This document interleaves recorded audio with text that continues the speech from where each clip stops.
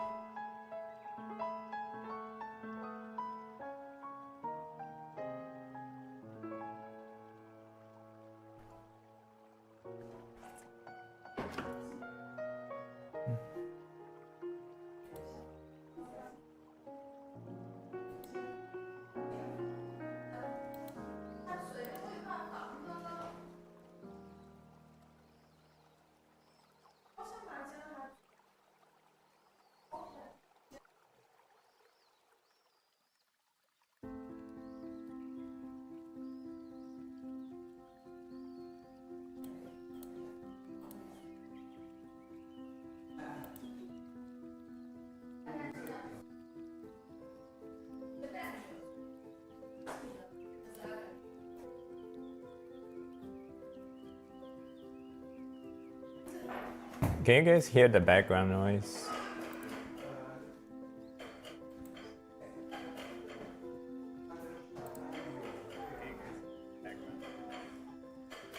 Thank you for the sub. Open. Yeah. I can.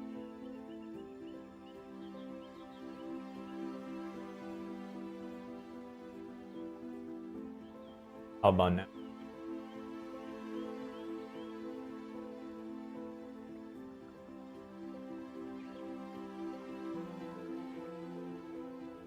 Hey Ray. Take it. But do you hear my voice okay?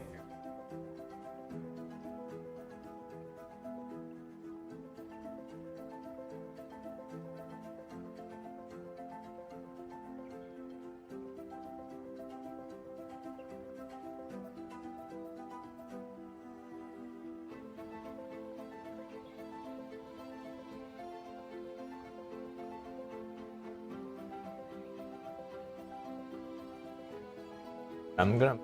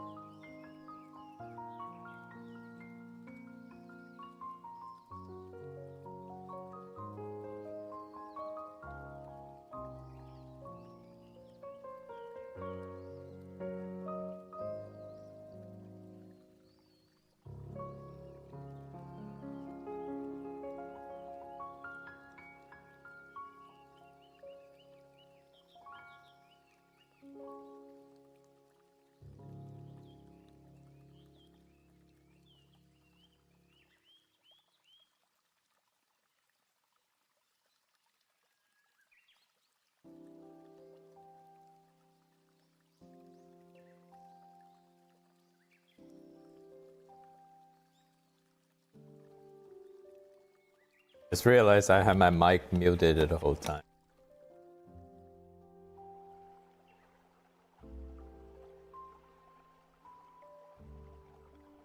Sorry about that. I had my mic muted.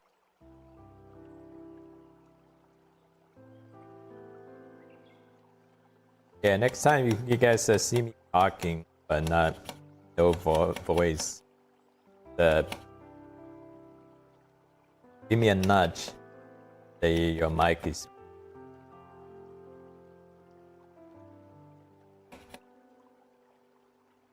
Yeah, as far as the shading goes, I was trained in classical drawing technique where you draw black and white portraits. So pretty much I just use the same technique.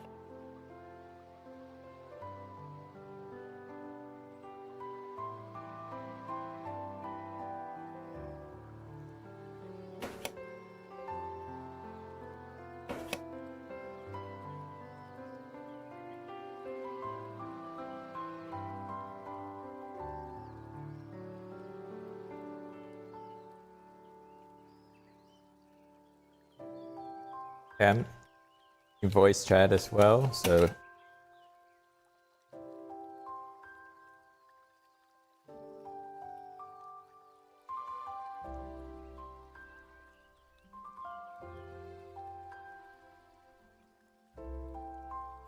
yeah, usually I'm pretty safe with but the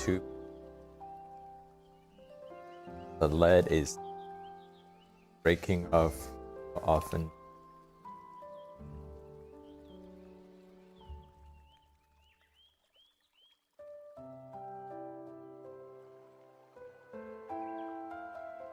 You like to watch those.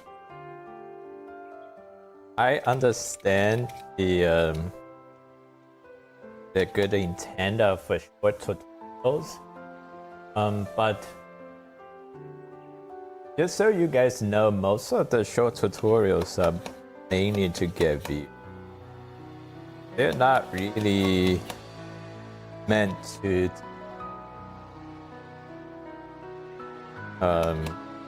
obviously teaching you something, it's kind of like a side effect, but the content creator who created the tutorials, their main objective is to get views.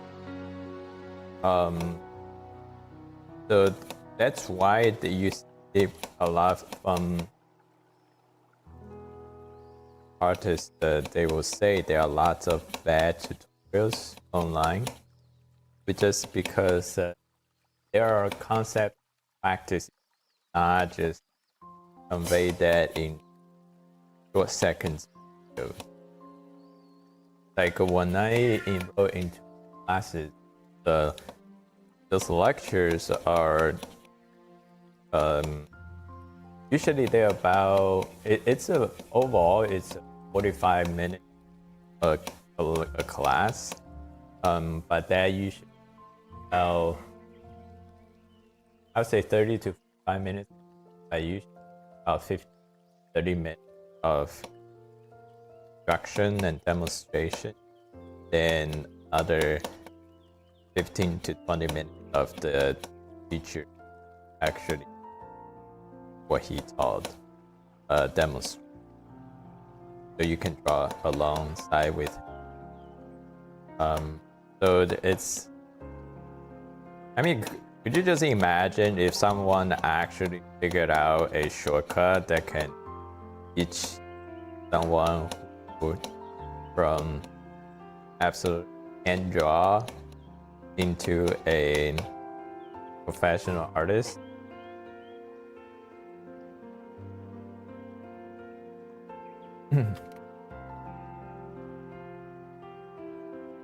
Yeah, that person will be ridiculous bitch, because that kind of like snake oil shortcut does not exist.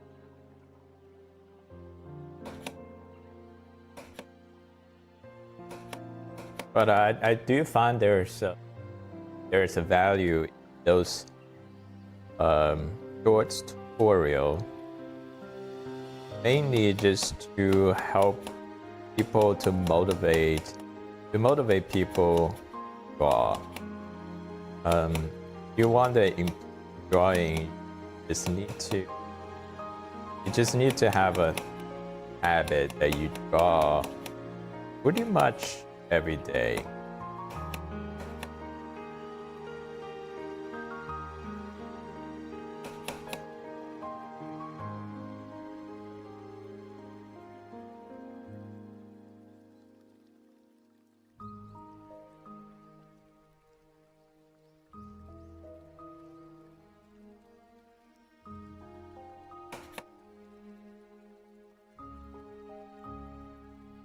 What could be hard to make your voice again might be part of it cutting out. Okay. Yeah, I tried to set the voice.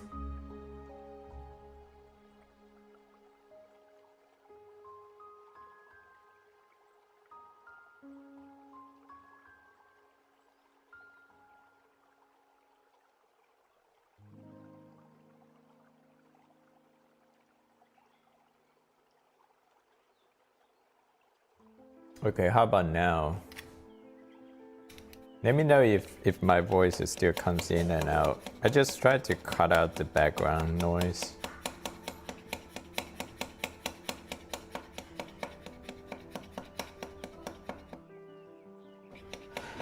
Turn off background noise canceling. I don't have background noise canceling on.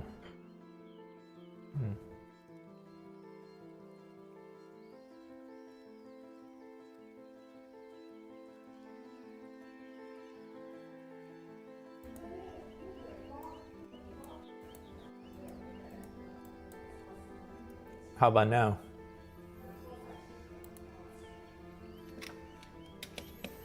So are you guys seeing my mouth move and then the voice come in?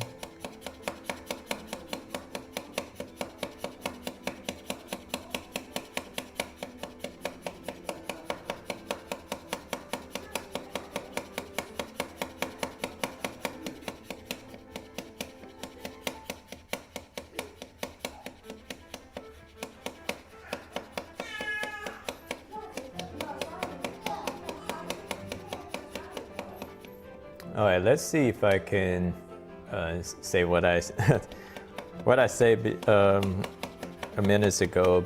Basically, someone was asking, can I make a more shorts tutorial? Yeah, what I found those shorts tutorials, they're mainly for the content creators to get views. They're not really there to really teach you anything. So sometimes you get the misrepresentation of maybe you're getting something and that's actually what the content creator wants. Because if you thought you learned something, and obviously they get more views. But what I found is the most of the concepts, there's a lot that you actually learn and develop and improve just from drawing a lot on your own. Yeah, you can't just draw once or twice a week and just hoping to learn techniques from YouTube shorts. You pretty much have to draw every day.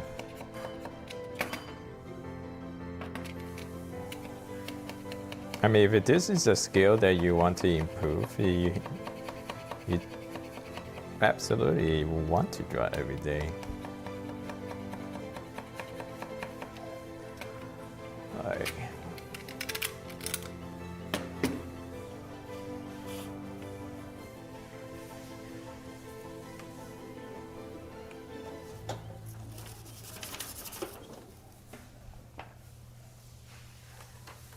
Yeah, today we're just doing a shading.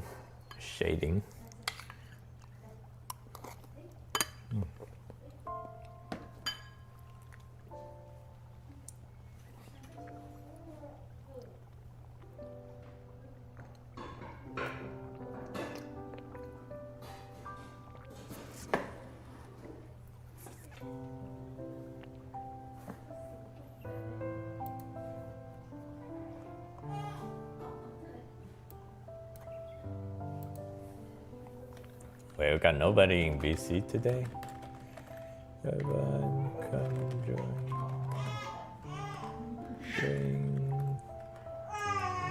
Another dying session.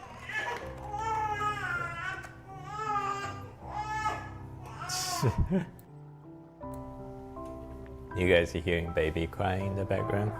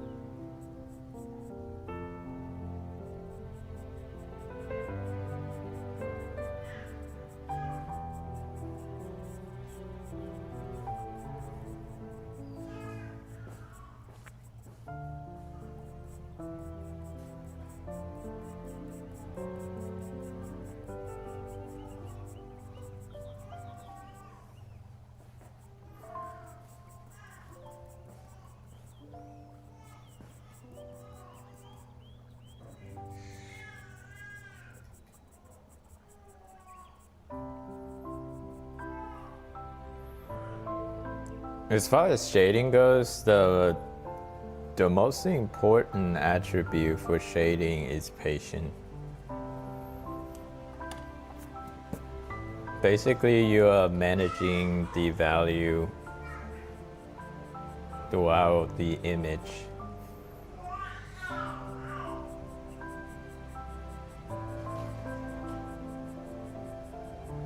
And a lot of times people, what I discover is the correct shading technique is definitely takes longer than what people think. But once you see how I'm doing it, you will think, oh my god, this will take forever. But in reality, it takes less than what your impression will be. So basically, if you are doing it, it will take longer than you think. But if you watch me do it, it actually takes less time than what you thought it would be.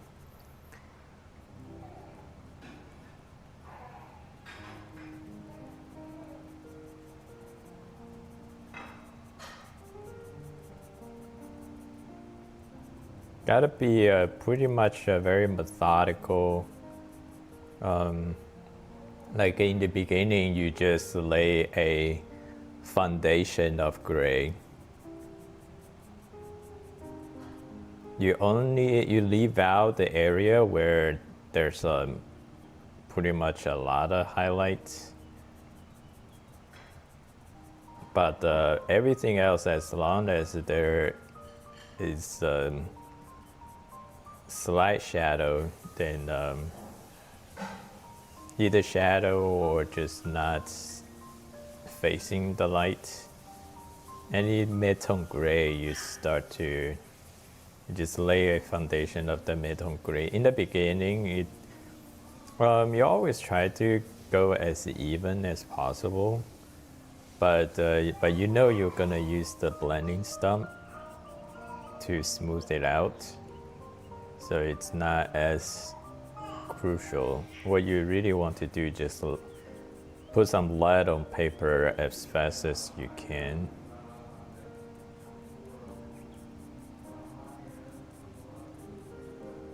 As fast and as even as you can. Evenness is also the key.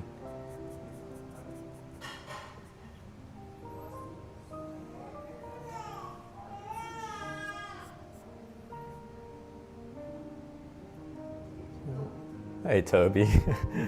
Thank you. Toby says watching Kenan draw is always a privilege. I mean, I stream pretty quite often, so. But I appreciate the gesture.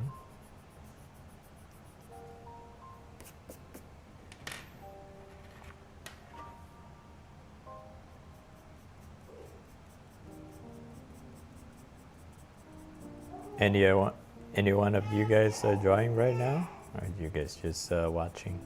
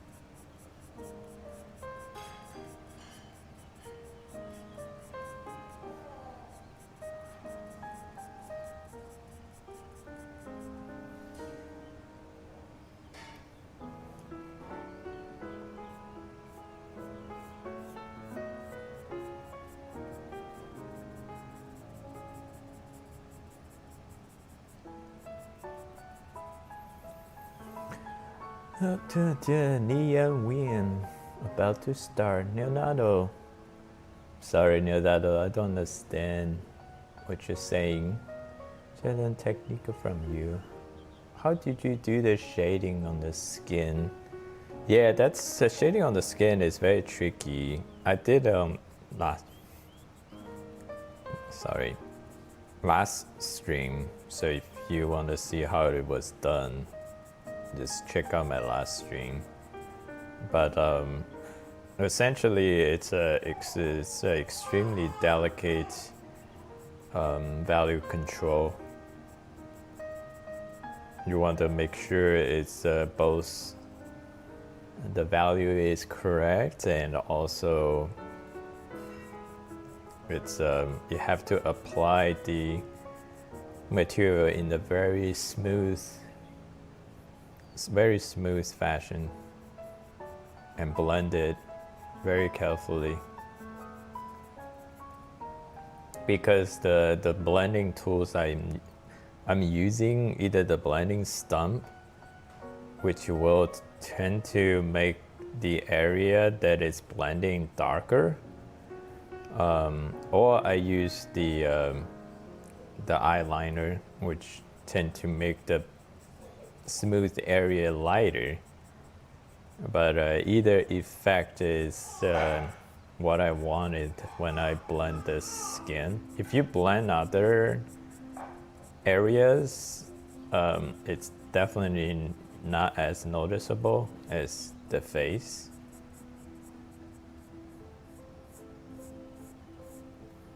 And it's like mine, it's not nowhere perfect by any means, but it's just good enough for the streaming purpose.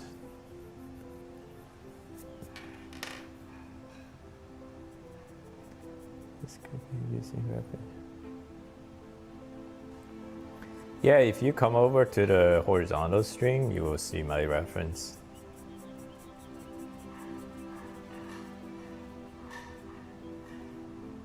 The vertical stream just does not have enough real estate.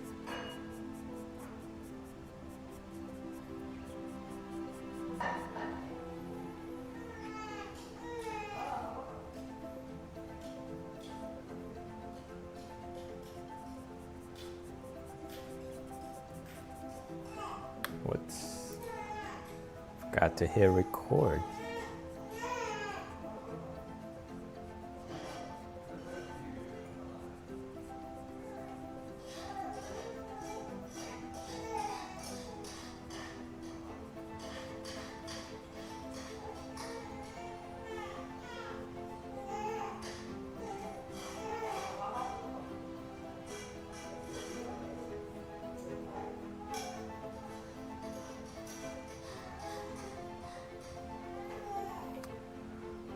Hey Kai, how does closed folds work in drawing? Whenever I try to draw, it doesn't look like 3D close, but it looks flat.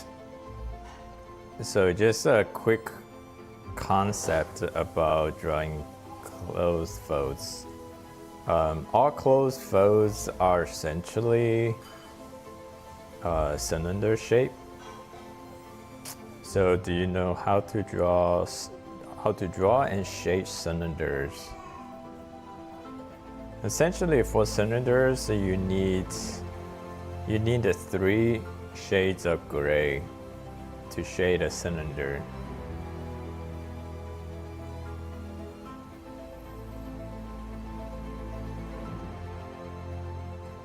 So you just view every closed fold as a cylinder and then just shade it as such.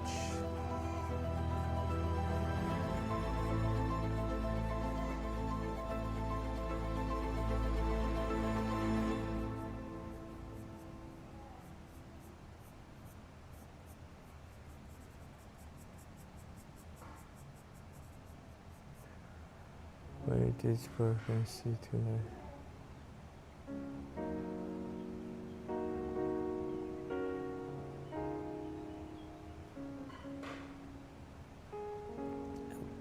best advice to not overlooking details first when drawing. No, I think all details besides the focal point is secondary. So don't worry too much about details. The only details that you have to put in a lot of time into is the focal point, which in this one is obviously it's the face. So you can spend a lot of time on the face, but everything else is just if you manage your value correctly, it will convey the information to the viewer that you don't have to go too deep into.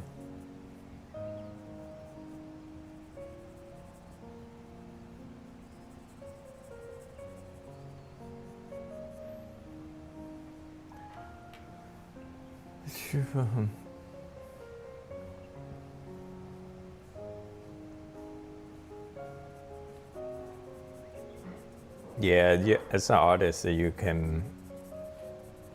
definitely have the right to make a decision on your own work.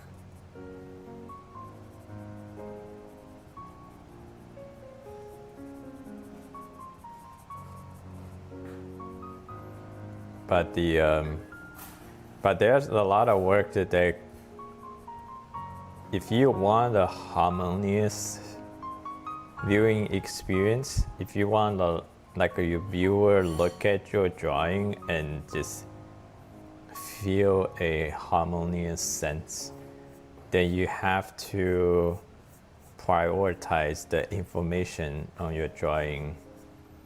You cannot draw all details.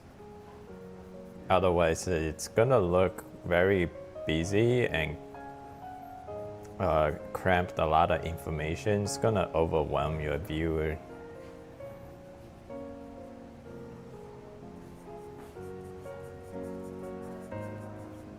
So basically just prioritizing spending a lot of time on the focal point, and the rest you just worry about value control. What's up, Kenan? Why do you always talk like that? Are you just too excited? Yeah.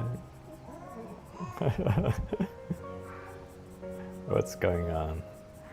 You're still resting? Yeah.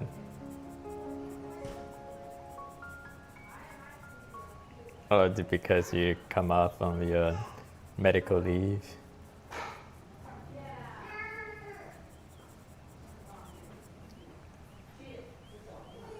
Oh, wonderful. Congrats. What are they?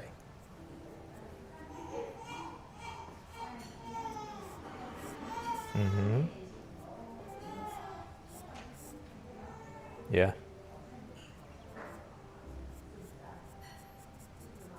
Like,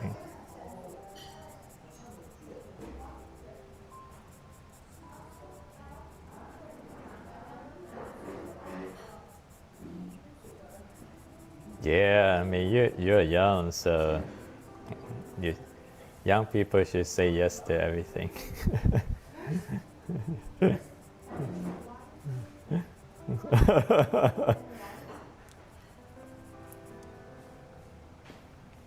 Oh,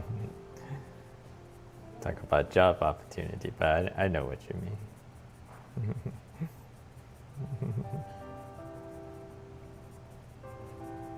Yeah.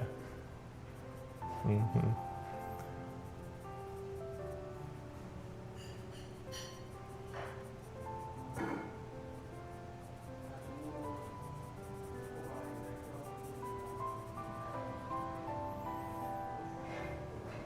That's awesome.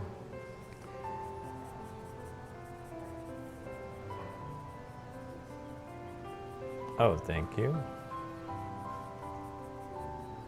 You made more progress on your deku?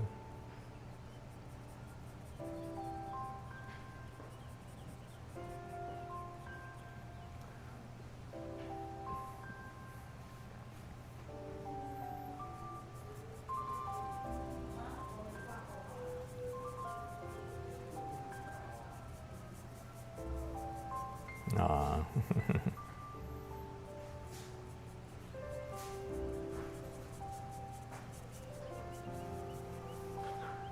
Aw. You know, patience is like the number one virtue of being an artist.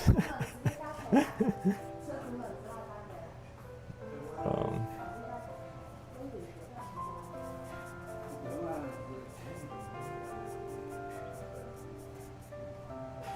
in anything, yeah.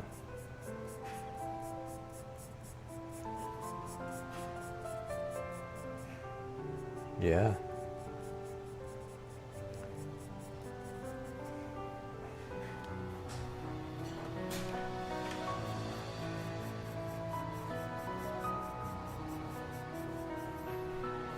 I think you really don't have to view it as like. Are you watching me streaming right now? Yeah, like for me, if you watch what I'm shading right now, I mean I have to shade this whole thing with this color, so and I'm doing it little by little. If I'm thinking about the destination, then yeah, I would say, oh my god, there's a lot of white I have to cover. But I don't think that way. I really enjoying this shading experience. So I'm basically kind of meditating. I'm just, you know how the Zen garden where you just push sand around?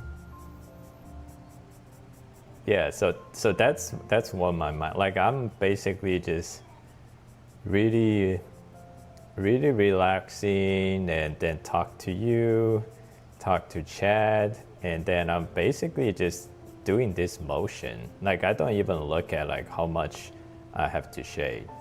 I just doing this motion. Just that's how I keep it in this mindset. So it does not, like I don't need to rush. I don't feel the urge of rushing. But yeah, I'm just talking to you and doing this motion.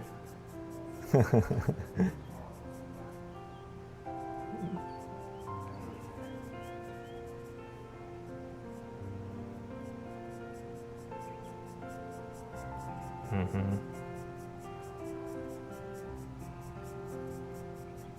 Yeah. Yeah.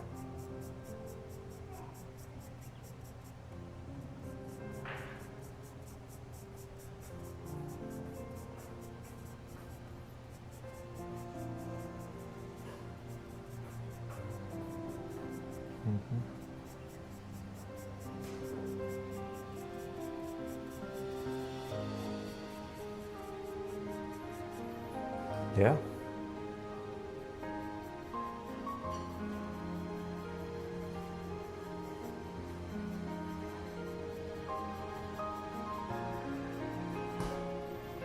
Yeah, you can absolutely condition your mind to view things differently. Because I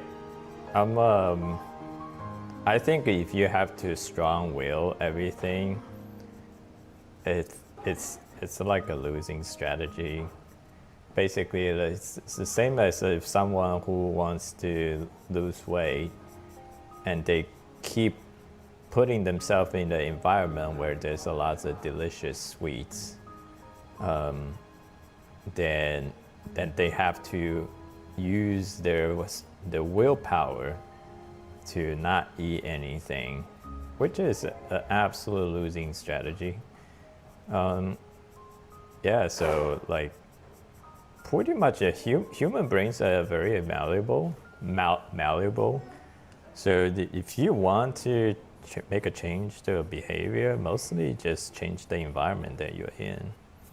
Just stop hanging out with the people that they do things that you don't want you to do, and just start hanging out with people that you want to do the things that you want to do. You're yeah. Yeah.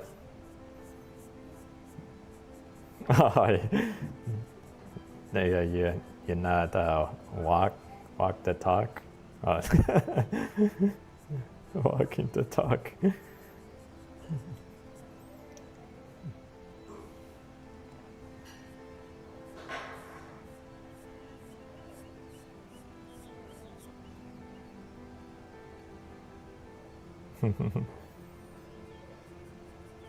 Yeah, it's easier than you think.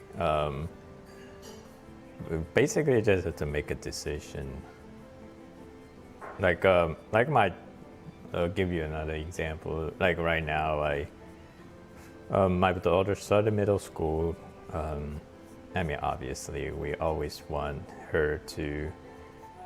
I mean, we don't like have a high expectations on the results, because I kind of know like results are kind of meaningless at her stage. But I do want her to be more productive with her time. So basically, we rather like she do meaningful things, other than just stay on the device and chat with her friends. So there are things like I encourage her to do, such as like I wanted her to do like at least one sports. Whatever sports she chooses, that doesn't matter to me. But I do want her to join a sports. But right now she just not feeling it. She says she's not athletic. She does anything but athletic. Yeah. But then I was thinking about like how I used to be. Then I could easily see the difference. It's because like all her friends are not in any athletic teams. All her friends are mostly like bookworms, and they like to read books. So that's why they talk about books. Because when I was going through middle school, high school, I had like my friends drag me into sports teams. They always say, "Hey, come, like I'm doing this sports," and they always say like, "You just show up, like don't worry about not making the team. Just show up. They need people, so just show up and you'll be in." So yeah, one thing is I need to, like, sports is good for your like physical health. Also, it's good for obviously extracurricular activities for college application, and then I have my friends going with me, so and that really helped to ease the decision making of joining a sports team in my younger years, because I was not someone who was like really into sports. So yeah.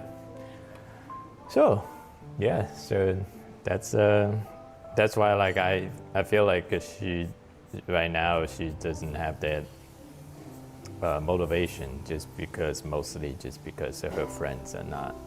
None of her friends are into sports.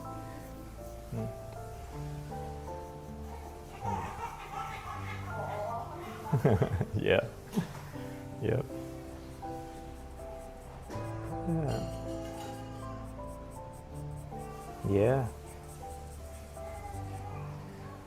Let's see what we got in chat. Thank you, Chili. Wow. Oh, quick. Just say you have pasted TikTok link twice in the description. You can delete one. Oh, good, nice. Send $200. Who sent $200? Yamaguchi. Do you learn lesson from your teacher Yamaguchi? No, I only have one paid teacher. No, actually two. The other one, it was pretty short course. So, and I don't have any interaction with him. I basically just bought his course and learned from the video. But there's only one real teacher / mentor I have right now.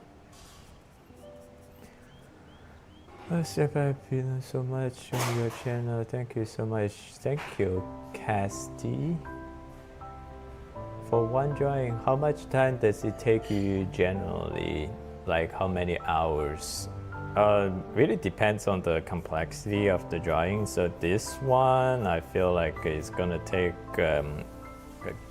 probably 6 to 8 hours.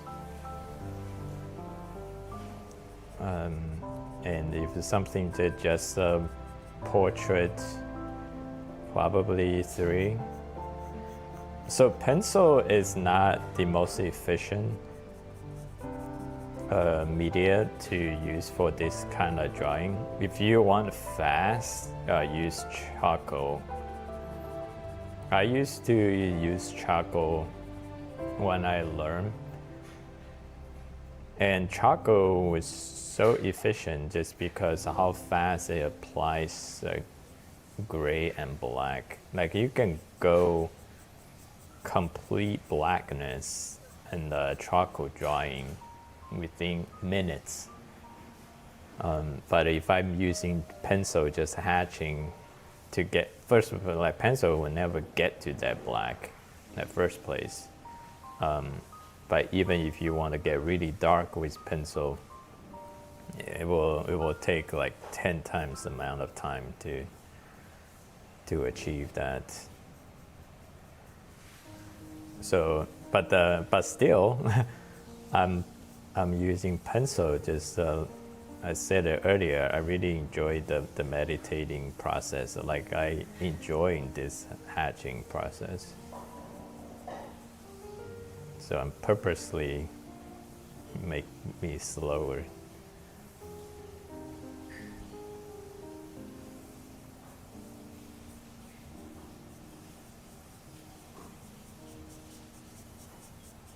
Yeah, drawing is my therapy. That's right. Unfortunately, drawing is not a healthy activity. Why can't drawing be like sports? Like you can, it's like it's very hard to overdoing sports, and you get all kinds of benefit. But drawing, I think like maybe you get a little bit psychological benefit, but it's horrible to your physical health. That's why you see like so many well-known manga artists that just die so young. Like you just sit at your table, draw all day, maybe sometimes all night.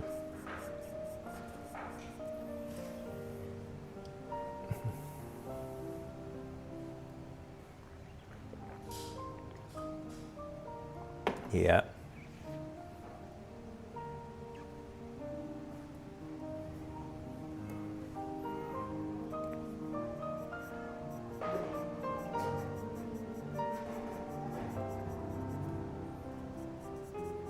Yeah, yeah, for sure. But that's why it's good to have a balance. Just be mindful about, like, just don't stay inside draw too long. Sometimes I just can't help myself, but I'm at least be mindful about it. And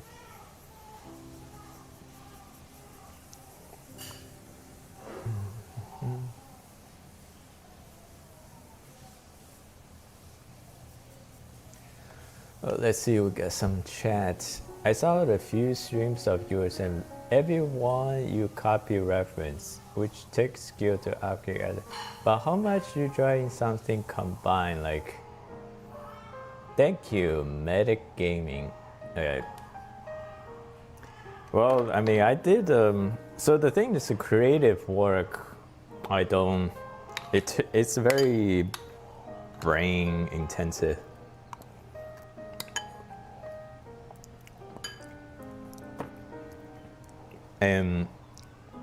And I try a lot of things doing creative work. The process looks messy, just because I wasn't trained in that environment. But I can show you some creative work I've done recently. Where did my iPad go? Here.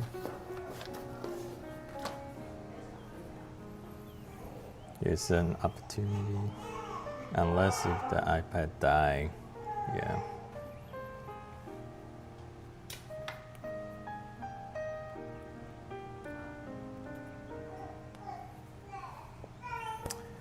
I charged the iPad, but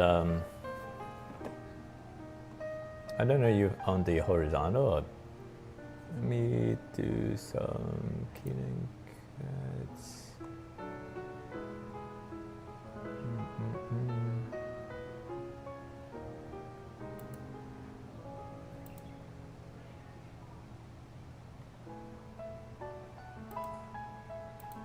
What is this? That's an image slide. Okay, I got the. If you're on the vertical stream, you can hop over to the horizontal one. Filter.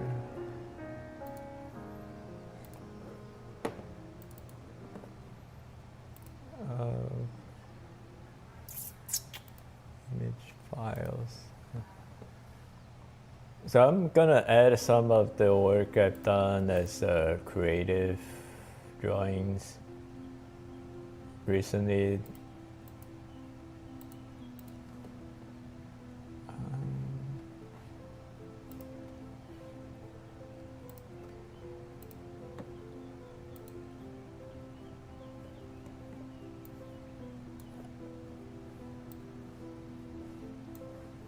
So this is my OC.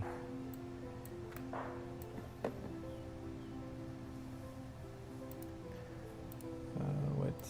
Can you see this one?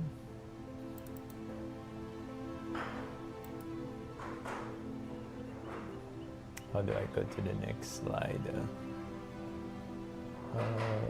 Between slides, let's do. What was that?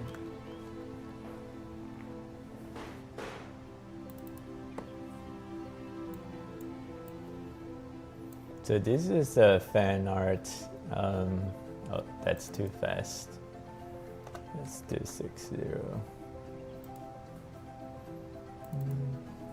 You guys, Fire Emblem 3 House fan? That one. let's see. So that's by OC, and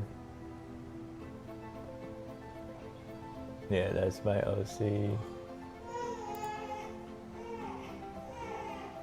Yeah, I just did this one recently.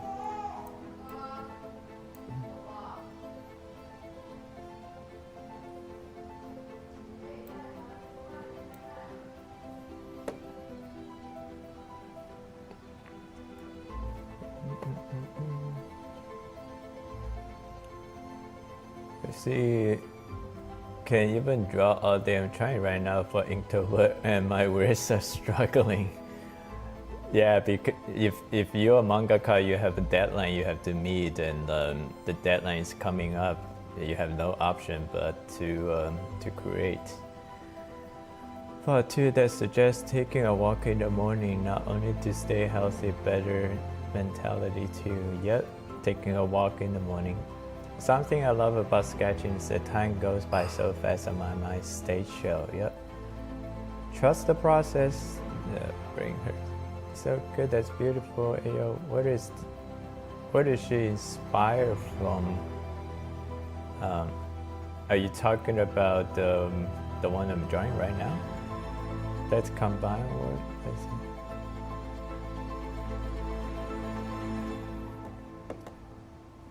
Yeah, this one, the latest one, that one with the. It's like I took inspiration from Yu-Gi-Oh, the Sword of Revealing Light. This one is like absolutely. It took me 3 weeks to do this one. Let me see if I can swing over.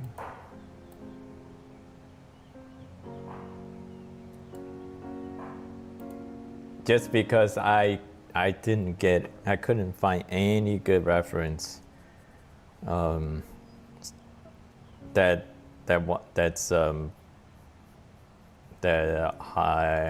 I couldn't find any reference that represent what I had in mind, and even me, I didn't know where I was going. I just know that I got to draw my OC plays the violin and with the epic background. So, and I don't even know what epic is. But personally, I'm very happy with how this turned out.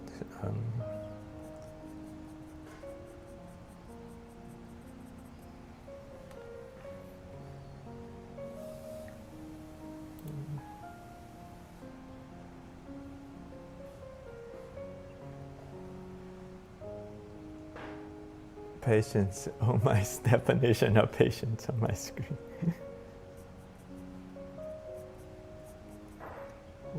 Who was that? Let's see. Aaron, how are you?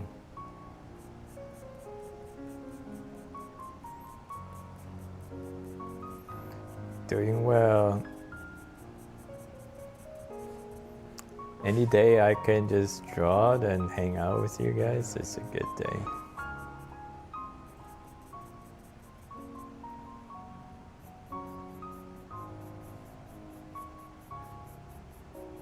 Yeah.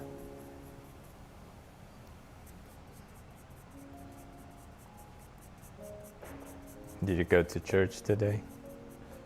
Like Kenan did?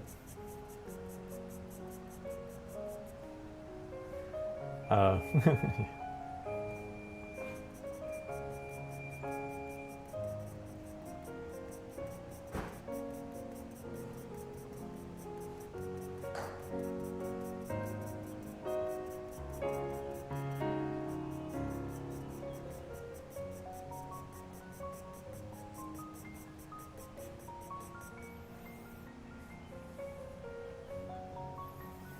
Gojo Satoru. What a great name.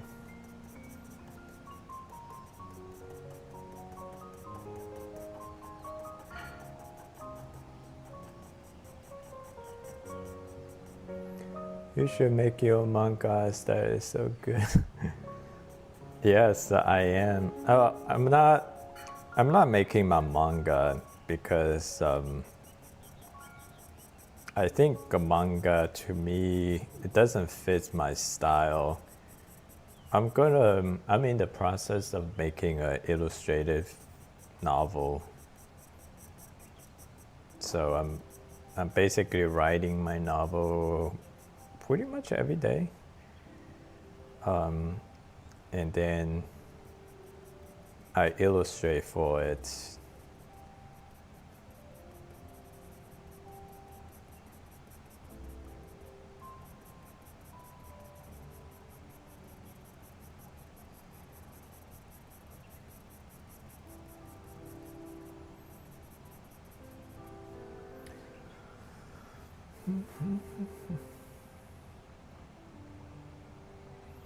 What's my novel about?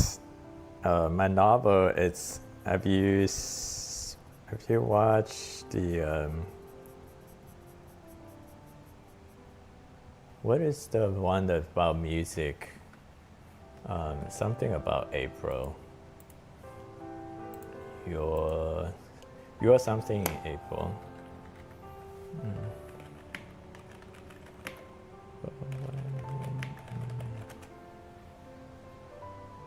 Yeah, you're lying, April.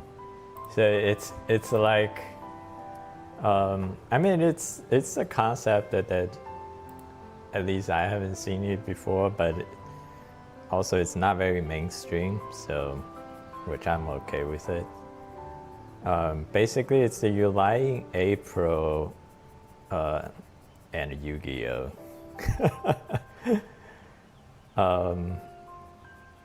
So basically, in the premise is that on the surface where the setting, it's a fictional setting, where I would say the people who has lots of influence and they develop this game where, like, if you go to orchestra, enjoy classical music, there's always scenes about what is being played.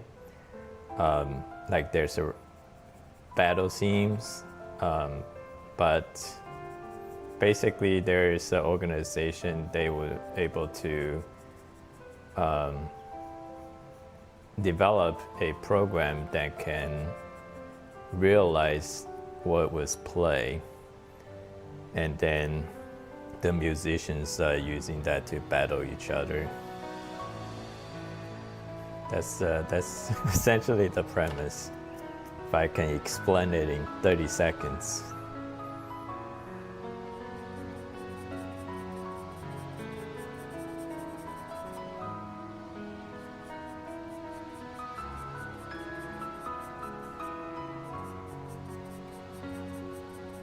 So it's a urban fantasy.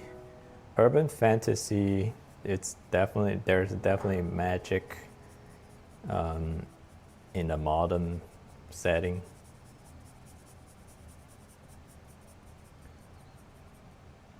Thank you. Yeah, so I'm learning from Brandon Sanderson. He really helped me to get my writing going, because it's like over the last 5 years I was trying to create a story. Basically, my process was like, I created my OC, and then I said like, I just want my OC to go through some kind of journey. So I don't even have a story, but I have my OC. Then over the last 5 years, I was doing all kinds of writing, editing, just back and forth. What Brandon really helped me is to change my mindset about how I view my first novel. he said most likely, like your first novel is just gonna suck. That's like once a while you have someone who had a big hit on their first book, like their first book become a big hit, like Harry Potter, Twilight. They gave these examples, but more often than not, it's usually it's like the fifth or sixth or seventh novel from an author that become a big hit. So as a writer, whether you're a professional writer or a hobby writer, which I consider myself a hobby writer, they say just what you're writing your first like 3 novels, he said, is just using it as a process, a learning process for you to learn how to write. So he said like your job is not to write novels. Your job is to learn how to write novels. So, and then once those, say like if you're lucky, one of your book become a hit, and now you have deadlines from the publishers.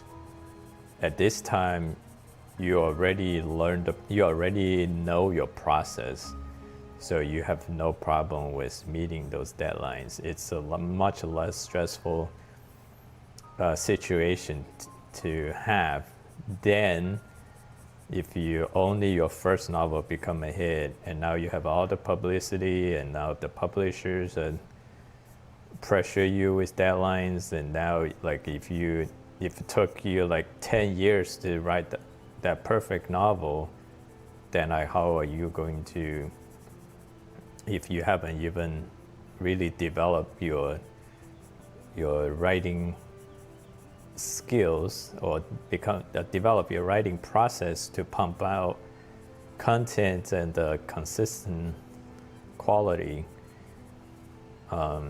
then it will be really stressful. So that's why how I changed my mindset is that in the past I was really hoping that like my first book is gonna be like the book, just because I had this characters in my mind for such a long time, like even since high school. So it's I mean it's a little difficult to change the mindset, but once I change that mindset, then it really helps me, because right now I just write. I just write and I start making stories for them. I keep telling myself like what I'm writing is I'm just learning the writing process. Like it doesn't have to be good, perfect, as long as I'm just making content. He gave a few good suggestions too. He said like there are a few writing prompts that you can take on to help you learn the process, just to help you get your creative juice going, because there are times I find myself like I just have no idea how this plot is going to get it executed, or where are we going. Like I have a pretty good idea, like the big picture, but as far as the small plots, sometimes I just get stuck, don't know where to go. So oftentimes those are the times that kind of like hinders my writing process. But Brandon he made a videos. I watched his videos. There are a few concepts that really helped me. I think he gave 5 prompts, but the first 2 that I feel is like really resonated with me. He said like if there are times you just have hard time to create, to write, he gave 5 topics, but the first 2 was he said, take one of your favorite movies, then basically just replace the character from the movies with your own OCs, and then write it like how you want it to go. So that is a very helpful writing prompt, just because this will help you, even though you're not working on the mainline story, but this helps you flush out your characters better, to help you solidify their character development. Just basically give them a fictional setting. That was one. The second one was basically just write a diary that's in your character's voice. This one helps you to develop your characters as well. If you don't feel like, if you don't know what you're writing, just create a diary using your character's voice.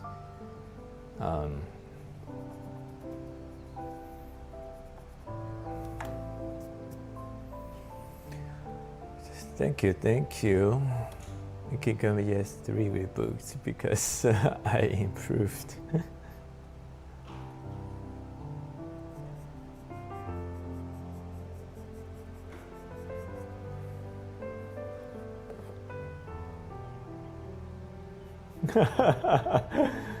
Man, we got a lot of people in the VC, but everyone's been quiet. Yeah. Oh, you're here too. Oh, that's you? Is that how I say? Oh, it's first time here? Oh, welcome.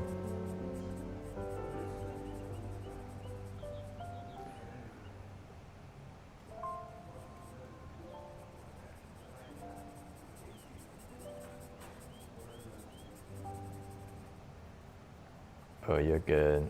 I'm honored to be your background.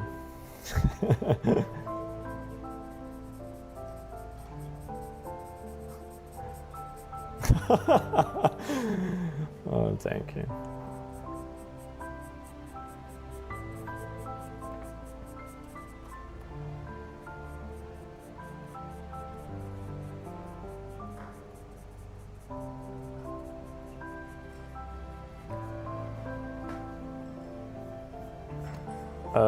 I basically just speaks my experience. I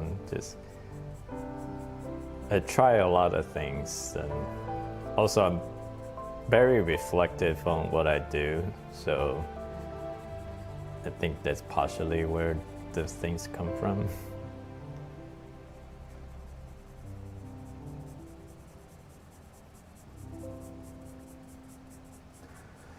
Do you find it difficult to draw a character from video games or animations that you haven't played or watched? By the way, I like the Fire Emblem so much. Thank you. Well, ironically, most of the video game characters and the anime characters I draw, I haven't watched. Would you find that a surprise? A lot of times I draw something and then got good reaction. That's like, oh, okay, now I get to actually play the games just to see, just so I can do a little tribute to the character that helped me get all those reactions.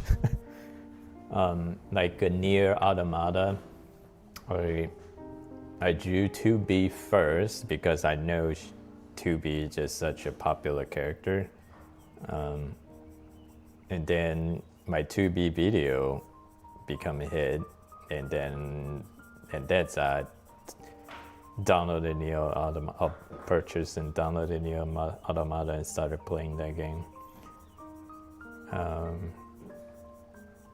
what was the other?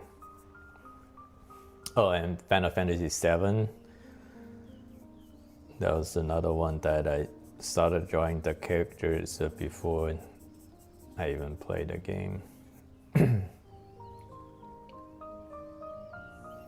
Yeah, I really love the music.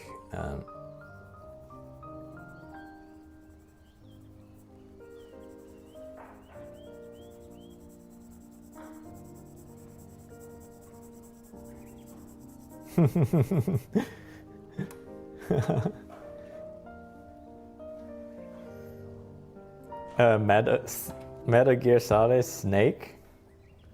That's your hero.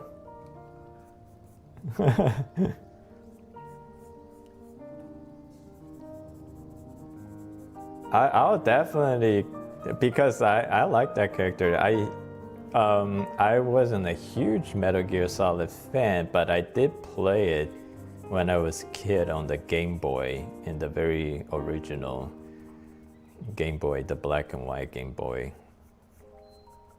And I enjoyed the game. So, yeah.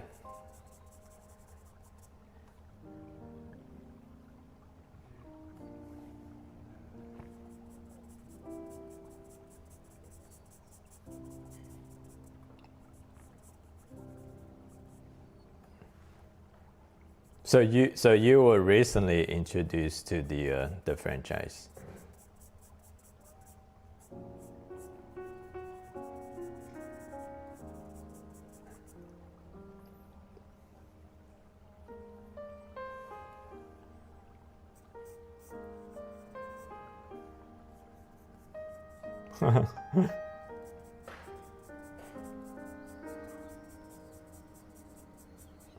What platform was he playing on?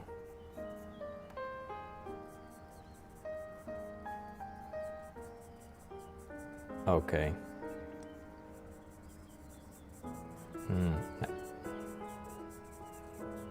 So you think this is the game like someone can get into right away? I mean, I may consider just buying.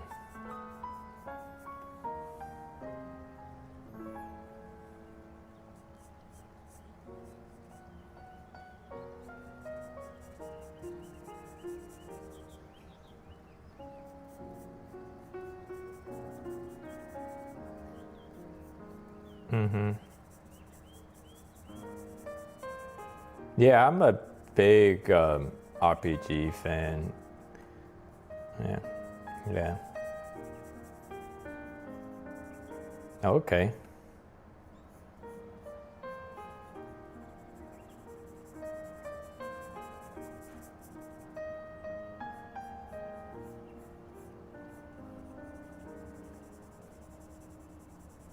Wow, such a good.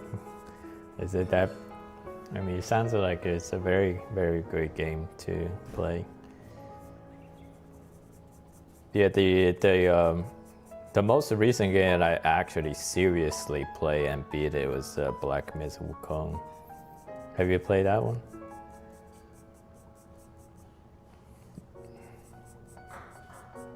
Oh.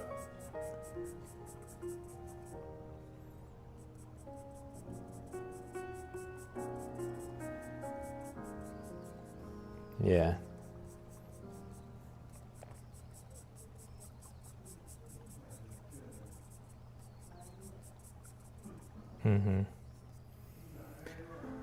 Hi, nice sketch. Will you make a tutorial on how you do it step by step? Andrew, you're very persistent and ask me to make a tutorial to do it step by step.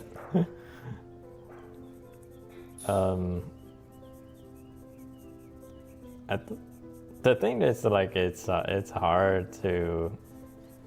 I can make a tutorial step by step, but it's not gonna get you where you want to be, because I do have kids, so oftentimes I use my kids as a test for my teaching process, because I'm someone who is genuine. I don't like to say things that's not true. So if I want to test out a method that I'll use my kids as a test subject first. So if there's a technique that I can employ it and dramatically change someone's drawing, then that technique ought to work on my kids first. But the thing is, what I discovered is that it does not work that way. Like even I give them the step-by-step breaking down into the simplest steps. Other than me holding their hands and just draw for them, the work does not come out to be where it needs to be, like not even close. It's not like, oh, okay, that's pretty good, but it was like not even close. So that just tells me that there's something like I see in my brain that they don't see. Even though, like, to me, as I said, like, that's so obvious to me, why you guys don't see it?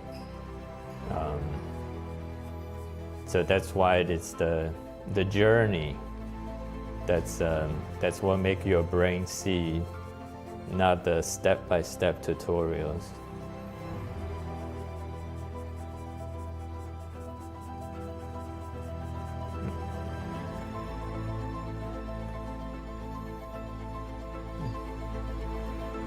Mm-hmm.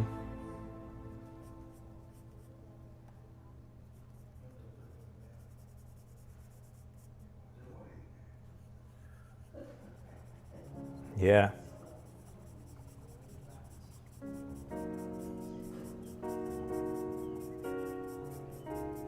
Mm-hmm. Yeah, I try to come up with a sense about it. I think it's like when we draw, we are focusing on the micro when we draw. So like when my kids, when they draw, like every stroke they put on paper, they are focusing on the micro parts.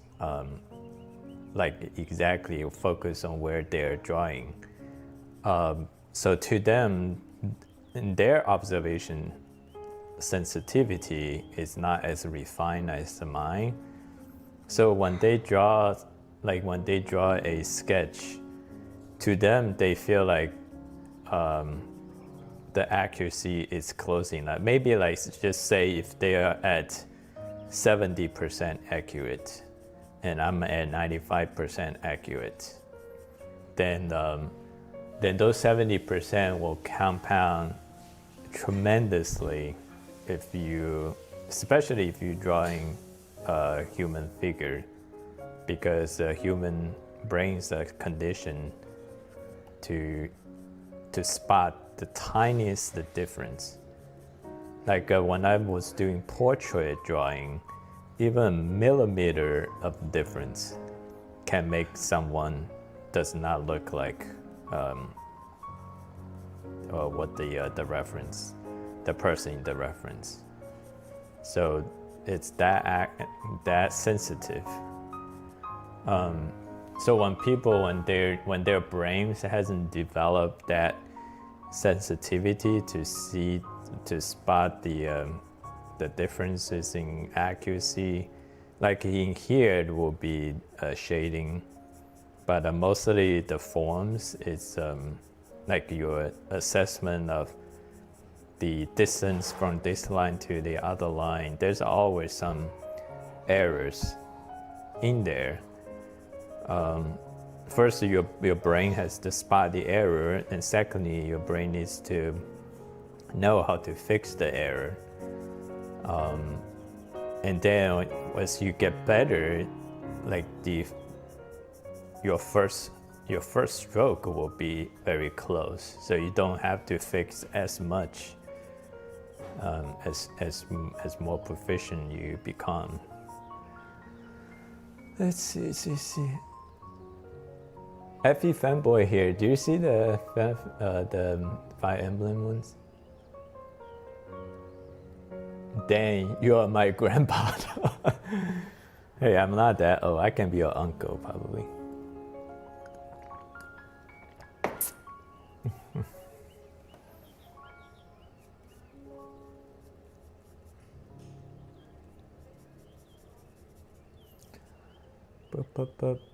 Black Sun Wukong is the next I want to play after Elden Ring. Yeah, it's I mean, if you play Elden Ring, then you already know the difficulty level. But I honestly really enjoyed the gameplay. It did not frustrate me whatsoever.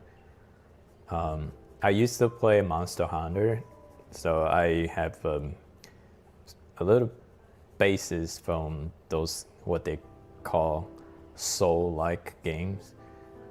But even Monster Hunter can be frustrating. But Black Myth Wukong, the system is just so good that I never feel like frustrating.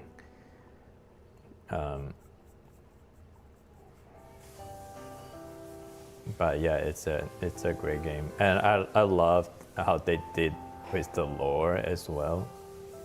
Because initially I thought it was a game about the journey to the West. That's the story that the folklore that every Chinese people grew up on. Yeah, when I was a kid, I used to watch the Journey to the West and also read the comics about it. But it's actually built on the Journey to the West, so it's like the before and the after lore of Journey to the West, which puts give a lot of depth to a lot of characters that you didn't know about.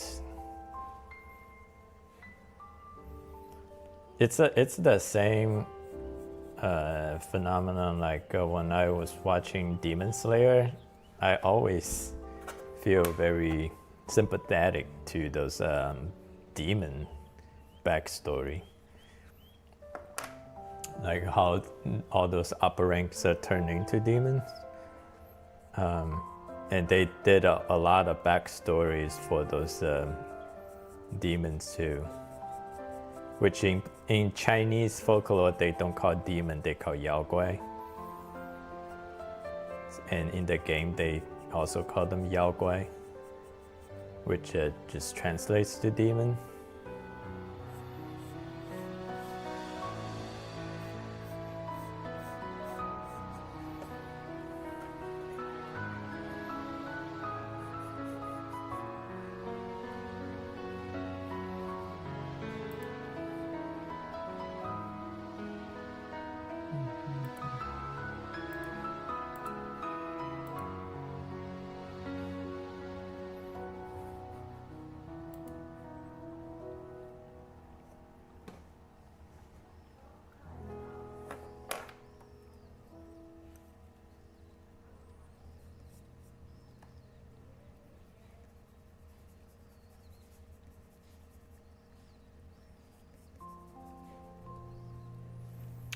Let's get some shading here going.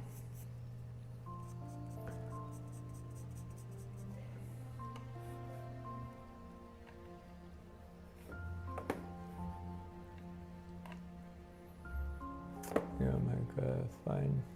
Uncle, I'm learning right now to say hi. I'm pretty bad at confidence line, just how to connect the dots. You know what they say, practice will make you perfect. Such a cliche, but it's true.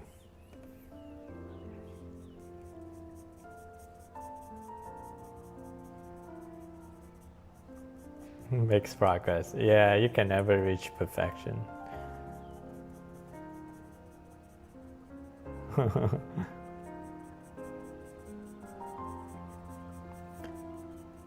No, I think it's a lot of things like progress. It's not necessarily advancement.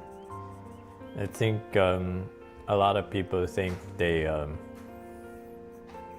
like if they putting this amount of work and then they will advance. A lot of times the progress is in a spiral. Basically, I mean there are times that you will regress, but the regress is also part of the experience.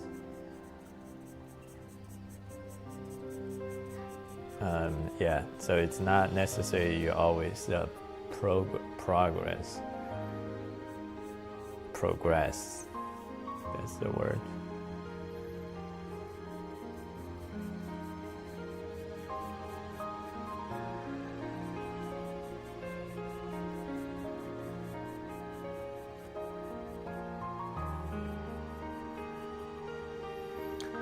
Why is my chat not updated here?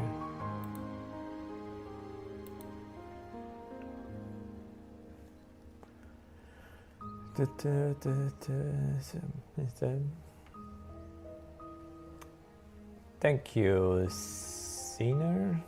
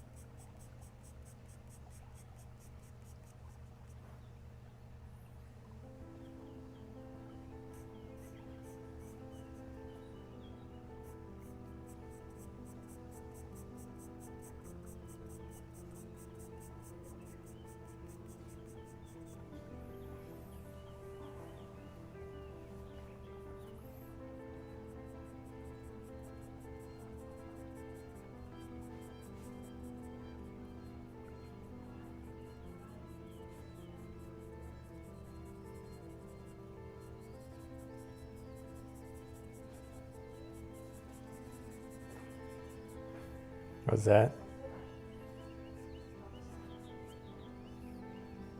No, but I really want to. Yeah, a lot of people around me has been there, and they all told me wonderful things. Like my brother went there twice. He had two experience. One time he went there, he went to Tokyo, so get the city experience. And then the other time he went to a place, it's still a famous place, but I just don't know the name. Can't pronounce the name, but he get the countryside experience, like the hot spring and all that. Yeah, he really enjoyed it both times.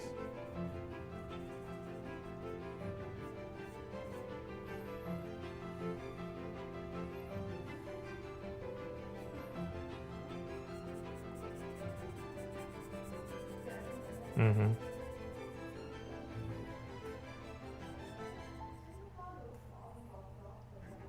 I'm pretty sure it's like a lot of things. The grass is always green on the other side, because I have the same with China. Like because I know China much better than Japan.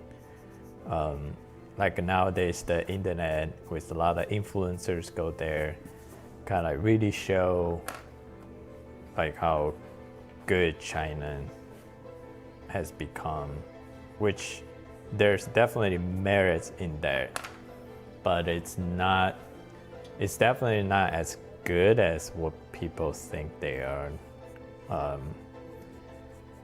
because China has a lot of their internal problems. So Japan, I was reading people on Reddit basically talk about it's something similar.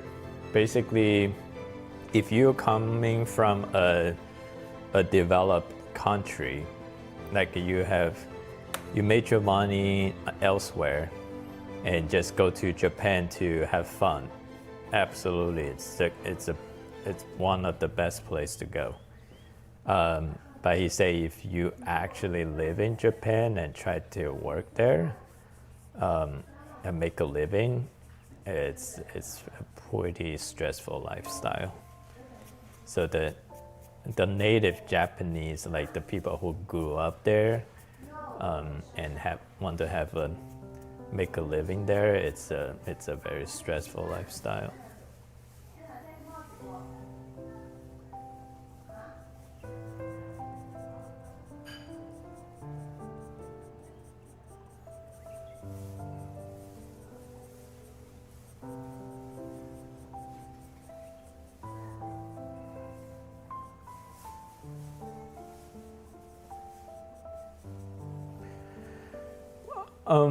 I think there is some the exceptions with foreigners, so I don't know too much about it, but you can check it out, do a little bit more research on that. But basically, I feel like it's the same idea where like I know China much better than I know Japan, because I have lots of family friends, and also I have people in the US, family friends who just moved from China. So they're telling me a lot of those stories that checks with my basic assumption and understanding of how China is. Obviously, they made a lot of progress in the last 10, 15 years, but it's not how the internet portrayed it to be.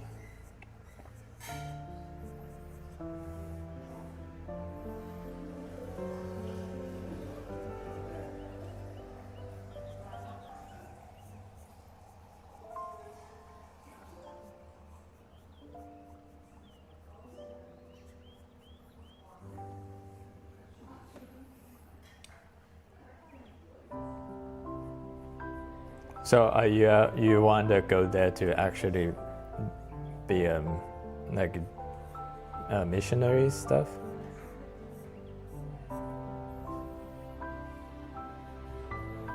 Mm-hmm.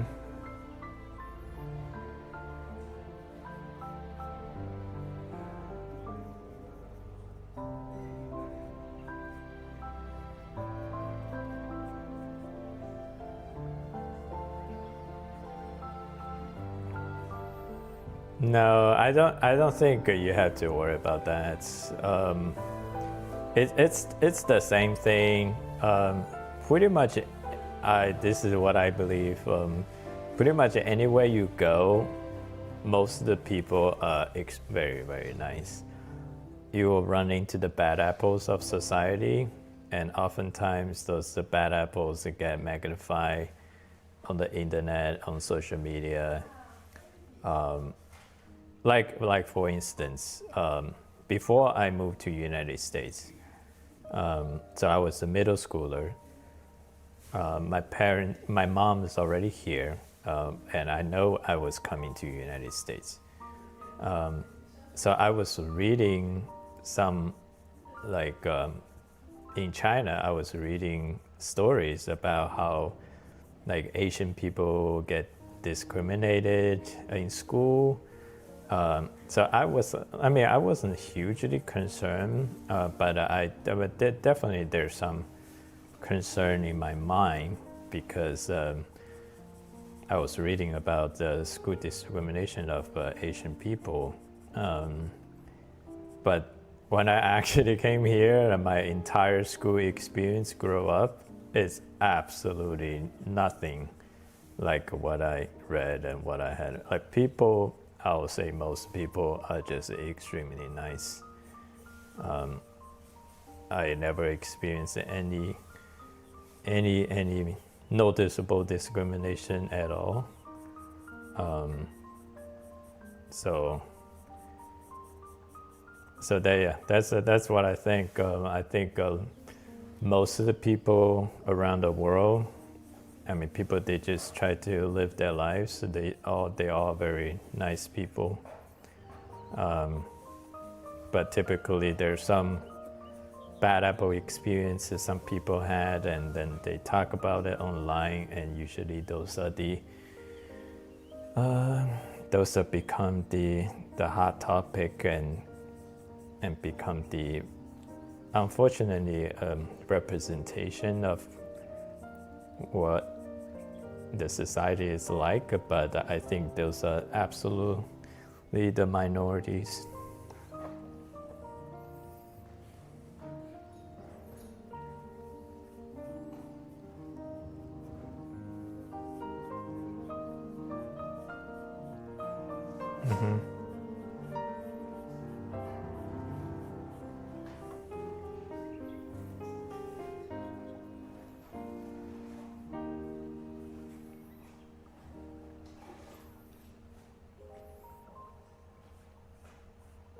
So that part, I say there's some truth to that, because I know the Communist Party is very sensitive about religion practice.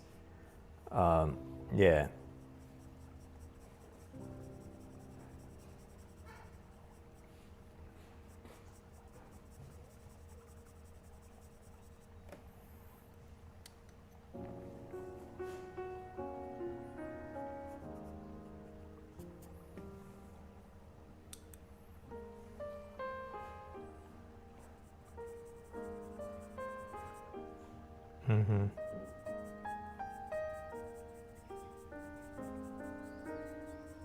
Yeah.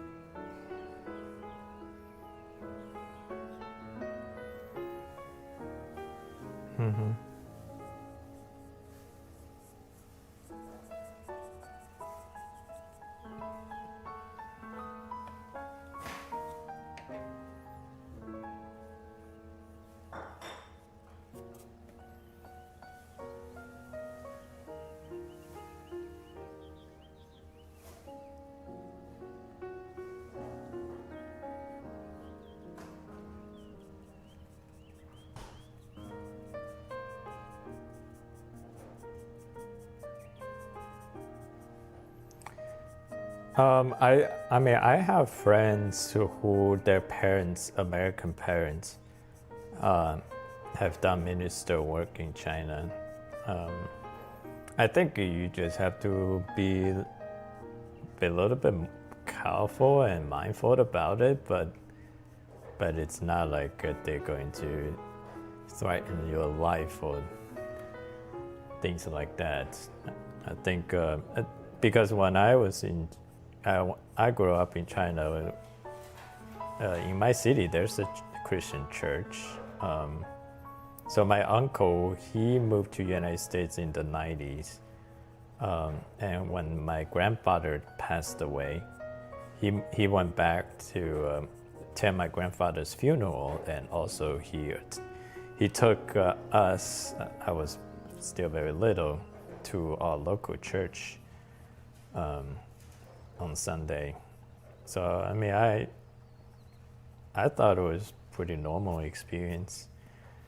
I think you just have to practice religion in the environment that in the setting that allow you to do it, but you can't do it as openly as how you're doing United States.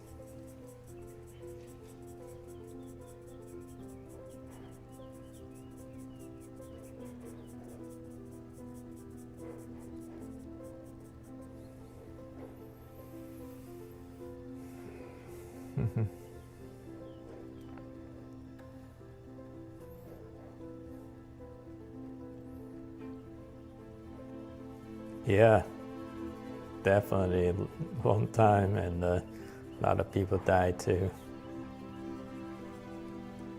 Hello, let's see what you got. Some reason my chat is not updating, so I have to read. What's the thing on the forehead called? I don't know what the thing on the forehead is called. In my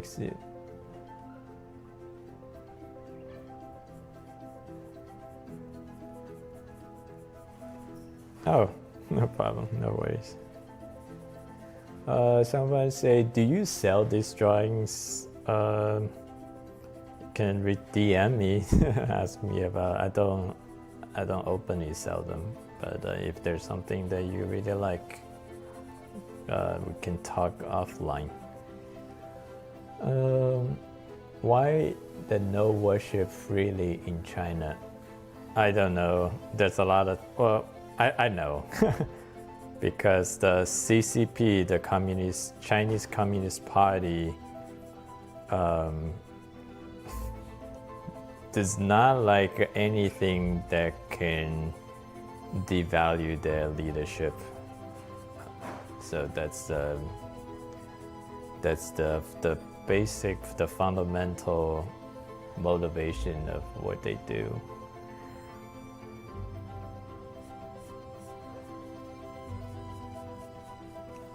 So it's a very authoritarian, control-heavy state,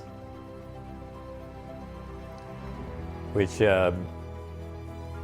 if it's under the right leadership, that means things can advance very fast.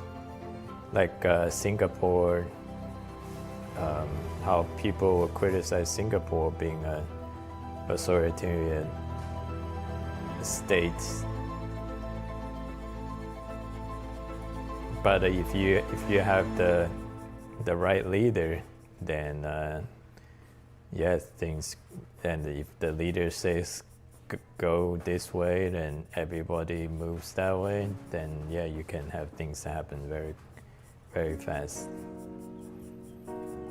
Not like in a lot of democratic countries like U.S., where everything's a gridlock. Nothing gets done.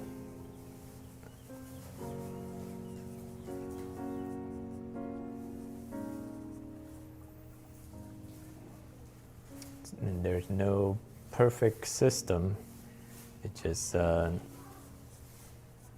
what do you value the most?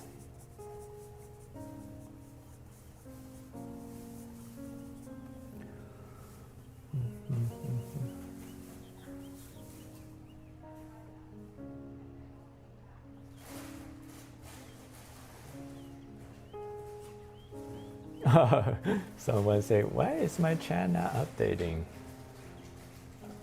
Somebody said, it's my nightmare, sir. Any suggestion how to avoid poverty as an artist? Yeah, that's a great question. There are several takes on it. So I went with the approach that art is not my profession. So I treat art as a hobby, and I make my living doing something else that pays a lot more. So this way I don't rely on art, and I can do whatever I want with it. But if you treat art as, if you want to use art as profession that you need to make money, then you cannot have this kind of mindset that you can do whatever you want. You absolutely have to go where the market is. And nowadays the market is AI, so you got to learn AI. And if you don't do that and you just want to have a high artist ego, then you want to do whatever you want, you have to be extremely lucky that whatever you want to do also the market values. This is what people see a lot of survivor bias. They see successful artists, they talk about, yeah, do your own things, and that's what makes you successful. That's very dangerous concept. It's somehow like if they got lucky, they become successful doing their own thing, and there are just so many, like they're probably like the 1% of the luckiest people, and then there are so many other people who fail and didn't make it because they kind of did what they want.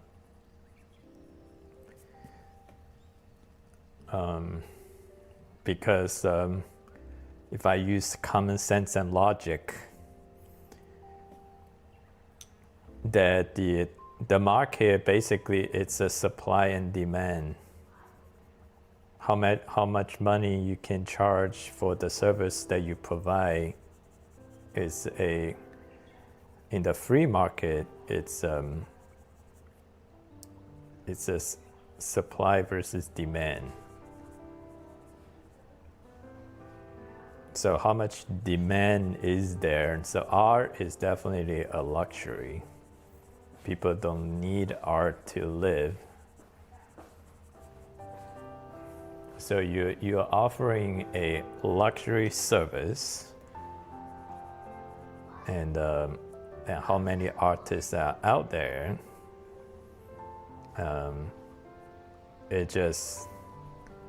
You just cannot charge a lot of money. If you haven't made your name out there, like because there's always other hungry artists who can do it, provide the same service, if not better, for much less of the cost. Additionally, nowadays you're competing against AIs and machines.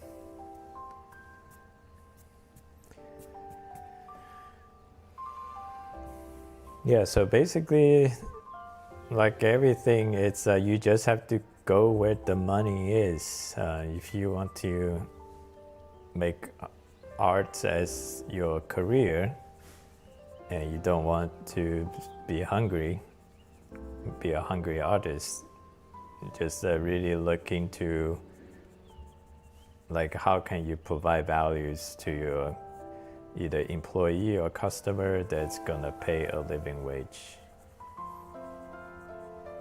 And when a lot of times when you get to that level, you might realize doing art at that level was never how you intended art to be from the first place. So if that's the case, then why don't you just do some other jobs that's easier to make money, and then treat art as a hobby and do whatever and do art like how you want it to be.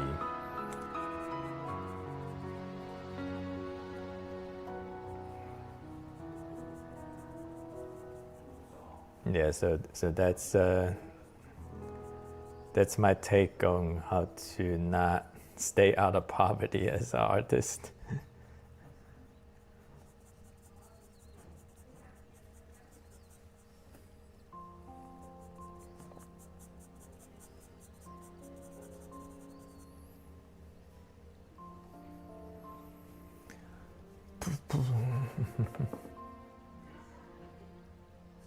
Hello, Animation MC. I want to draw like you. Awesome. Thank you. Wait, what are we trying? Live. Oh, live.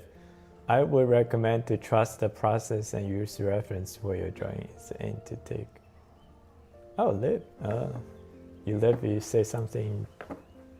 The vertical chat. The text chat, what did she say?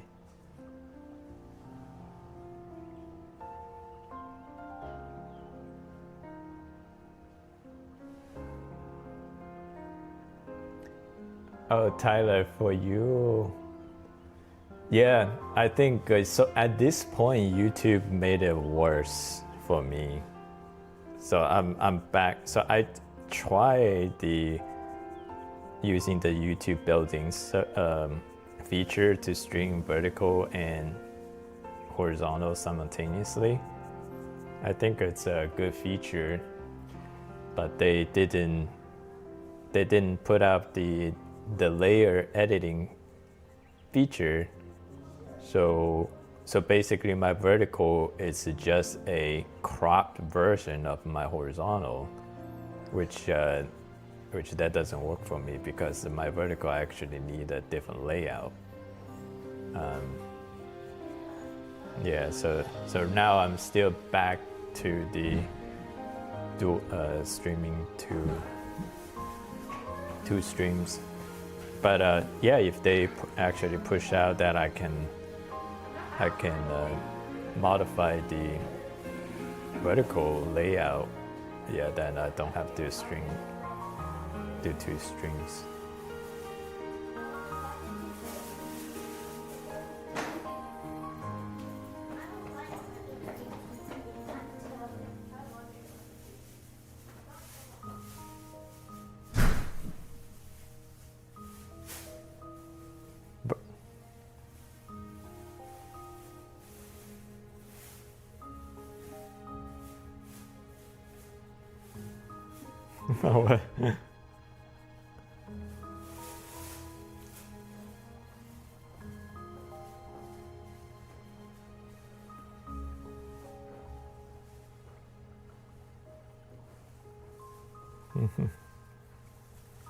Sash, my life goal is to draw like you.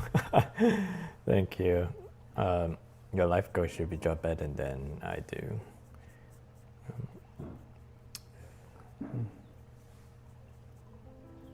Yeah.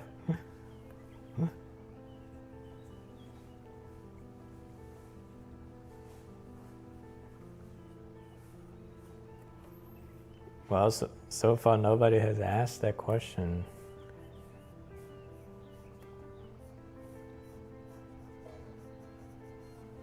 The question. Yeah, I still need a drink though.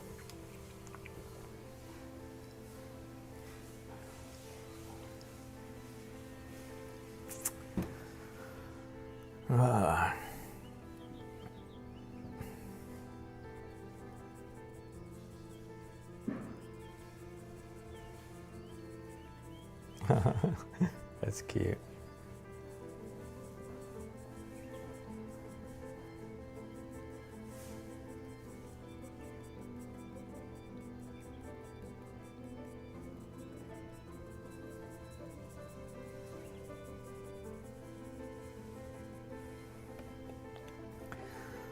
Okay, let's do some blending.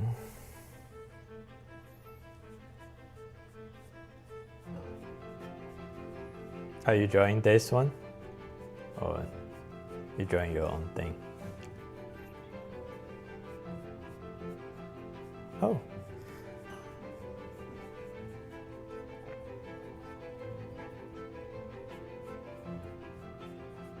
Where do you animate?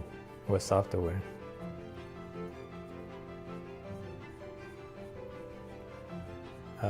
Say it again? Oh, I don't know.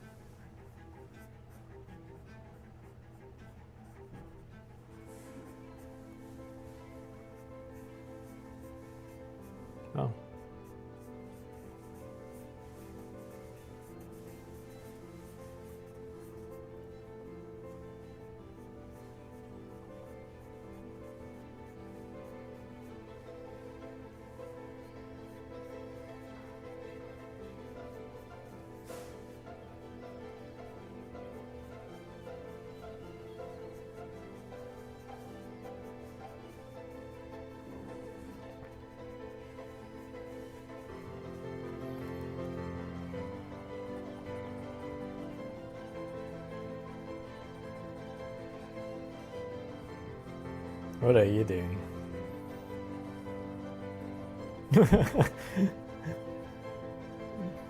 Is volleyball finished?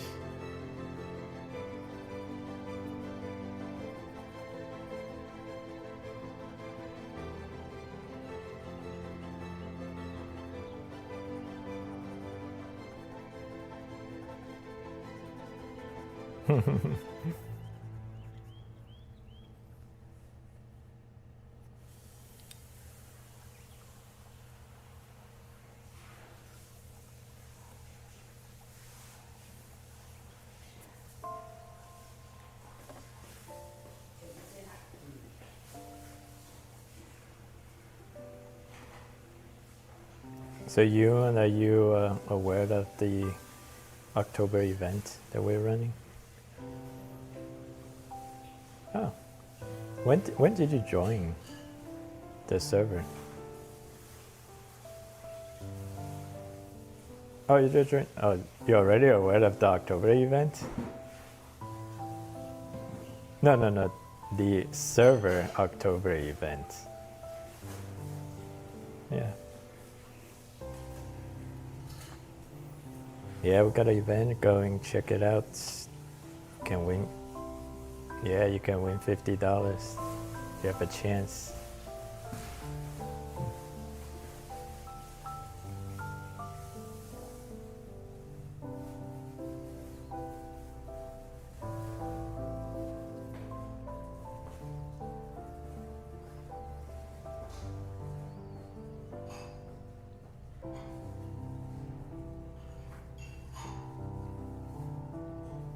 Yeah, so I open up multiple entries, so you can do up to 5 entries to increase your odds.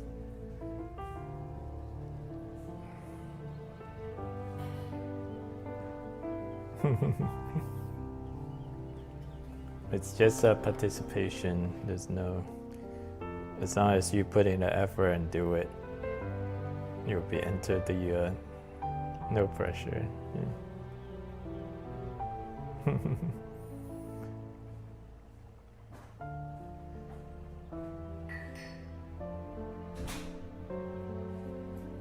Yeah.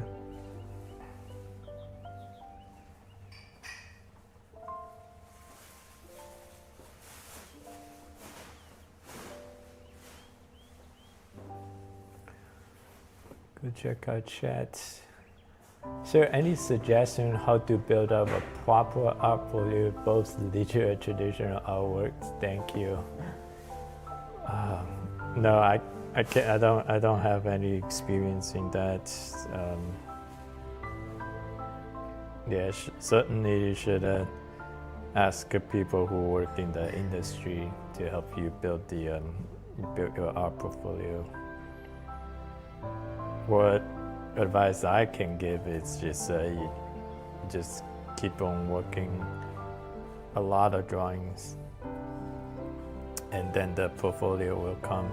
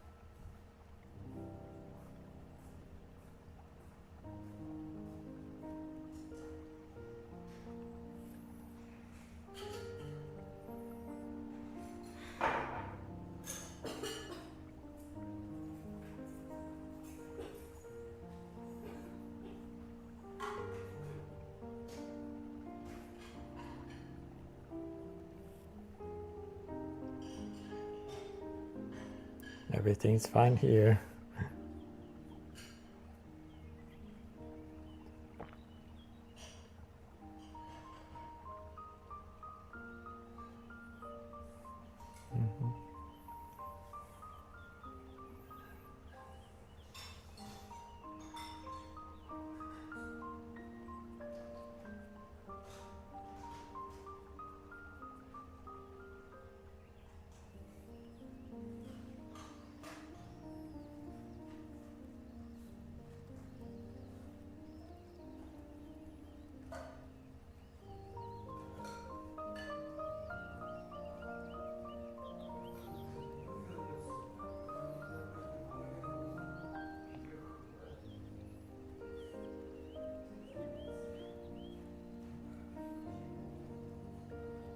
till Tyler is volleyball over.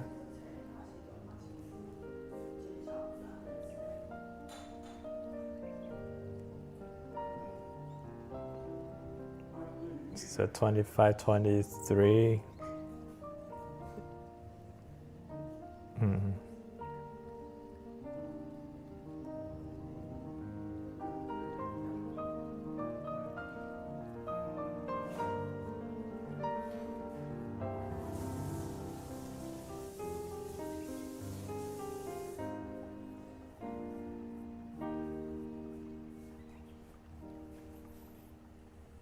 Is male volleyball also big over there, or just a female?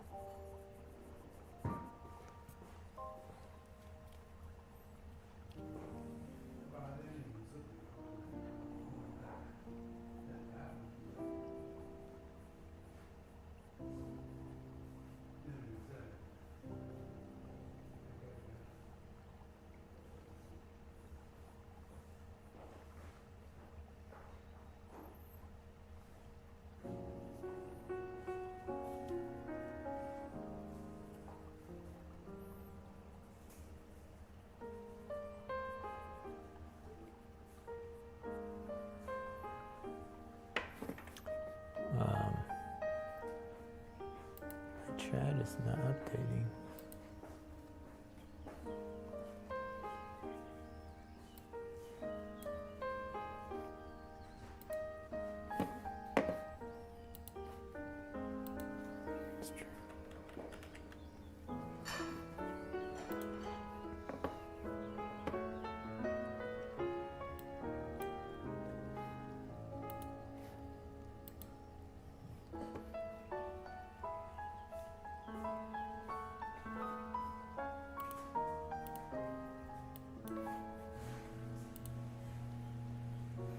I have a question. Does this look perfect to you, like from an artistic perspective?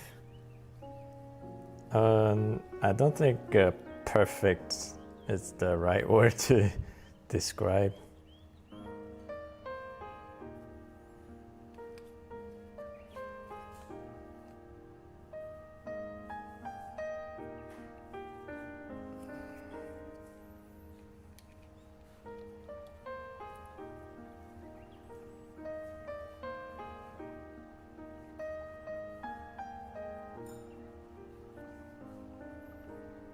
Yeah, that's good.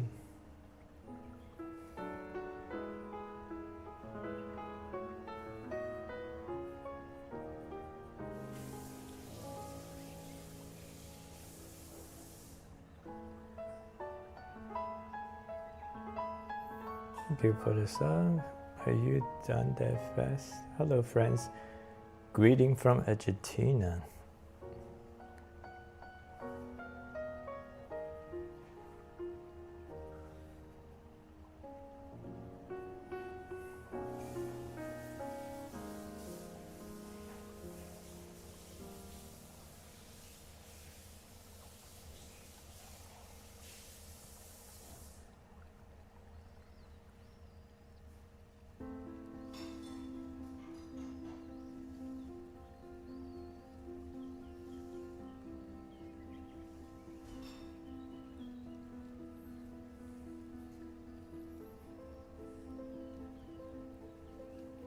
Kenan.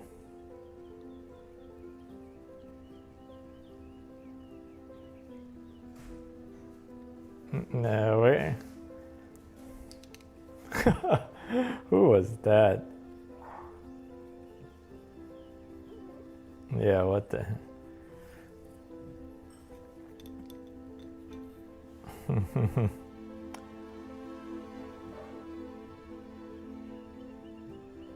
Man, that's very generous. I mean, good. Thank you.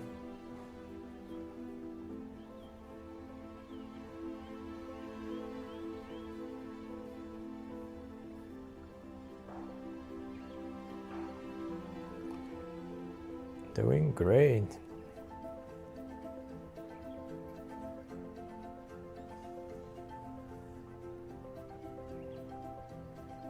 Yep. It's getting preachy. Ah.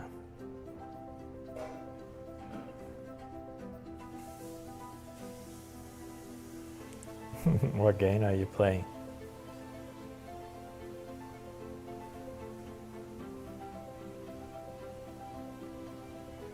You're gonna draw.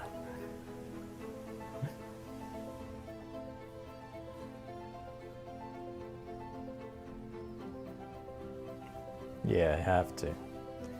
Gotta do Deku justice. Yep.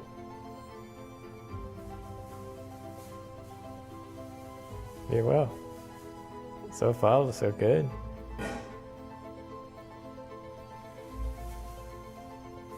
Yep.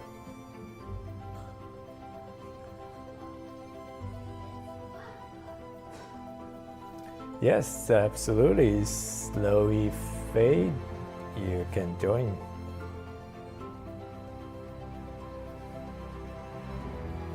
Yeah.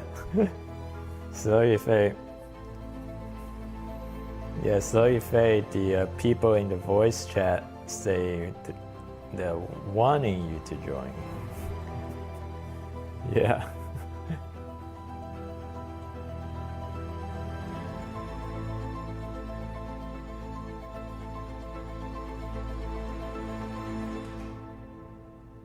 Oh, looking at that, look like a noob to you. Yeah, the thing I learned is just never compare yourself to other people. You will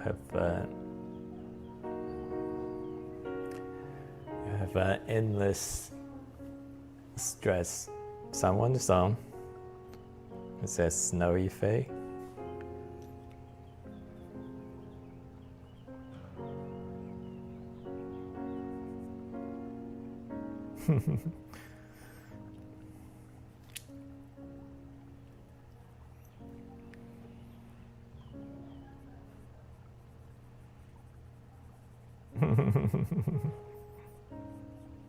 Yeah. What if I want to be a teenager? Oh. That ship has sailed.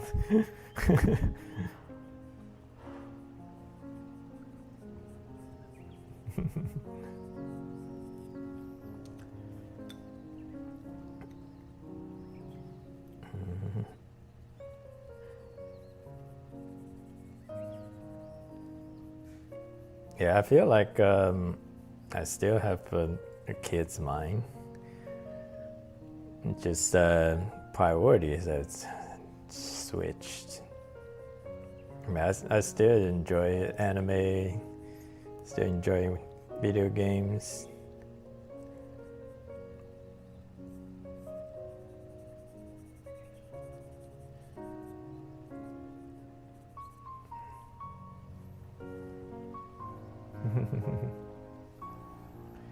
Absolutely, I got your point, Bryce.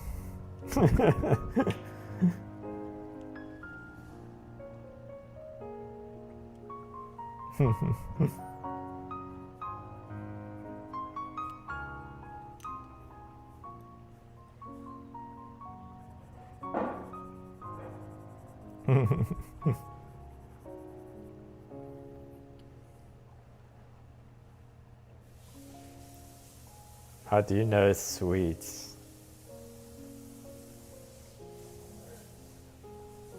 He didn't say sweetie, he just said tea.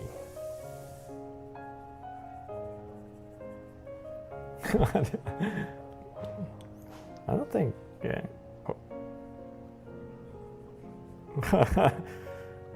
I think sweetie is the only southern thing.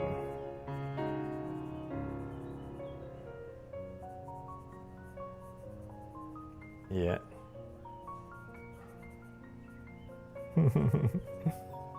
Barista.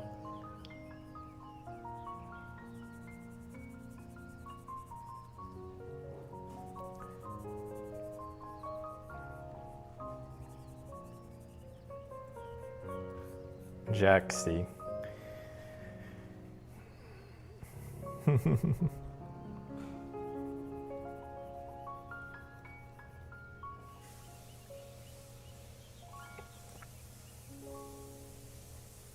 Yeah, imagine what he can do with a proper tablet.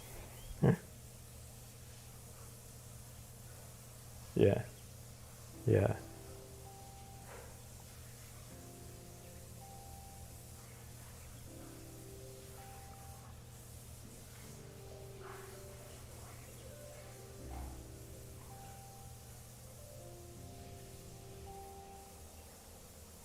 Hello, Mahameya Christum Bambat. Oh my god, that's such a long. What bots? What bots? Oh, that's a bot? Oh, okay.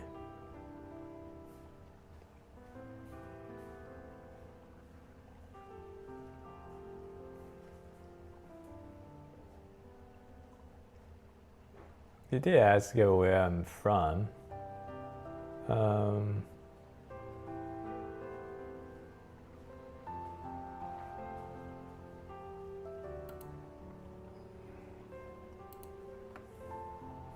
I'll give him a little bit more chance.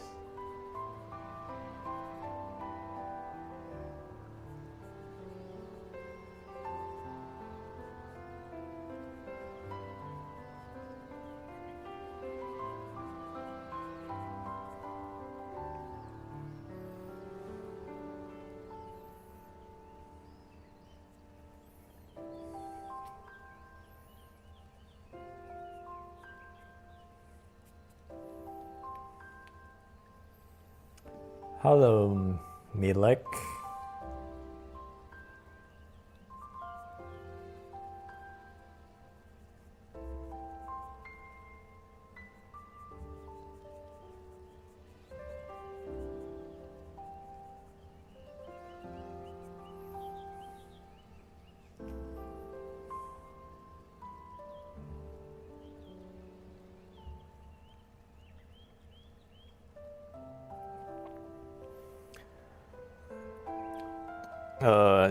If this helps you feel a little better, I used to see a lot of creators as the masterpieces, and after a little growth, I changed my opinion.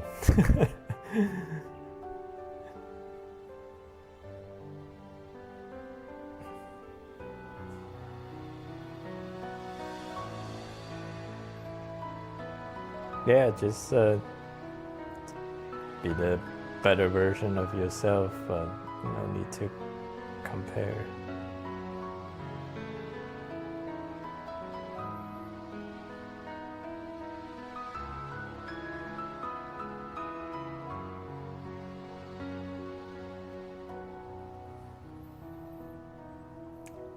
Greeting from Nebraska. Oh, Tyler, we got a Nebraska.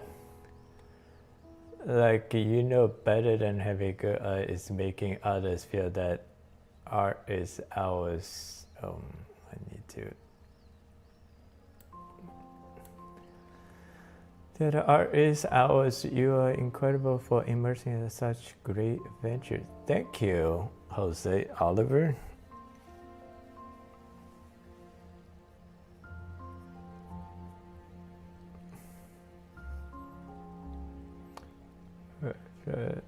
Stop spamming. Yeah, I know, right? The tones are very good. How many range of value did you use? I wasn't counting. Is this a TV series character? Yeah, it is. Except the TV series I know is very old.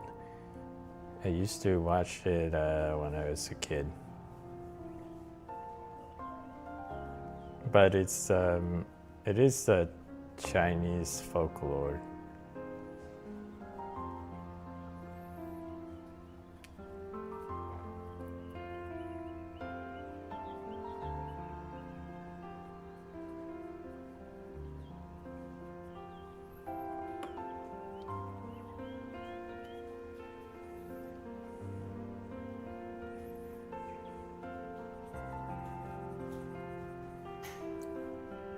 Do you only draw reference or do you have original?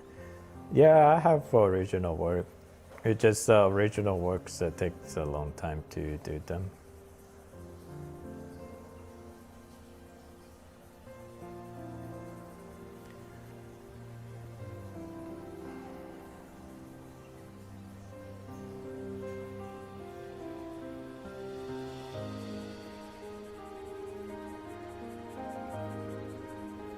Yeah, if you guys are new to the channel, you know, we got the Discord server. Oh, yeah.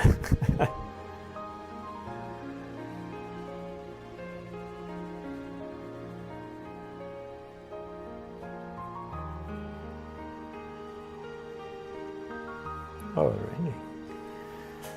Thanks to the algorithm.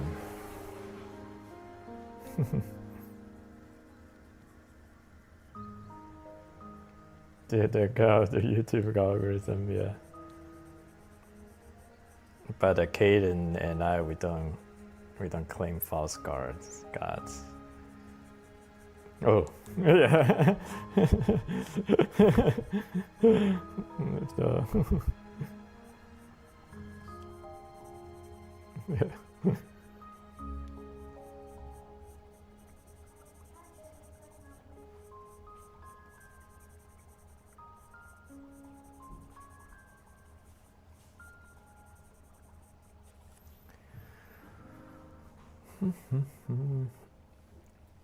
I need it so much. What do you need? Any tutorial from you? Yeah, if you check out my video archive, I made some tutorials. I think they're pretty helpful.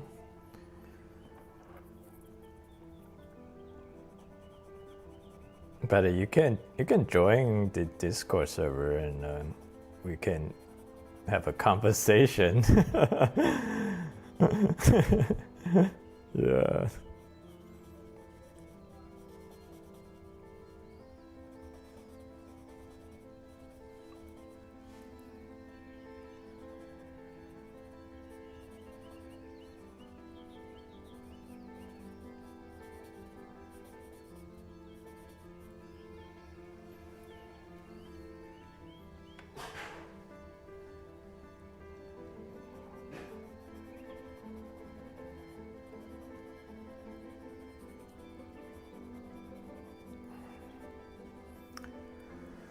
Thank you so much. You're welcome. The way you draw reminds me a lot of painting, to be honest. I don't know how to explain it. Yeah, we are applying the color gray. Just a variety of range of gray. So that's why it's like painting.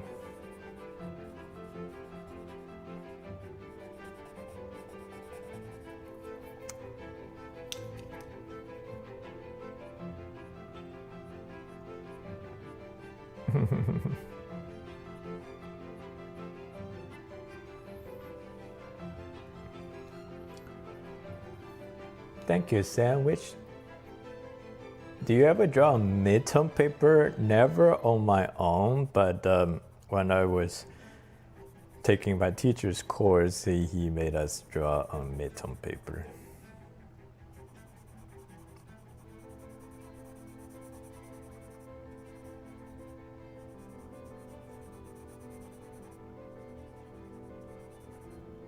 Mm-hmm.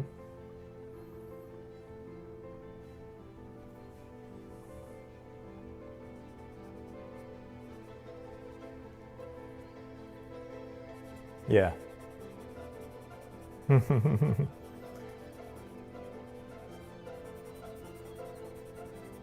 Yeah. That's funny. Do you speak Chinese, you?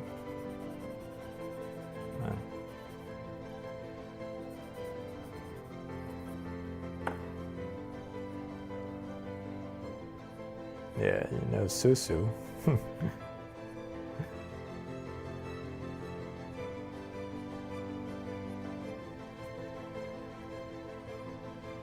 Dropping by to say hi, several comment, thank you. It's about time to back working. Thanks a lot for the joy. Says thank you, Slowy Faye.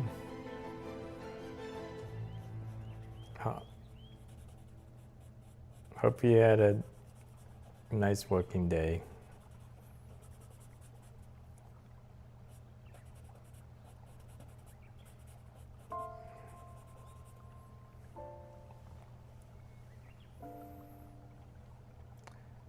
I can. Hello, Lysandra. No time no see. Can anyone see me or am I shadow banned? Yeah, we can see you.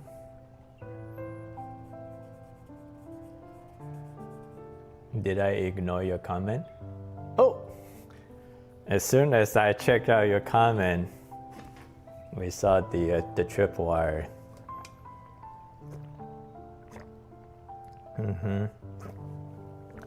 Yeah, drink. Yeah. So random user 44, we have a tradition in the Discord server that anytime anybody asks how long I've been drawing, everyone drinks. Now you know. Now you know.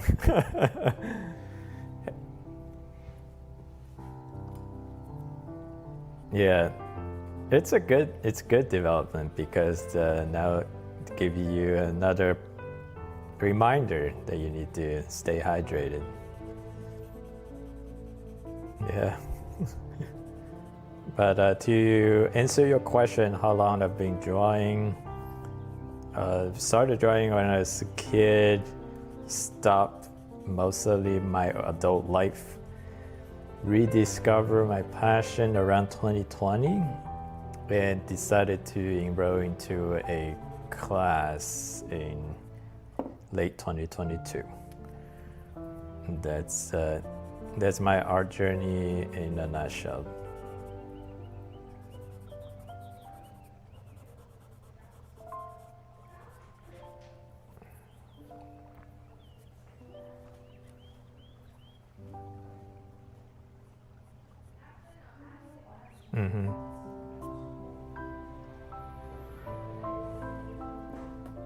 Yeah. Yeah, I used to draw what my teacher wanted me to draw, which was burnt out. Nowadays, I just draw what I want to draw.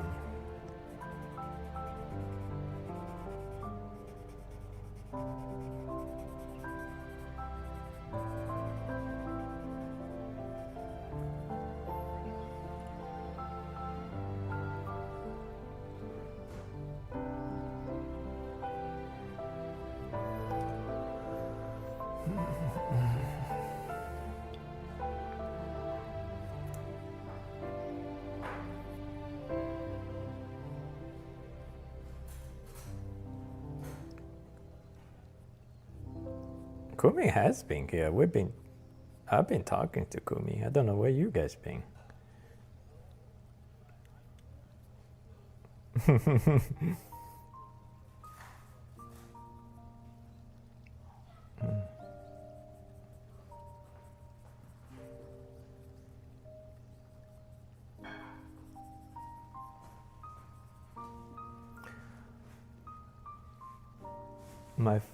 My phone gonna die.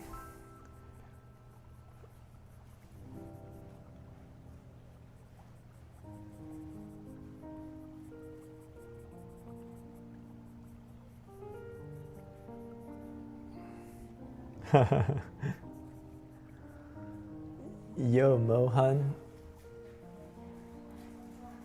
Ian asks, what do you do when you burn out? For example, I try to make something and it doesn't turn out the way I wanted. I just quit. Yeah, I get it.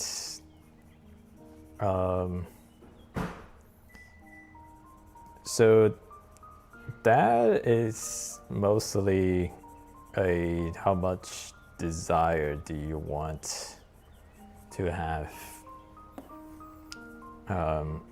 Yeah, I get that feeling that if you're very motivated to, you saw some piece that you absolutely love, that you want to recreate it your own, and then it doesn't turn out to be like how you want it to be, and then you feel disappointed. But that's just with all the skills that we have in life. Like I love to be a great basketball player. When I go to the court, I love to make every jump shot that I shoot, but reality is different. At the end of the day, it's really just like how badly do you want it? Are you willing to put in do you want it badly enough that you're willing to sacrifice your free time and putting effort to become good at it, or is just something like wishful thinking? There are a lot of things in life that I wish I'm good at it, but if I'm not willing to prioritize it as a skill I want to learn, then it's just not gonna happen.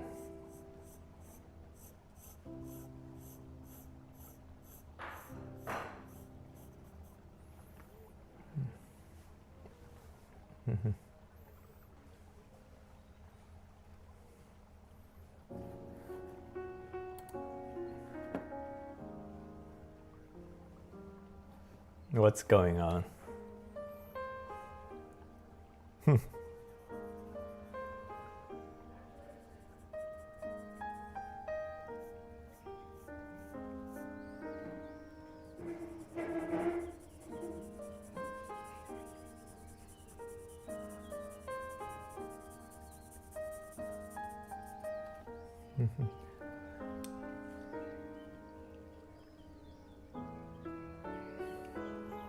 Thank you for the advice, man. That are so gorgeous. Thank you, Ian.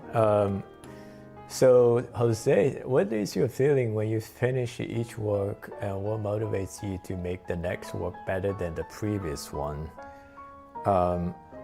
Actually, the next work better than the previous one was never part of the motivation calculation. Basically, for every piece, I wanted to achieve a certain degree of completeness. That's a word that artists use, because not every drawing that we do, we want to have a fully rendered. But for me, just coincidentally, I really enjoy fully render the process. So you will see if I have a lot of fully rendered, more completely fully rendered drawings. So I think for every drawing, basically I partially draw for YouTube. That's just the reality. Ever since I started my YouTube journey, which is kind of a good thing because YouTube actually motivated me to draw. So that's part of the calculation. Like if I need to make content uploaded, which the easiest content for me to make is do live draw. Then so that's part of the calculation. So that motivates me to draw. If I haven't done a video in a while, then I just need to draw. Then in terms of what to draw, I basically scroll through Pinterest, Red Notes, and find a reference that I think is, personally, I think it's beautiful. Sometimes I depend on how much time I have for the drawing. So like for this piece, I know this is a like 6 hour plus piece. So then really depend on if I want to, do I have time to do in one session? Do I want to do in multiple sessions? If not, then I put it off for a later day. And sometimes I actually want to put it off, and then I end up not drawing those references. So those are the things that goes in my mind when I was motivating me to draw. But I'm going through something similar to beginner artist right now. So I'm writing my novel, and to me, writing to me, it's probably just like how drawing to you guys. But I adapted a mindset that really helped me to write more consistently. But still, like I still need to motivate myself to write. It's not like drawing that I can just come to my desk and turn on the camera and start streaming and drawing. So the system I adapted for writing is I give myself 400 words a day. Obviously, if I write more, that's better. I have a writing log. Then every day I try to write 400 words, and only the word count that gets logged. Obviously, I'll try to write quality words, but still at this stage of the game for me, I need to get the quantity in first before I worry too much about quality.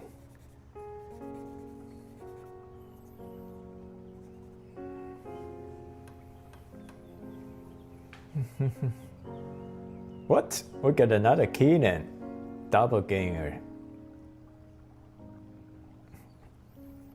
So here is the Uno reverse card I can play on you. Are you Turkish? Because every time people ask me, am I Turkish? Because my name is Kenan. I didn't know Turkish was I didn't know Kenan was a very Turkish name, but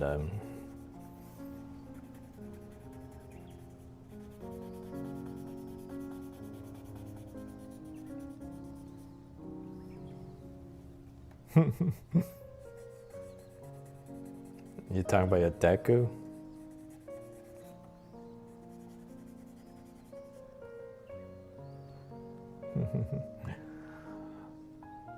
Can you tell us about your gap in the beginning of your art versus the light that yourself can see today in your learning and growth?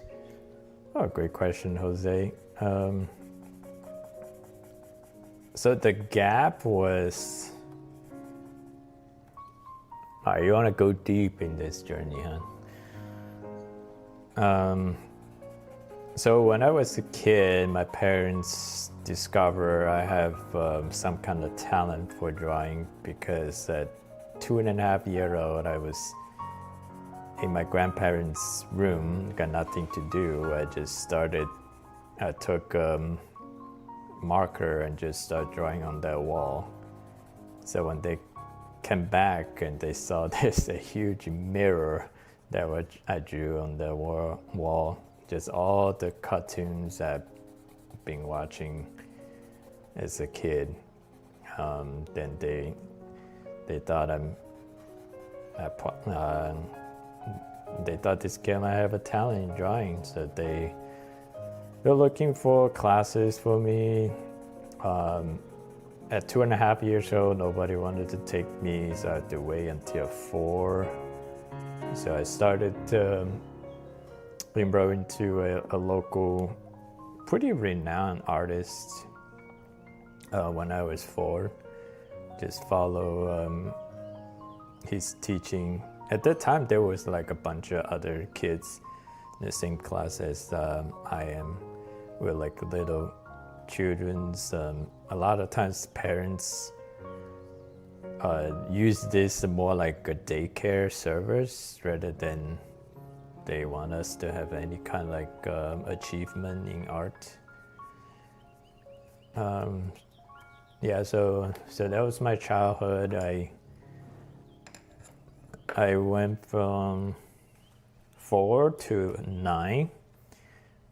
At that time was all children's drawing. Children's drawing basically is imagination. The guidance our teacher gave us was like, don't worry about anything. Don't worry about niceness. They want good pen stroke, brush stroke. Just free your hand. You can never draw anything wrong. But focus on brush stroke, pen stroke, and color. Those are the main focus for children's art. So I was trained like in a very impressionist art style. It's very counterintuitive because the most regular people you talk to, they always want you to draw for niceness, but we never learned to draw for niceness. And then at age 9, that's when we started to taking classical art training, where they start teach you to draw cubes, spheres, all casts. You graduate from cube and sphere, prisms, to vase,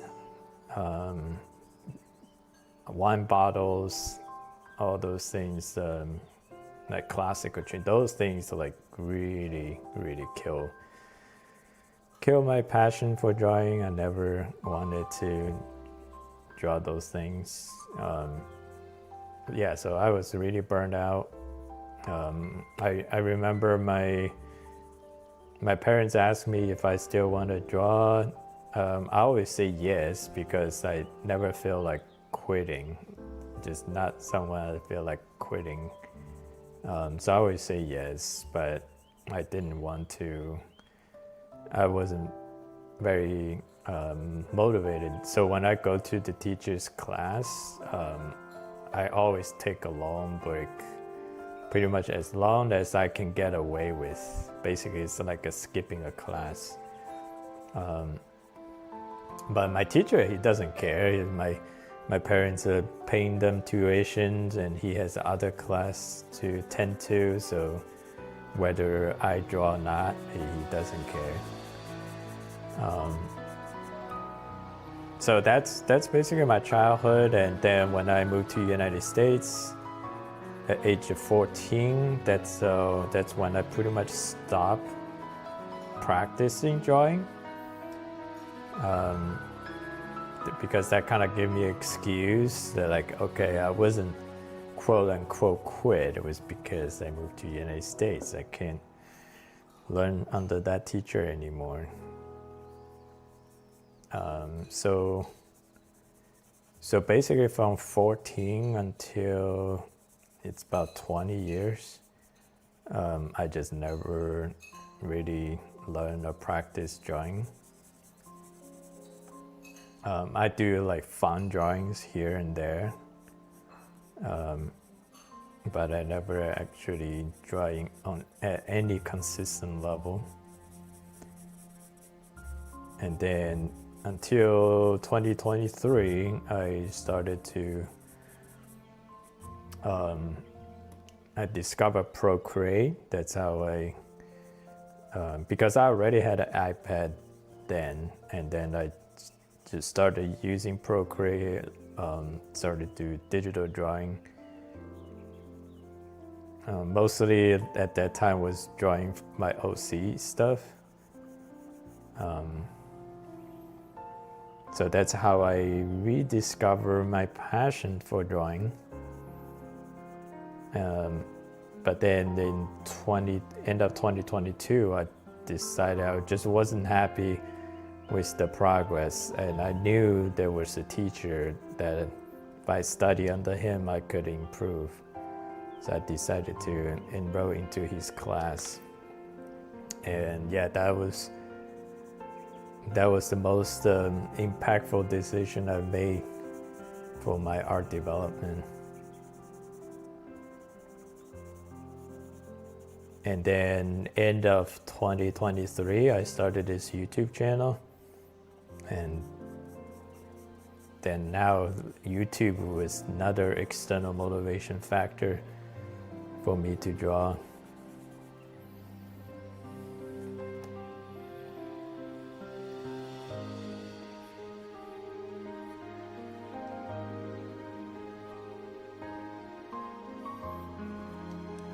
So that's pretty much the journey.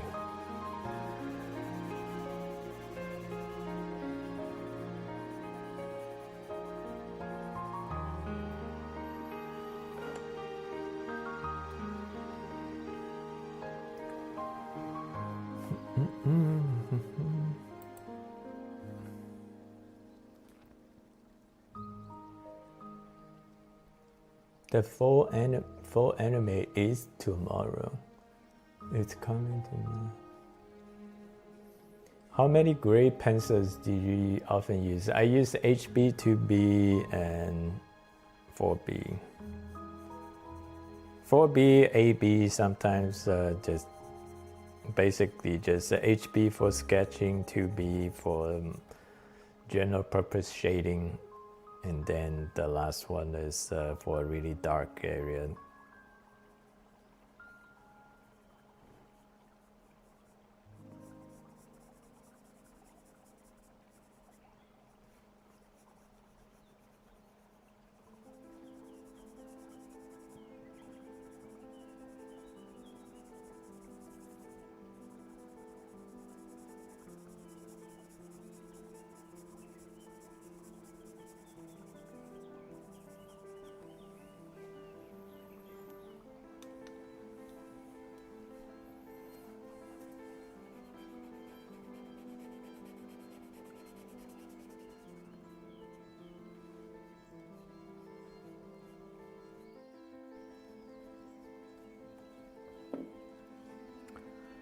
What about charcoals, powders as well? Do you use those?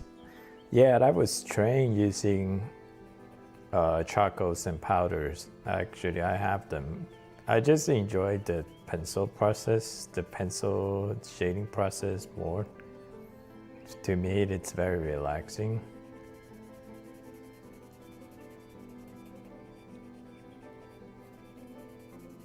Yeah, I know charcoals and powders, they work extremely fast.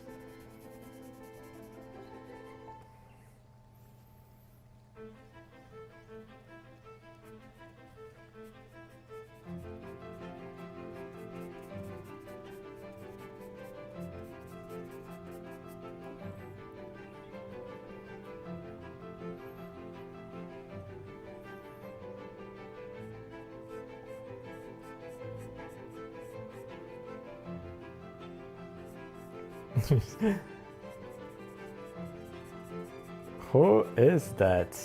Is that Rain?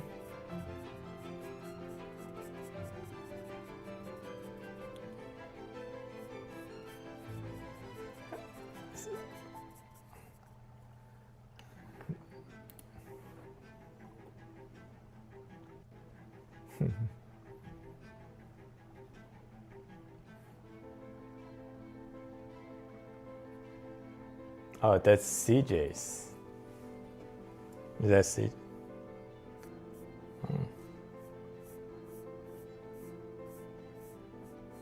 How do you activate that? You wanna teach it?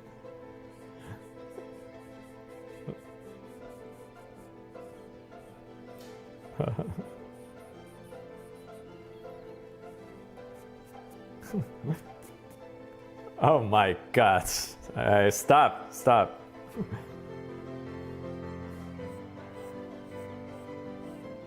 Sorry, see ya.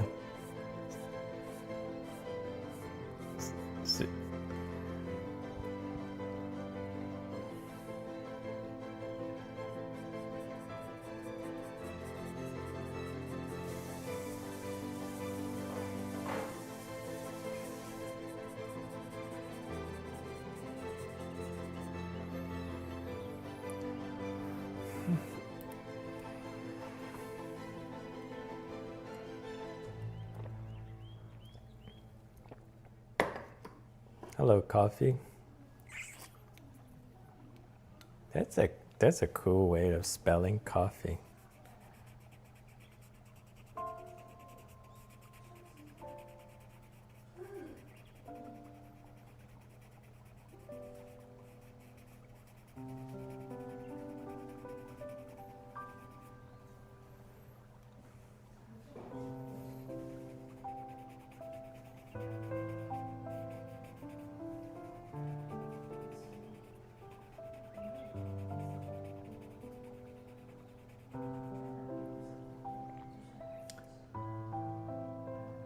Hello, MLBB. Nice pork already. Thank you. You are just fantastic of the work on my script. Awesome. Thank you. We all have the internal inspiration to grow as an artist. In this case, you and I.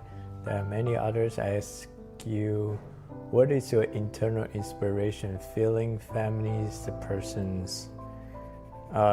Internal is basically I just want to put something I view as beautiful on paper.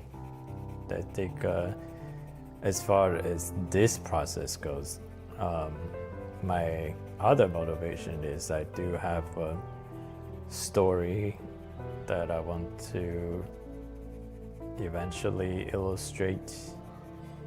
I'm working on my own story. That's what got me into art initially, but now I kind of like taking a little detour with all these YouTube endeavors.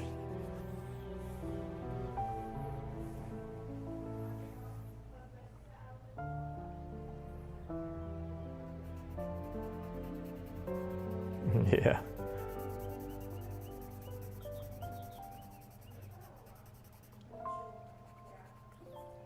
Are you streaming right now? Let me see.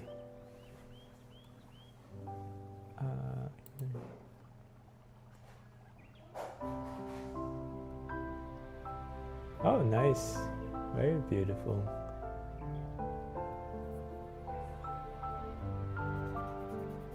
So you're experimenting different color palettes right now?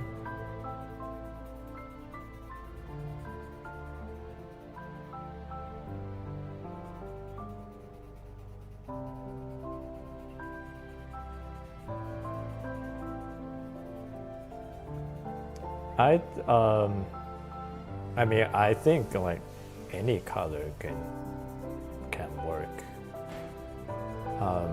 I think it's more important like how each color relates to each other, the relationship between colors. I think that's more important than which absolute color hue you try to use.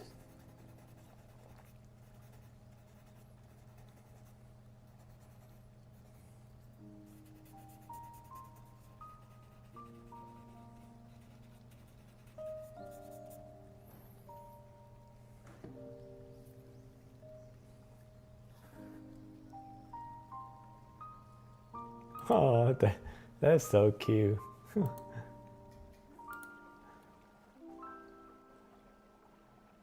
How can I learn to draw like you? First, you have to draw every day. I want to fart on. Okay, you have one more chance to not get banned from this channel. Somebody say, I want to fart on you.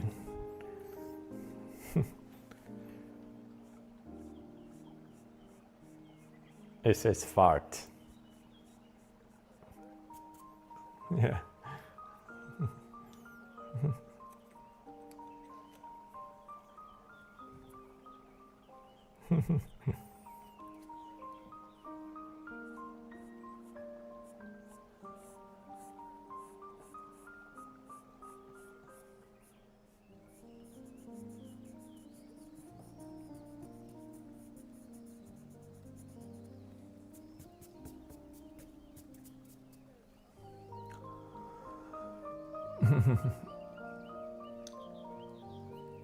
Thank you.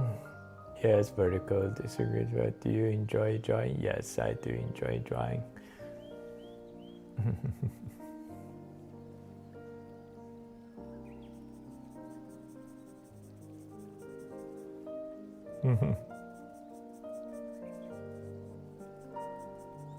Yeah.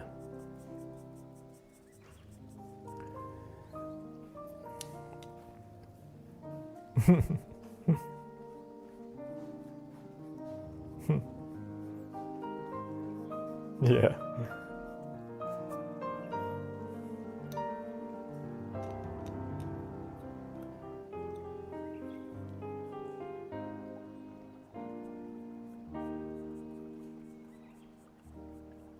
Are you just heating them or you put them in the oven? Okay.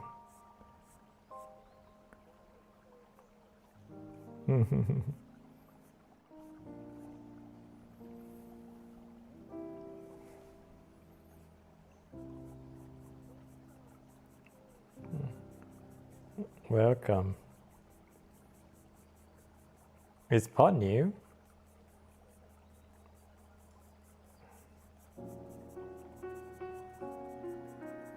Is pot new though? Is it new? Okay. Oh, welcome.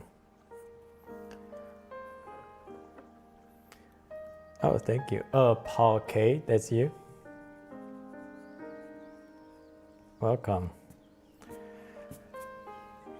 What about you? Yeah, you. So you an artist, Paul?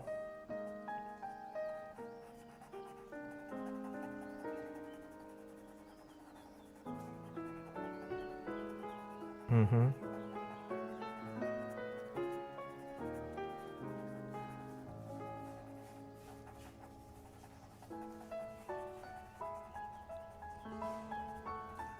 Yeah, like Kenan here.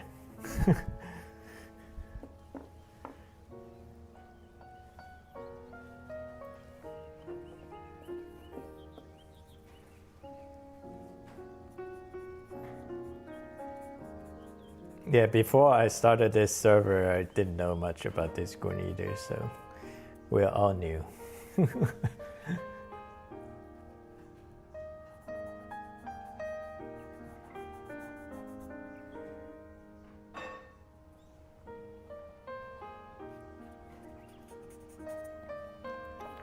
I need to take a bathroom break.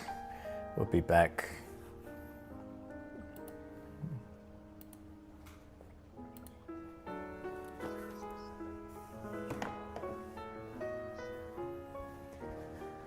Baby,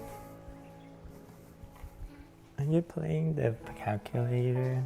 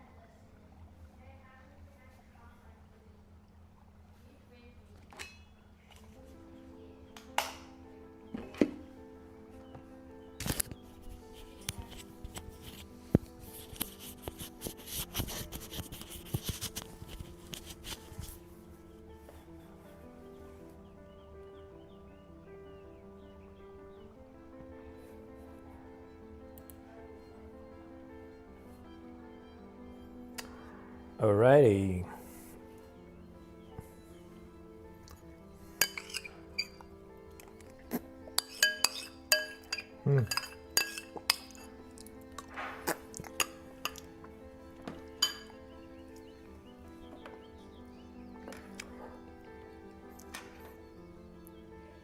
Actually, yeah, it's Pepe Nan. Pepe is it's my wife's name.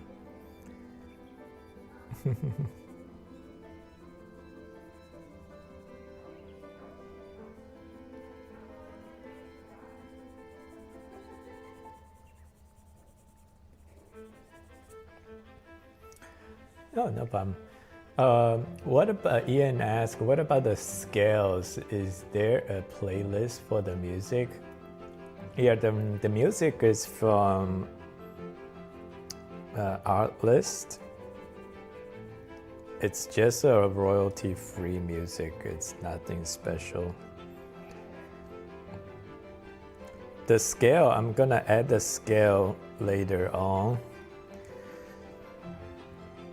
So that's a cool thing about doing texture is that what you need to do is to get the value, the underlying value relationship correct, and then when you want to actually really bring the texture to life, you just at key points just dabble a little bit texture into it, details into it, the texture will come out. But the important thing is the underlying value, basically the gray tone underlying underneath the details. You need to get those correct. So how to do that? You can a trick that people use is to squint their eyes. So if you can look at the reference and squint your eyes and make everything really blurry, and that should be the relationship you are replicating into your work. So if you squint your eyes, look at the reference and look at your drawing and see if those relationships are correct. The key is to get those relationships correct, and then for the scales, you just do a little bit touch of details.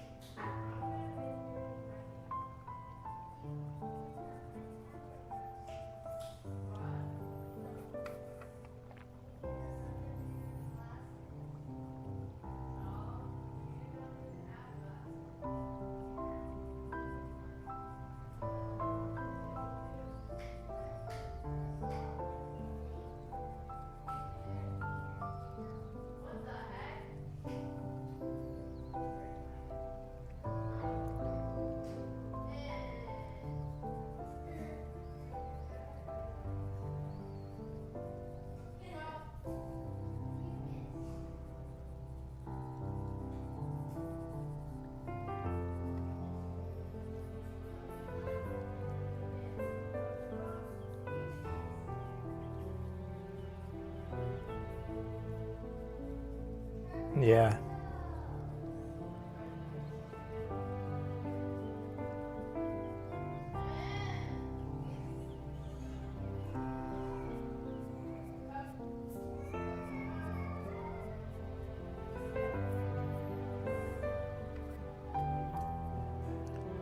That one, I saw it too, and I think there's something there that didn't make sense to me.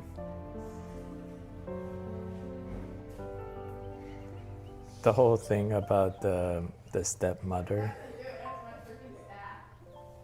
Did you get it or?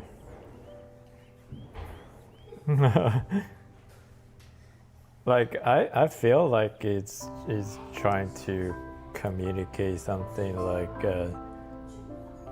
does the kid actually likes his stepmother? That was the feeling I'm kind of like getting from the scenes that's being shown to me.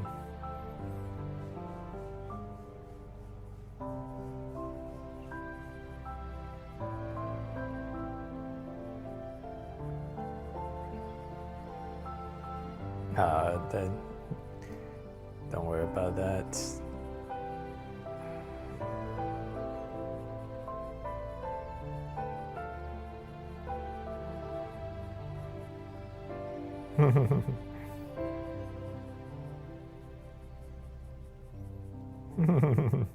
It's okay.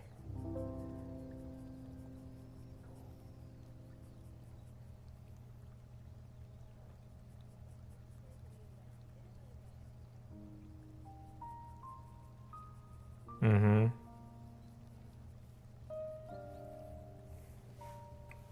Yeah.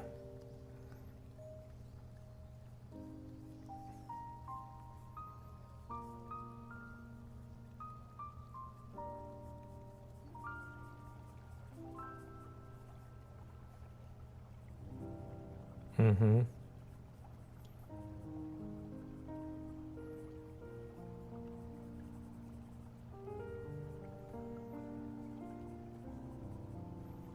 That's cute. Also, the heron, I don't know what to think of it.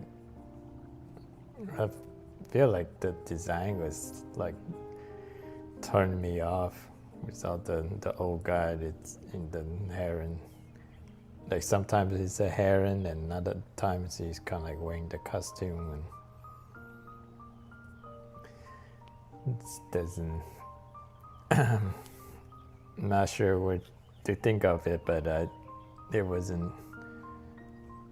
wasn't fond of that design.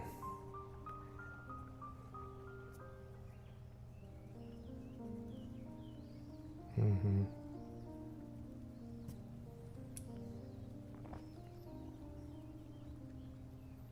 Ponyo, like I don't remember what it's about. The one that I watch a lot is Spirit Away. But I know my wife and my kids like Ponyo.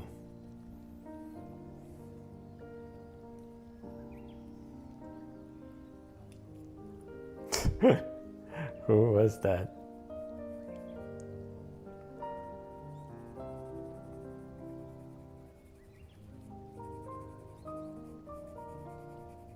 Who said that? No, who was he responding to?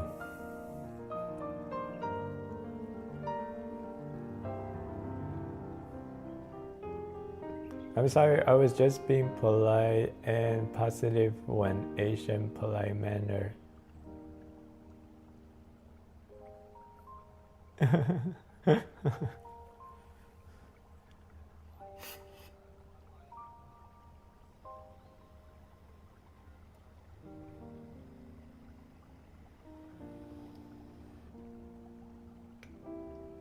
Alan, hi, thank you for your feedback.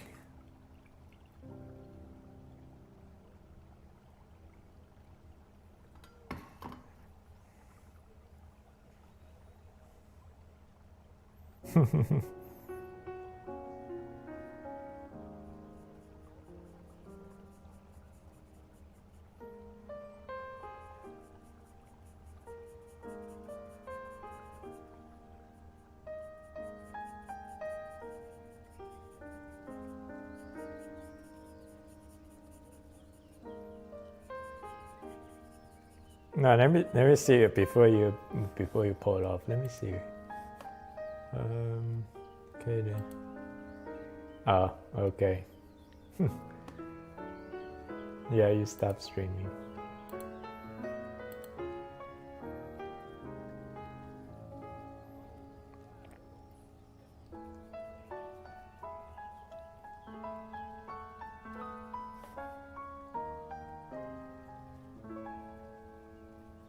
Where are you? Oh wow, looks good.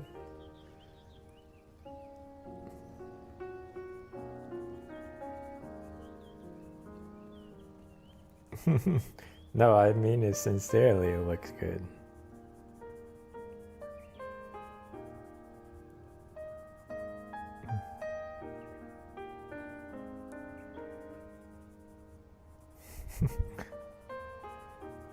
No, I can appreciate art at all levels.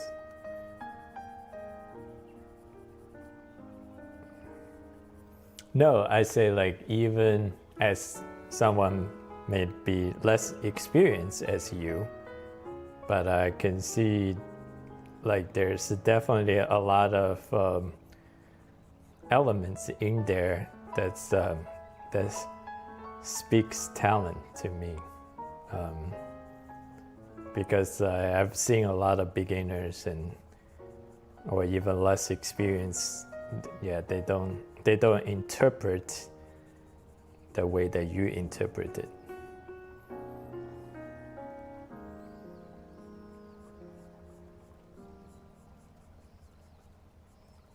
Yeah.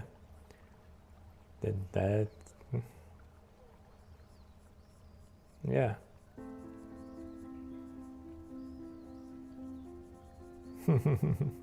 Okay, go draw your John then.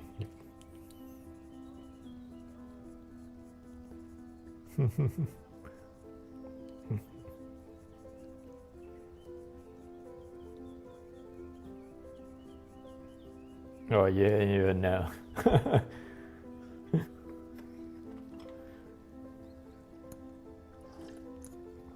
Actually, I don't know John that well.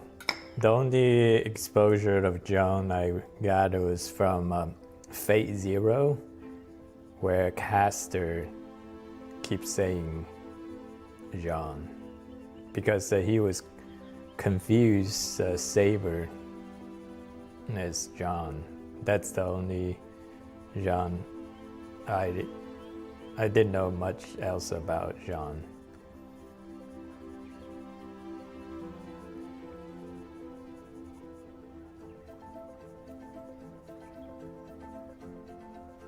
Mm-hmm.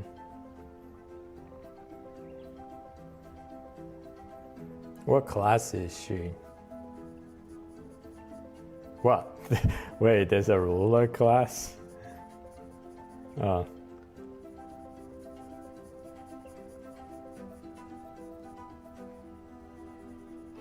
Oh, gotcha. Do you play?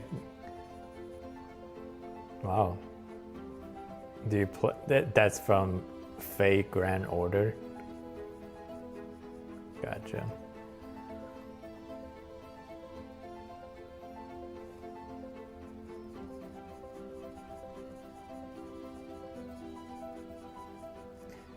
I mean, you know the original one, it was even worse, right?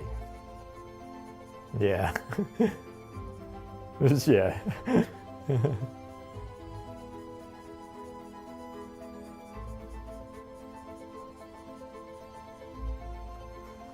FGO has that in the game? What? I'm glad I didn't play that game.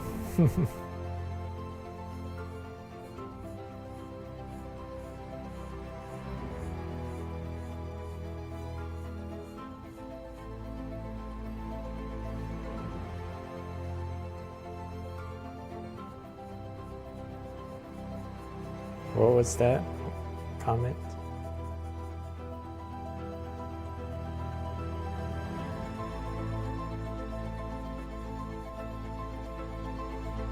Let me see.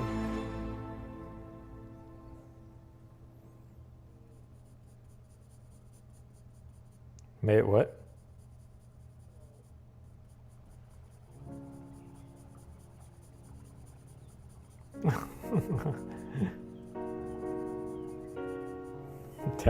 Tell, come on.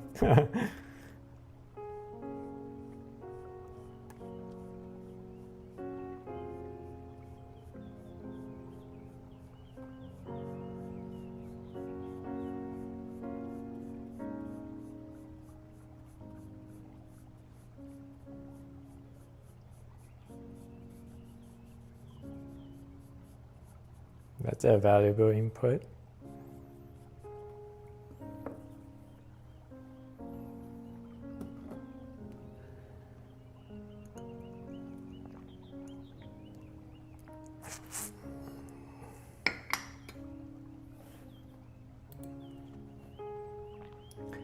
I also feel like somebody's watching me yet. Michael Jackson. Do you have any tips to practice methods for someone struggling to draw texture? I think I just talk about that.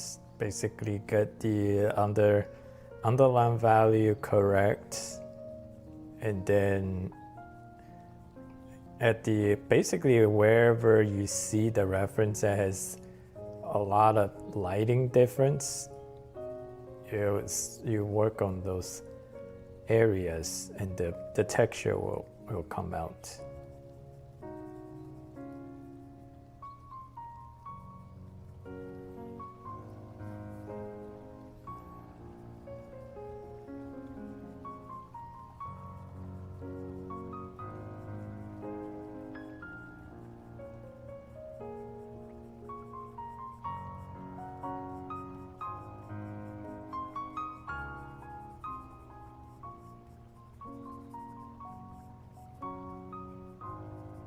Hey, someone join. Oh, okay.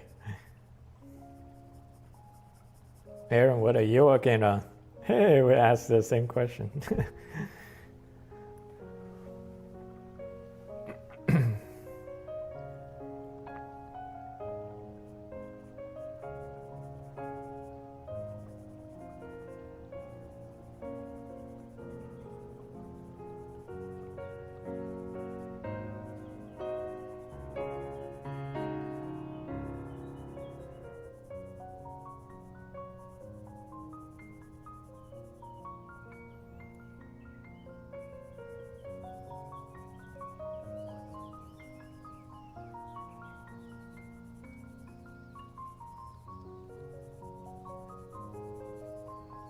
What's up?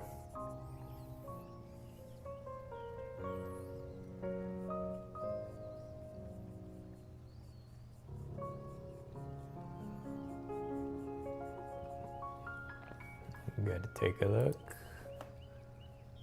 Aaron. Oh, nice.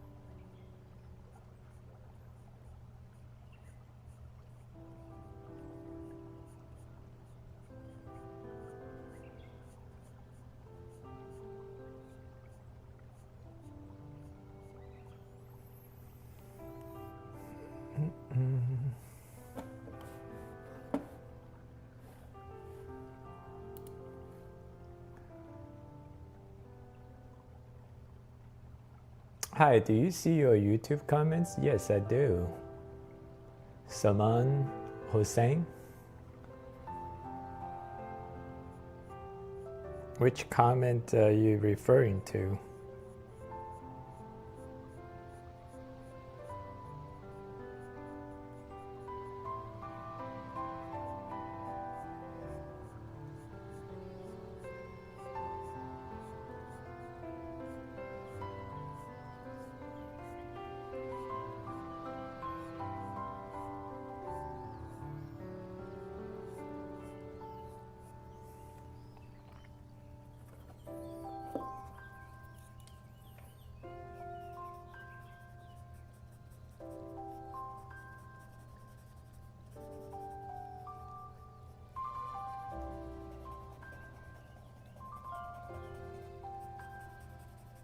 Fix the hair, you said?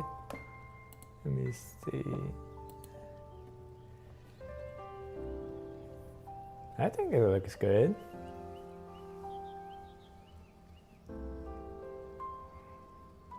Yeah, I think that's pretty accurate. Why do you think you need to fix the hair?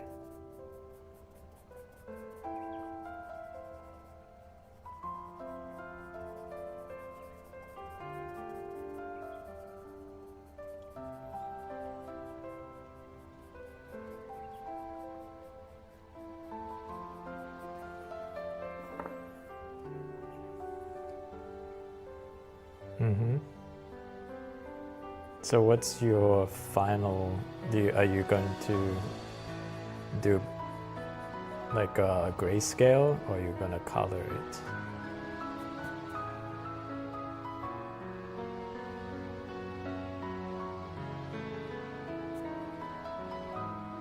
Still a little grayscale.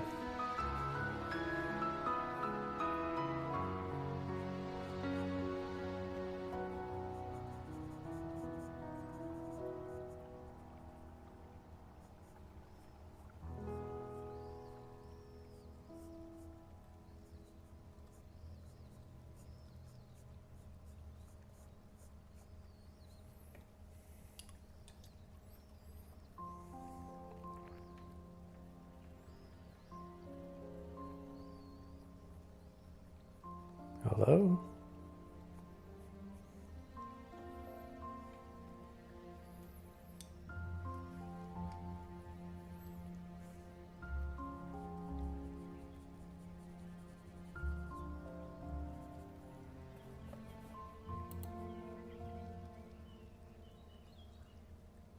Are you animating right now? You?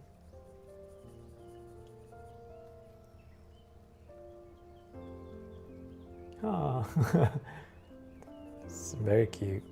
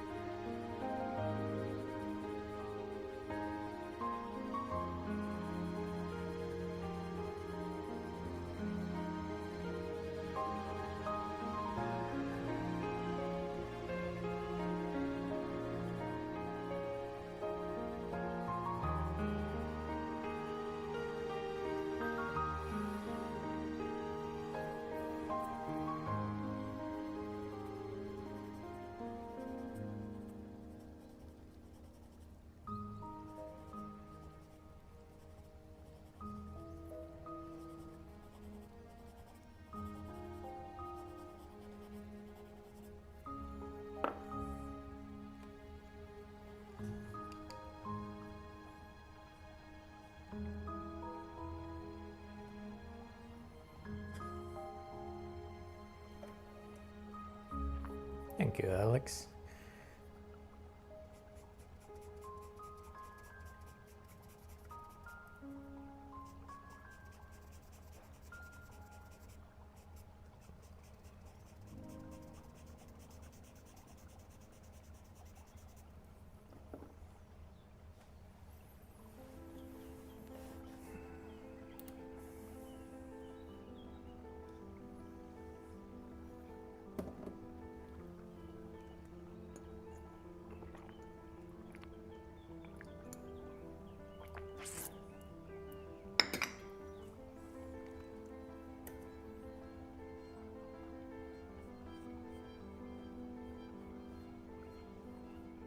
Your arm? Oh, you feel numb?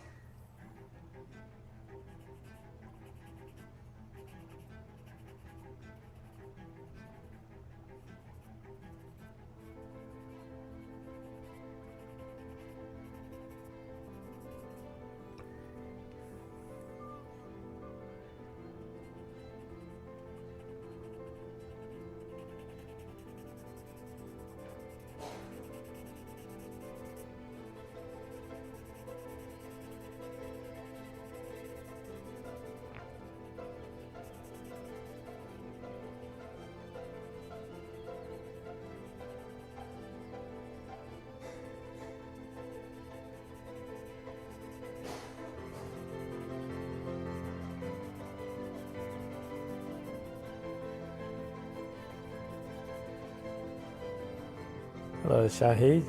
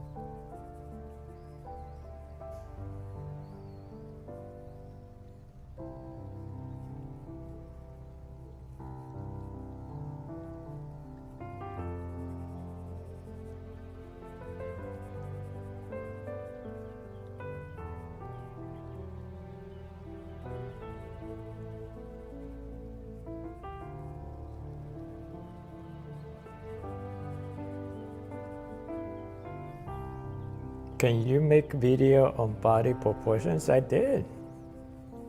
You can go search my videos.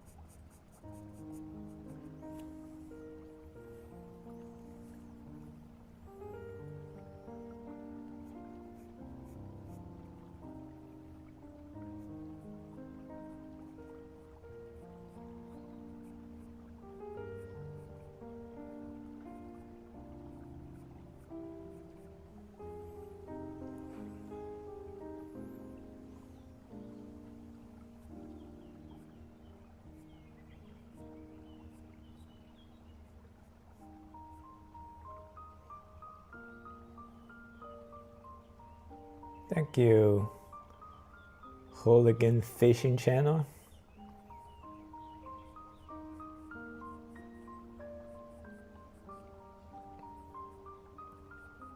Is man taking a break from fishing today?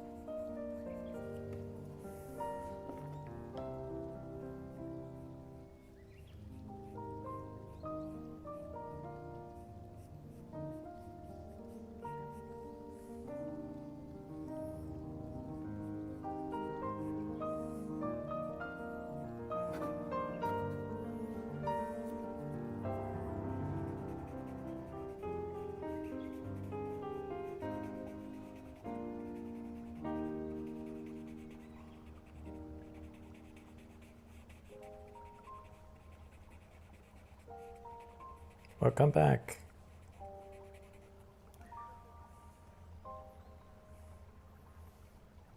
Oh, that's good.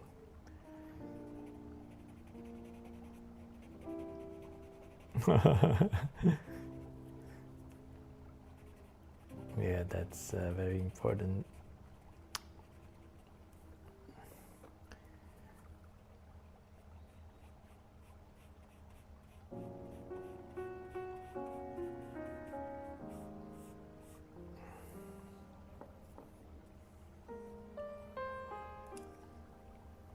Got someone new?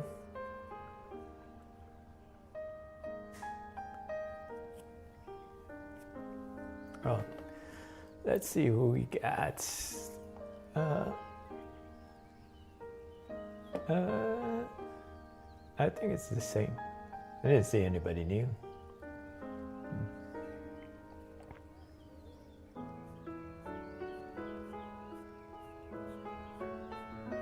Gotcha.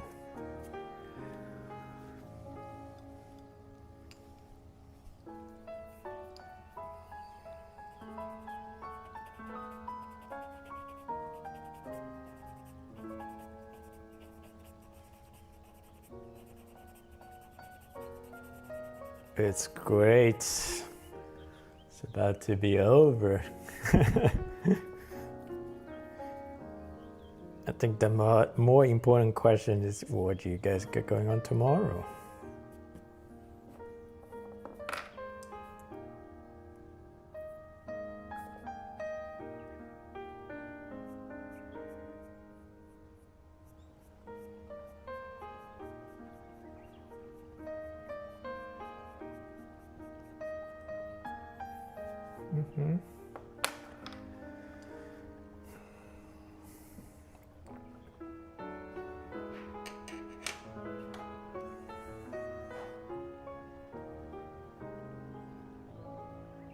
Yeah, tomorrow, God. Every weekday I gotta wake up early in the morning, take my daughter to school. Early, like 5:30 in the morning.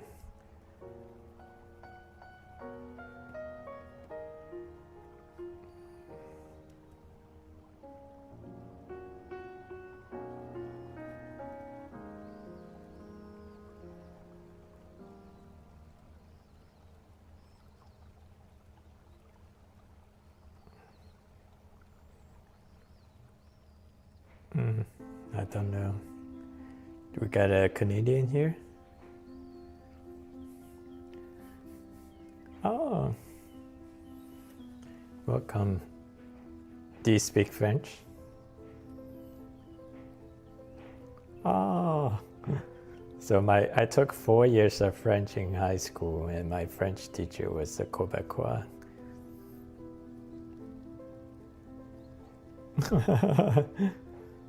But I pretty much have returned all the French I've learned in high school. So I can say Je m'appelle Leon. Leon, say my, I don't know, it's my French name.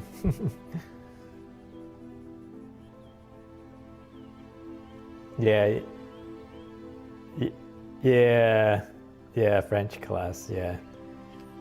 Basically, the first day of class, the teacher let us choose a French name. And I picked Leon. So for 4 years, my French name was Leon.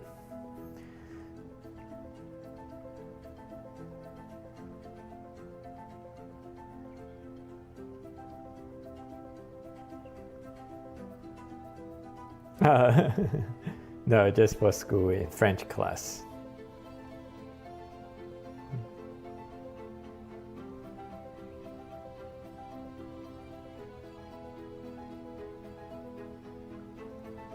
Mm-hmm.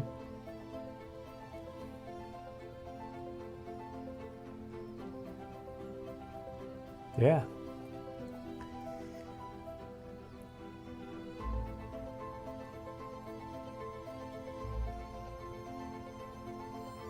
Yeah, I thought French was so hard. the yeah, the conjugations. So much rules to memorize.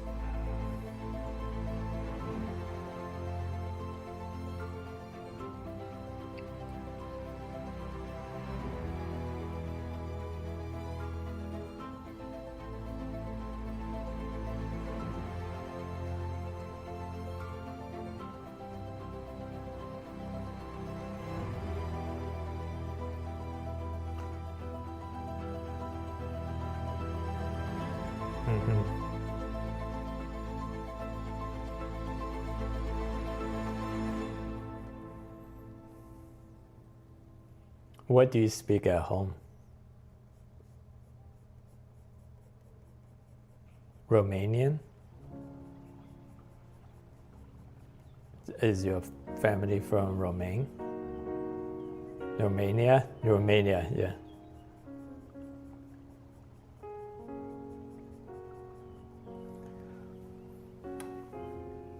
Mm-hmm.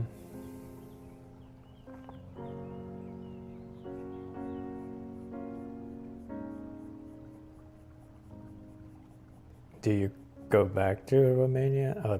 Or were you born in Canada?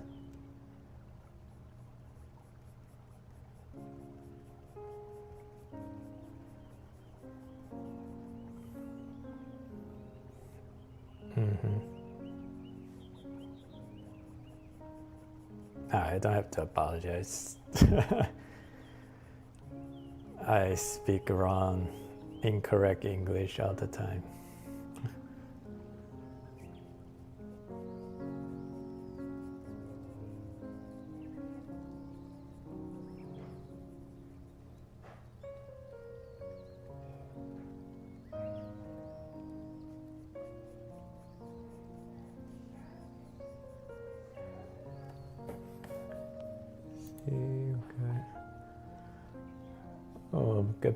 Let's see, you got very cool. You need more flowers. Thank you, Doodle yet? Hello, sir. I'm a really big fan of your work. If I may ask, what exercise for shading and making shadow would you recommend?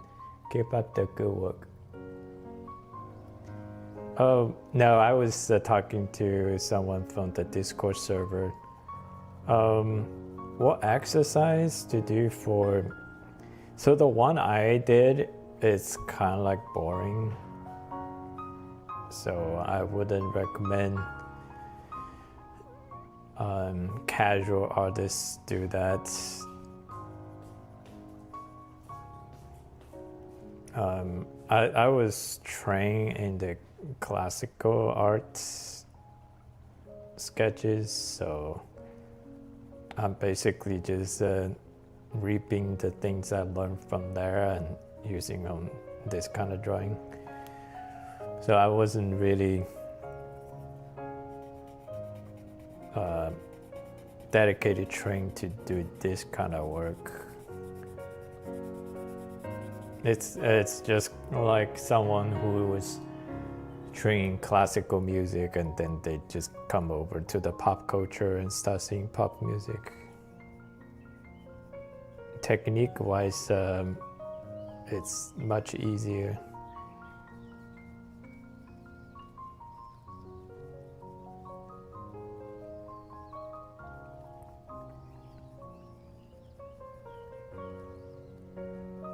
So this will fall under the category of fine art. So fine art typically is something that has a very, very bad commercial return. So it has to be something that you just absolutely love to do. Because you don't get paid that well, or if you get paid at all.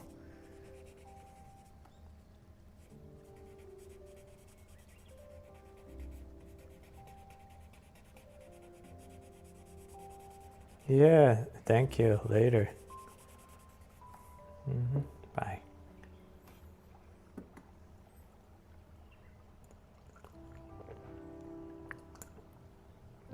Stevie, thank you for the 5-star. Blessing, hi. Some Japanese characters I cannot read. Then I say hi too.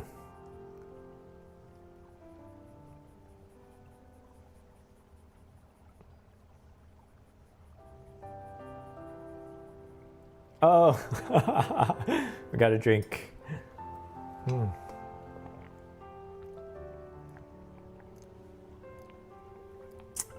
How long did it take you to draw like this? That's the... Yeah, I got a big jar of water.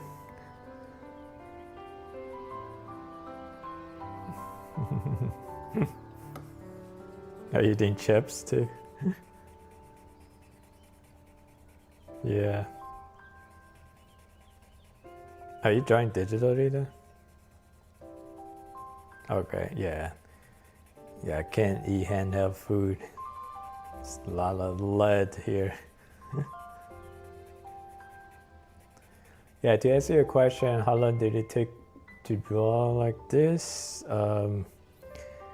I think if you work really hard, my journey is different, so I wouldn't use my personal experience. But I say on average, it should take about 18 to 36 months to learn how to draw like this.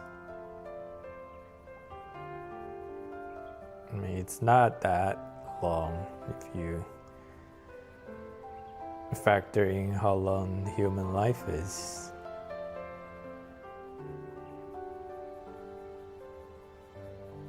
But you got to do dedicated practice every day. Factor in some talent. So 18 to 36 months on average.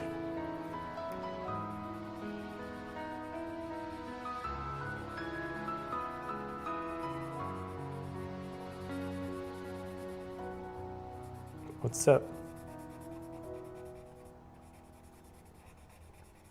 Good. Who was that? Oh, Sam. What's going on?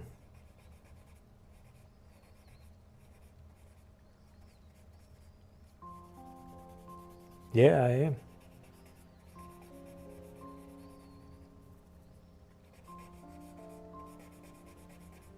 Yeah.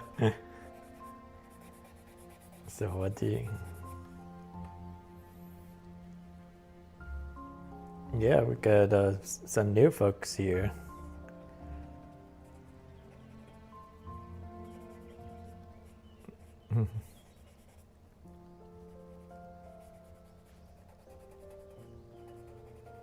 Yeah, Kenan, he said he was gonna draw John. Is he? Oh, he said still had Deku on. I think he went to do something else. But before he left, he said he was gonna stop on this one and go start on the new drawing. Yeah, I mean, if you didn't know Kenan actually didn't learn how to draw and he doesn't draw that much, this is really good.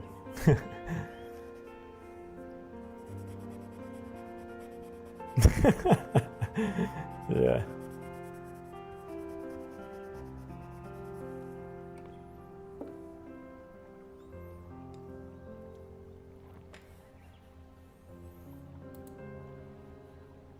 So are you how's your school class? Are you're teaching science, right?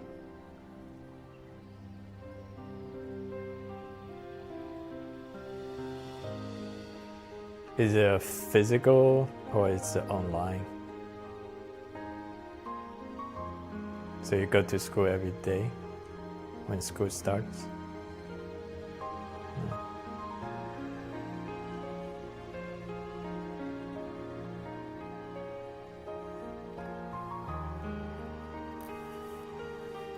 I have a huge respect for a teacher.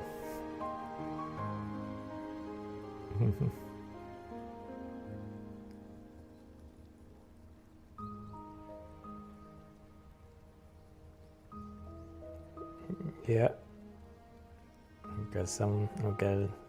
got a couple of animators in this server now. CJ is an animator. I think what's yeah.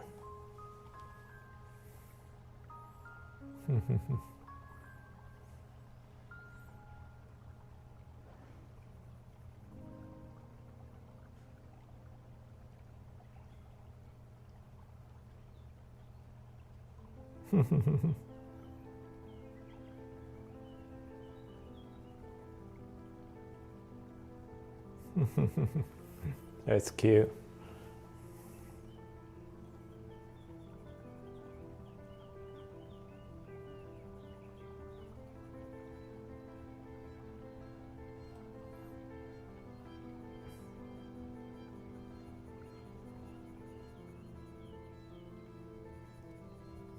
Thank you guys for the sub.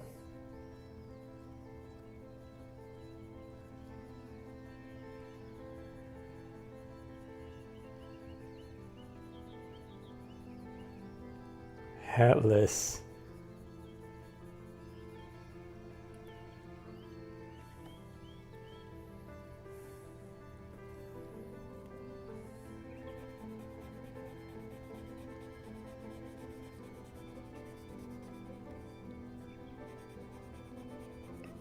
I don't know, it's bleeding through someone's mic.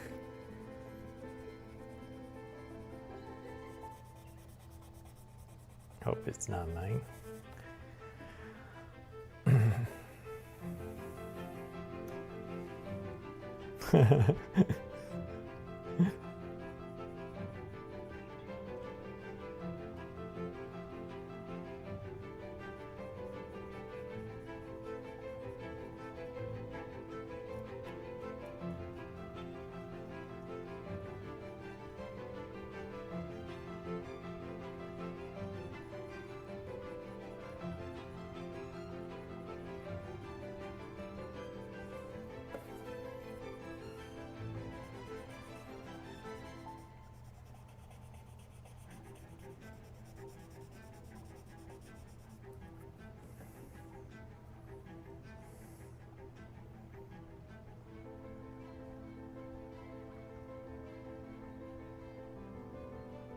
Yeah.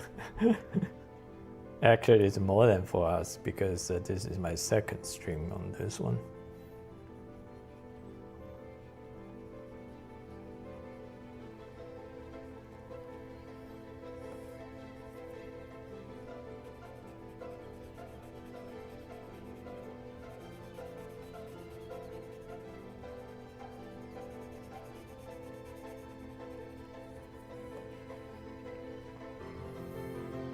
Yeah, you need to let other people know that. The people in the voice chat, they're already living the experience. Yeah.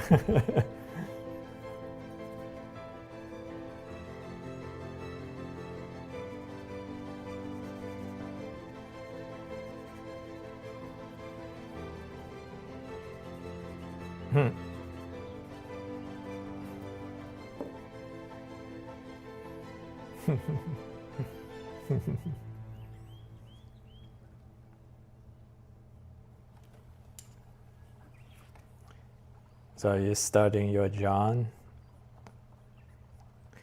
I thought you were ready.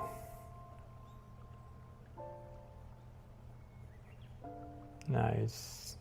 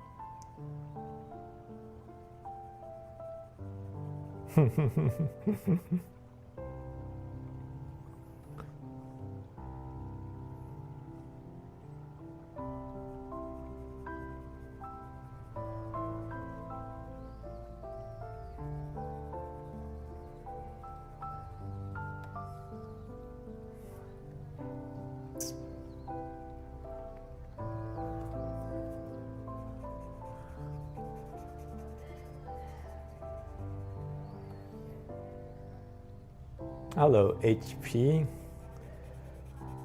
HP said this is illegal. I'll take that as a compliment.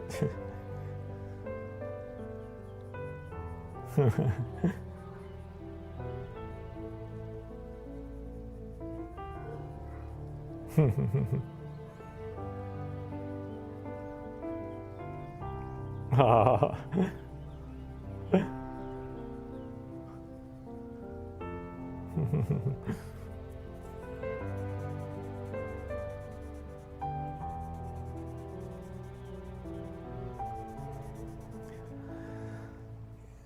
Good to know. Brad Corbin, Kenan's work is just outstanding from beginning to eventual finished work. Each stage is on standalone art piece. A great example of why traditional art makes the world humanity so much that. Oh, Brad, thank you for that super positive comment.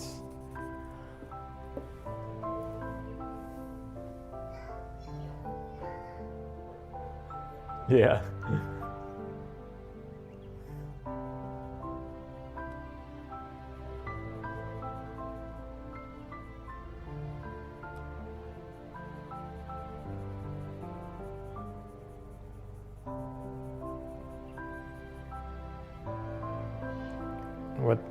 What does that mean?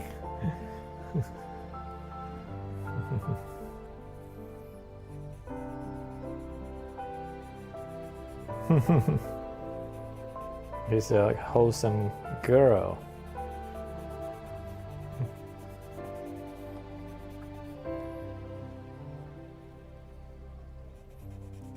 Yeah.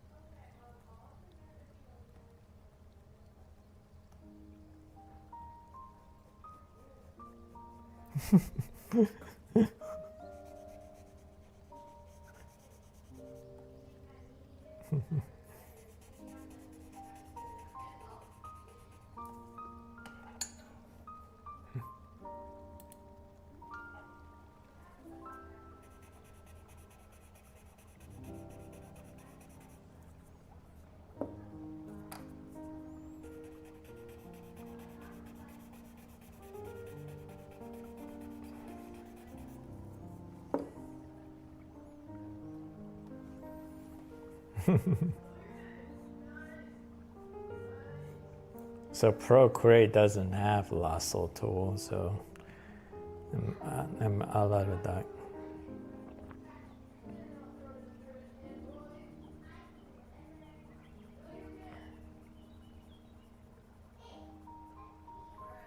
Yeah, Procreate is much simpler to use. I mean, I do my own edge control without lasso tools, but I see lots of people die by it.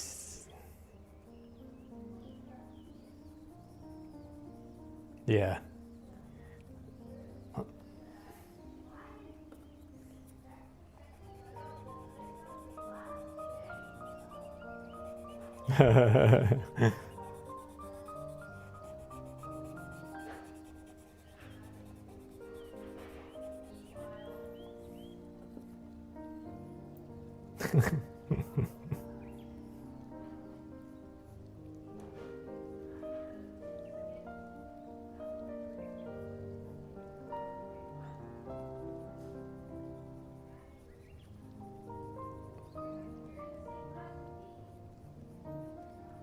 Talking to your sibling.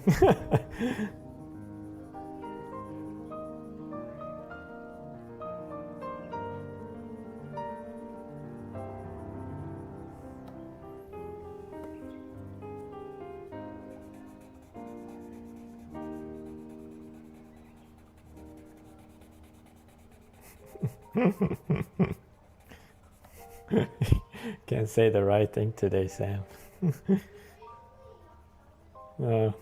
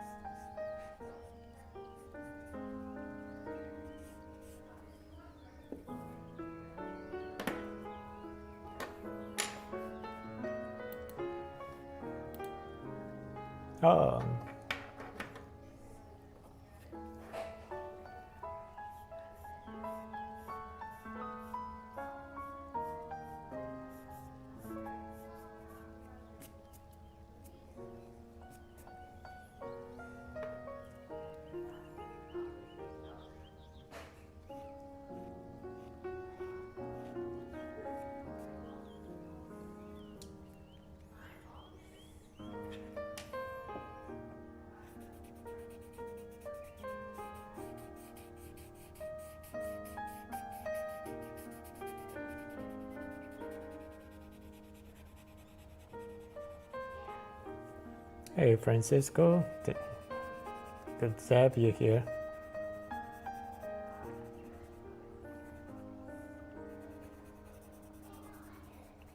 I don't know. I thought he just joined.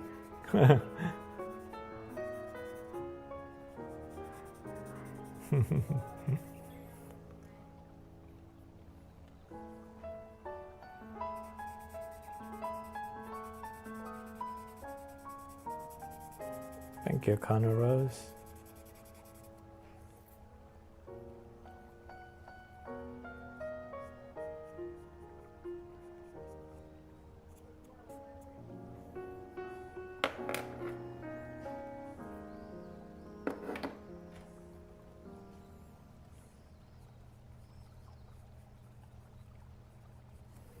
Let me check on my DMs.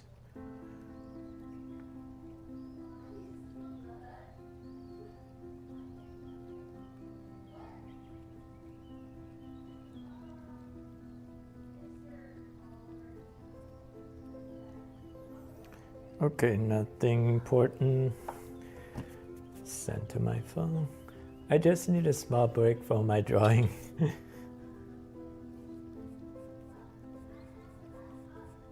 Yeah, what are you working on?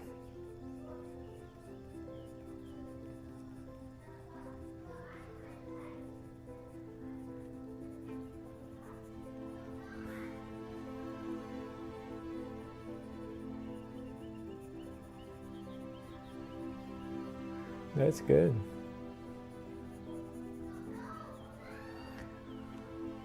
Day 12 or Inktober?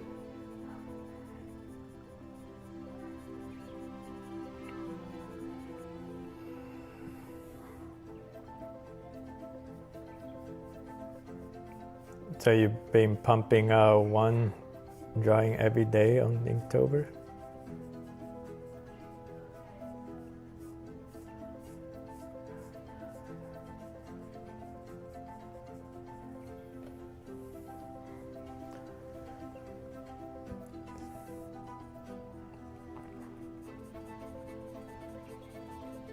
Bangs, like the hair bang?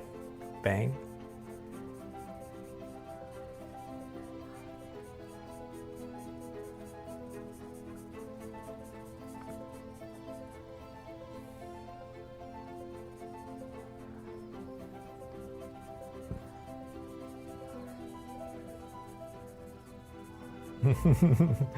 Yeah.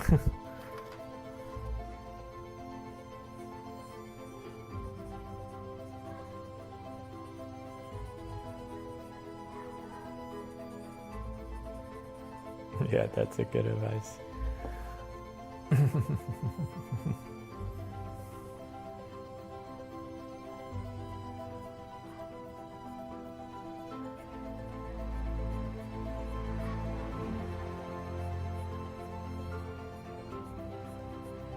Yeah, shit, posted lots of mushroom drawings in the server before.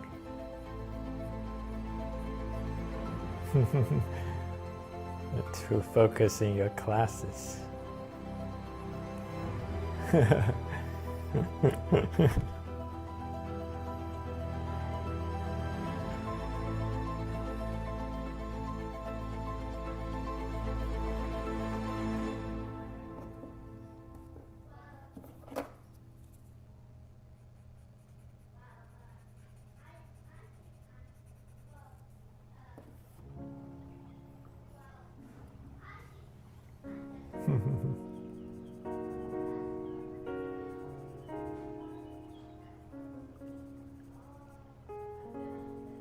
Yeah.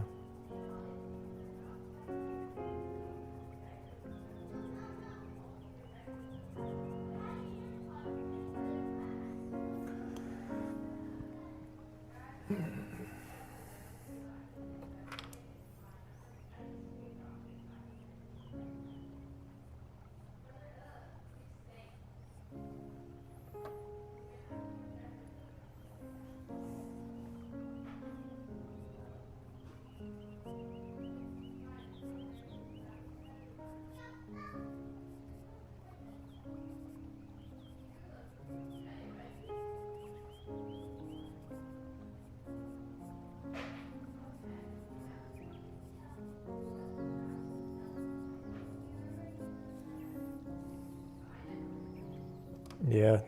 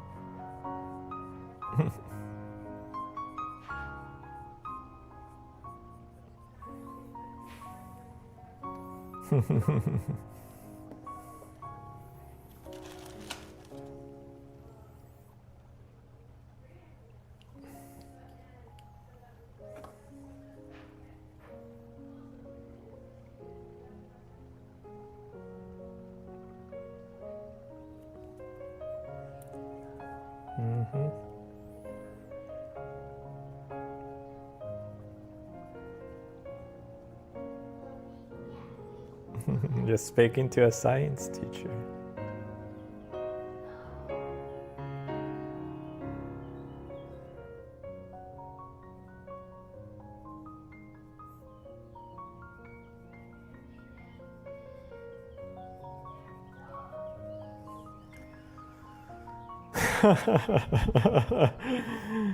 That's every health awareness podcast influencers to talk about.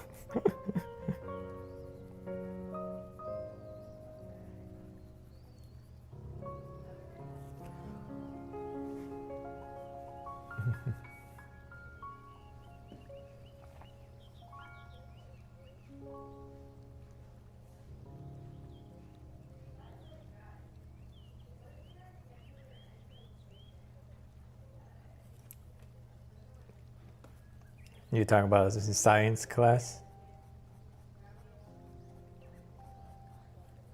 You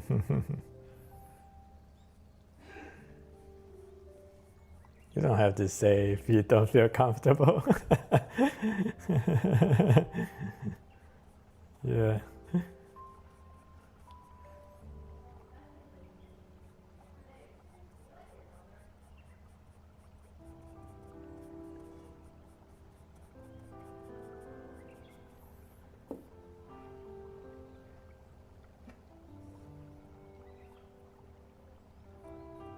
That's good.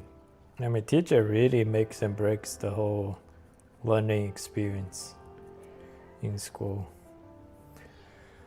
So it's good you have good teachers.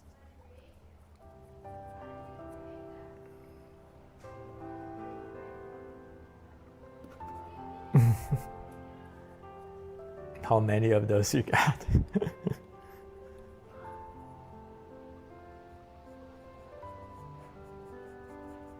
Oh, that's very similar. Very similar to my daughter's experience.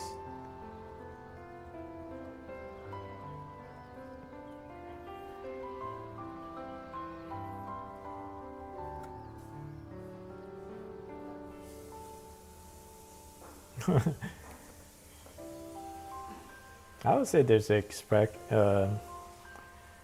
exception that my cousin, who's also a high school history teacher, he takes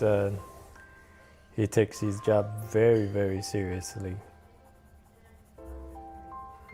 That's why he won so many teacher awards.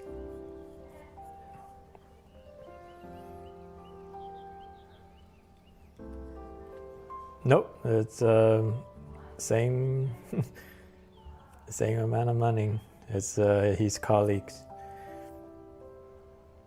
but he just get a lot of satisfaction from his students learn from him. So.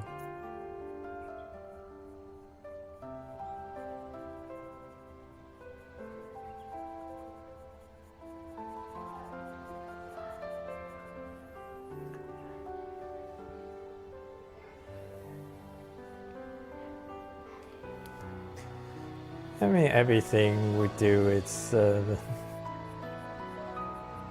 there is. I mean, it depends on what you believe about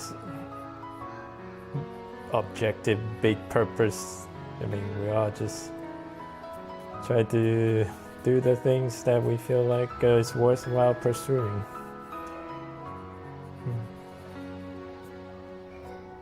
What is that noise?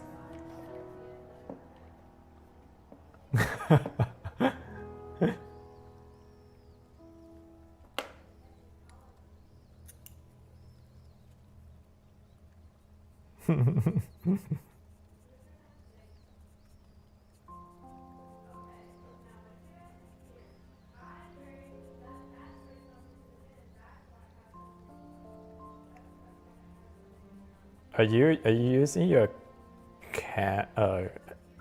phone filming you drawing right now? No, Kumi. Yeah, that probably very uncomfortable.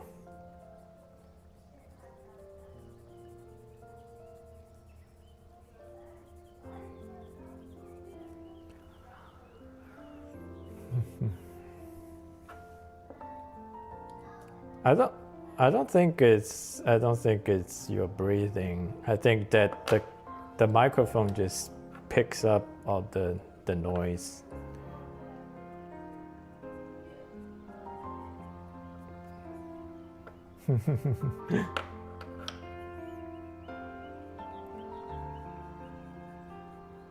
Bye.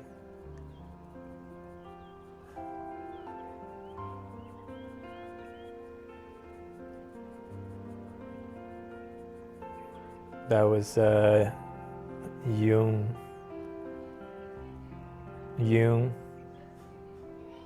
Oh, I thought you said bye bye.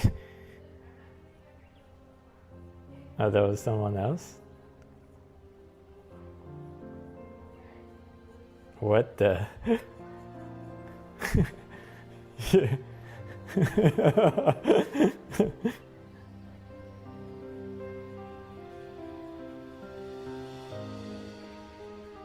Damn.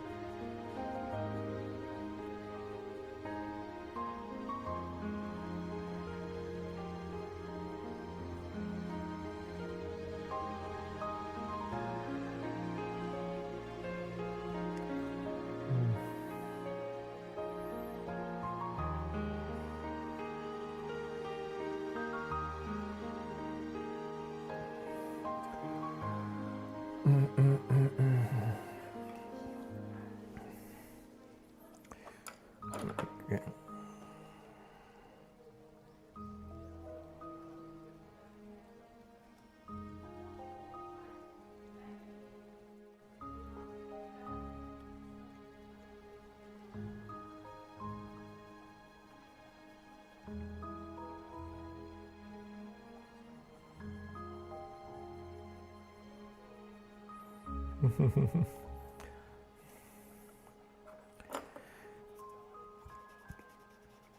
So, Kenan, are you joining, Jean?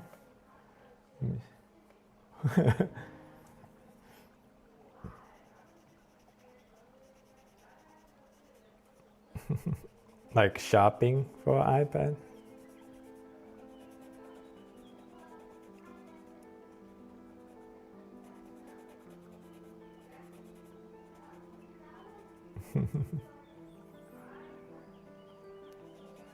Like, are you looking for like a used iPad?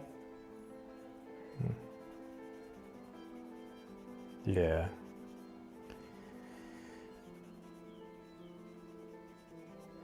But I do tell you, iPad's the longevity is not that great.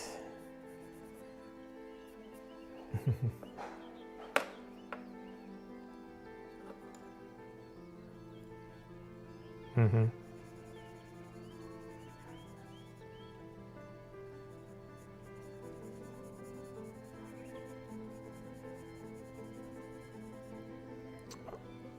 I mean, I'm using an iPad, so I mean, I've been using my iPad for many years. The thing is, I get the new one and it has a warranty. So if you get the one that's used, I'll just be careful.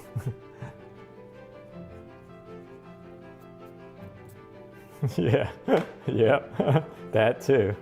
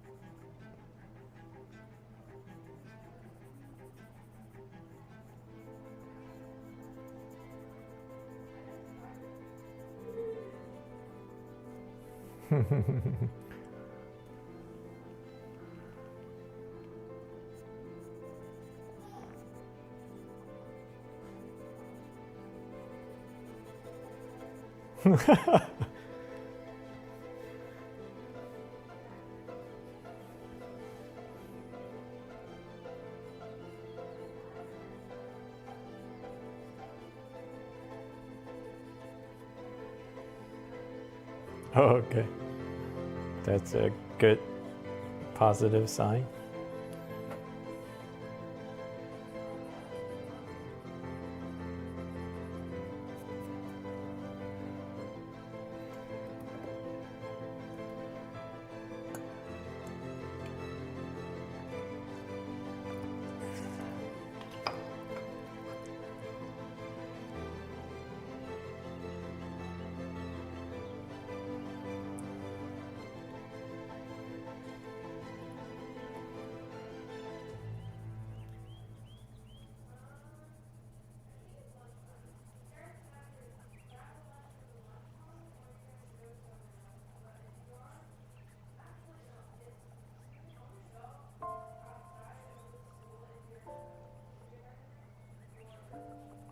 Yeah. Yeah.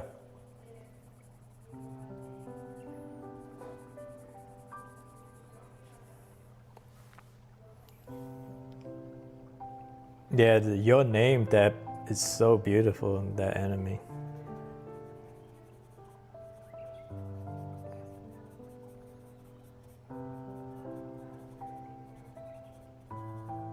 No, I mean there are some sus parts in that too, so I can not surprise me by saying the creator is not as wholesome.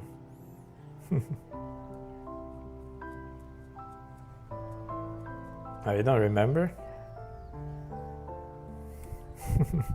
Should rewatch it.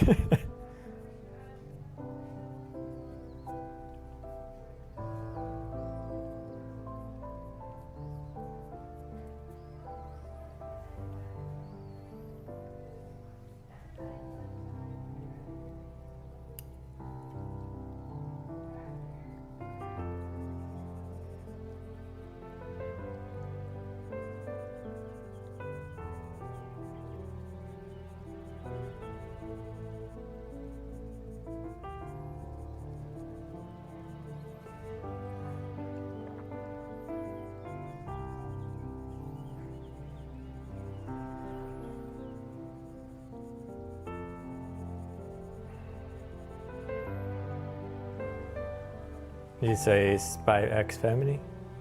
Spy Family? Yeah, I watched like the first 5-6 episodes. I thought it was pretty good, but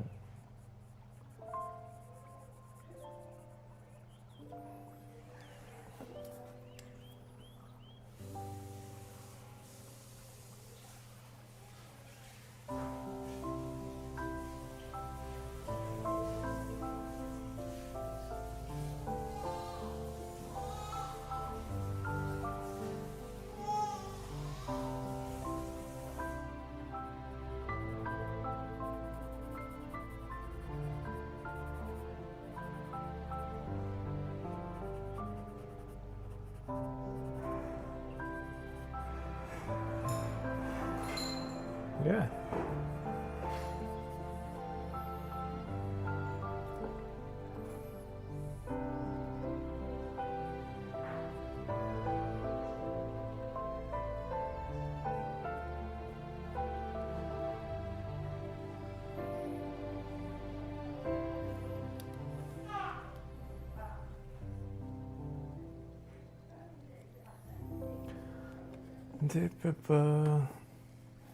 Did I miss anything in chat?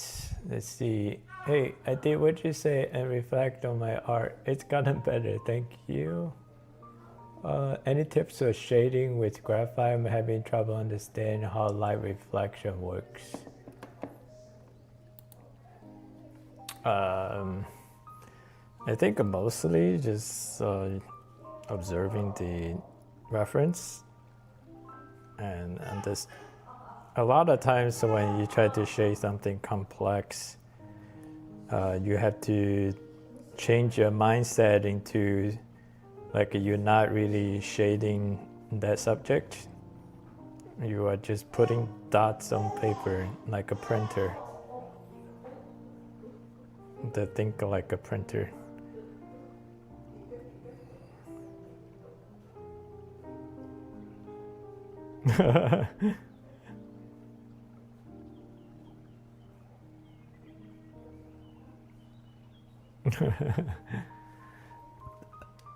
Yeah, that's on paper because that helps you observe the value shape better. So you're managing the different shades of areas.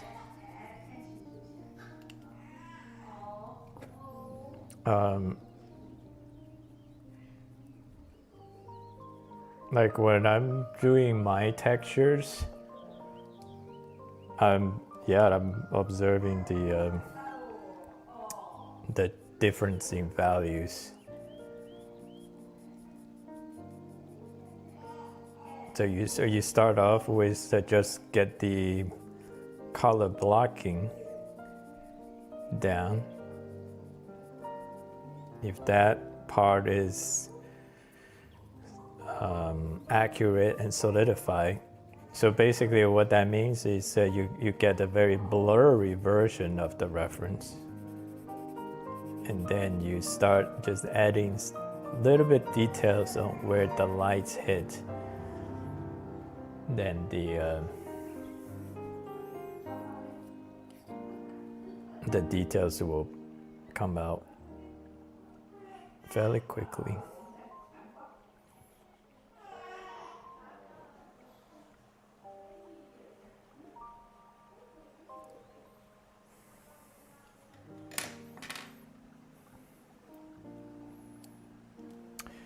Okay, it's gel pen time. Gel pen time. Gel pen time.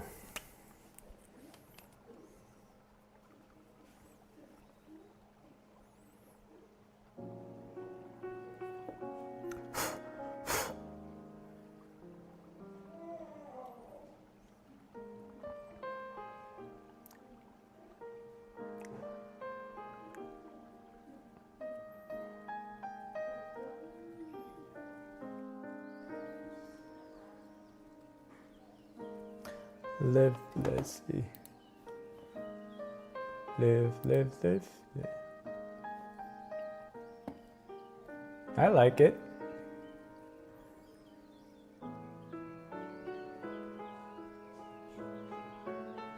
What do you see then?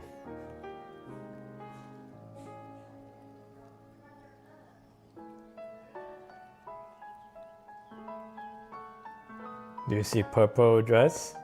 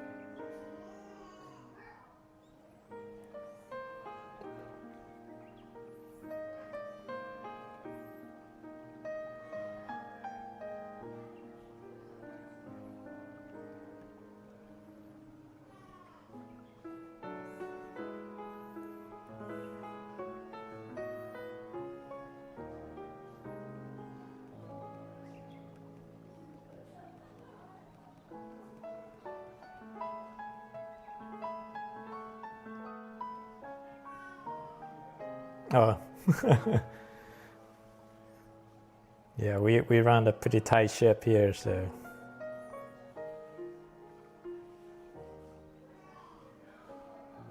I dropped the hammer. King John.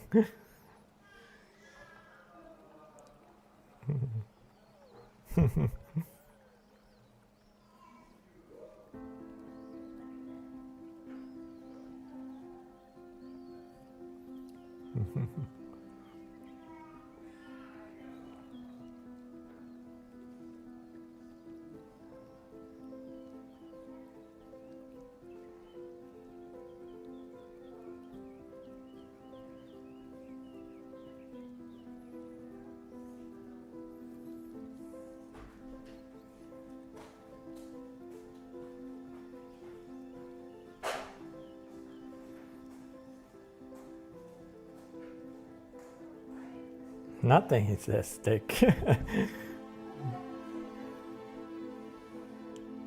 Yeah, you still can do that. I don't think there's anything that's preventing you from doing that.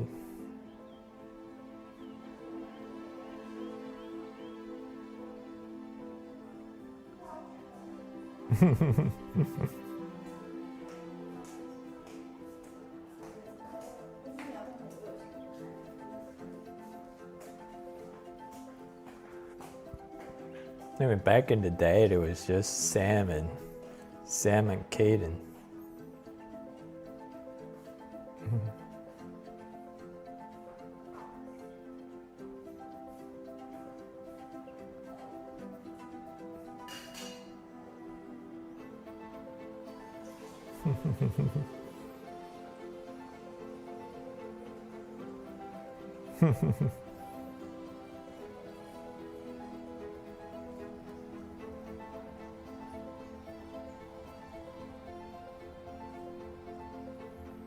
Yeah.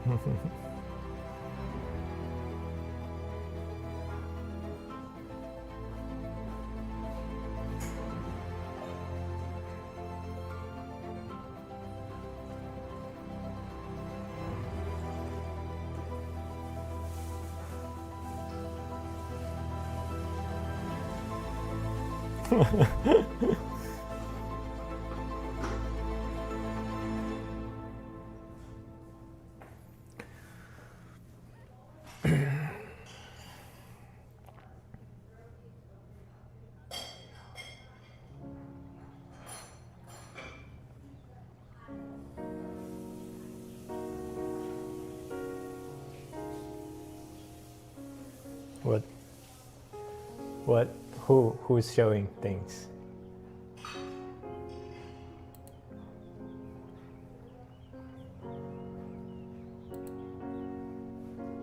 Oh, nice.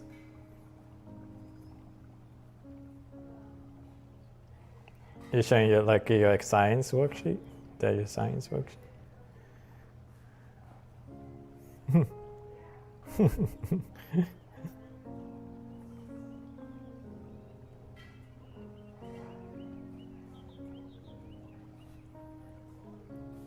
Yeah.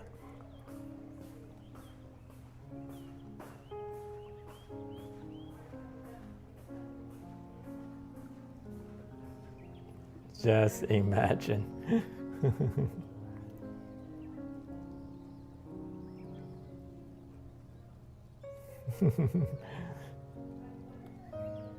Science in English.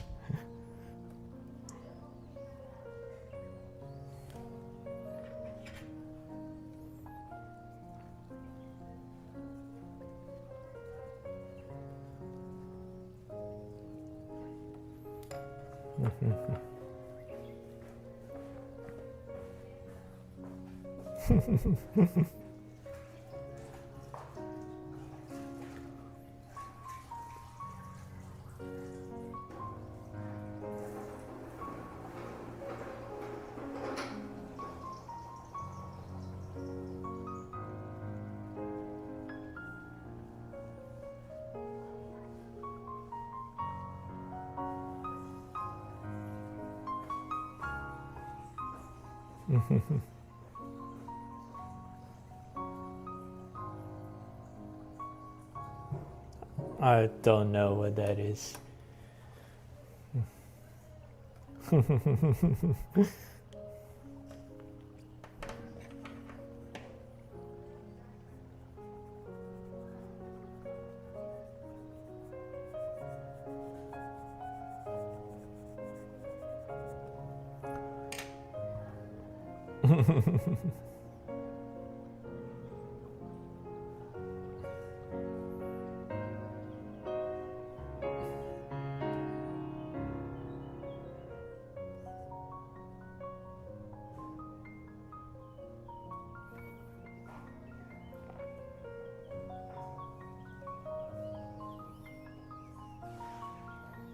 Wow.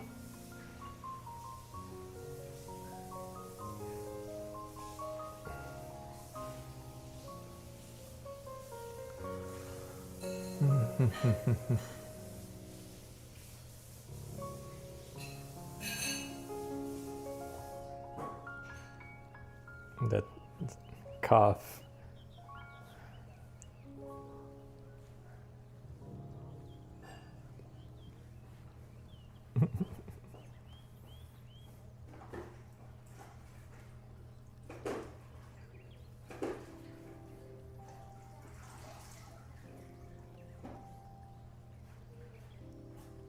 I don't hear you cough.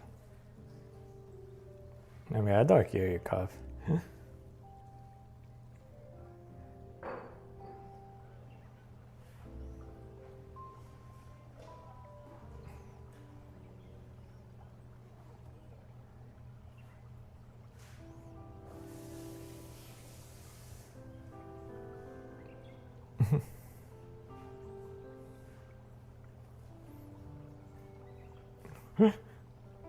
Corner.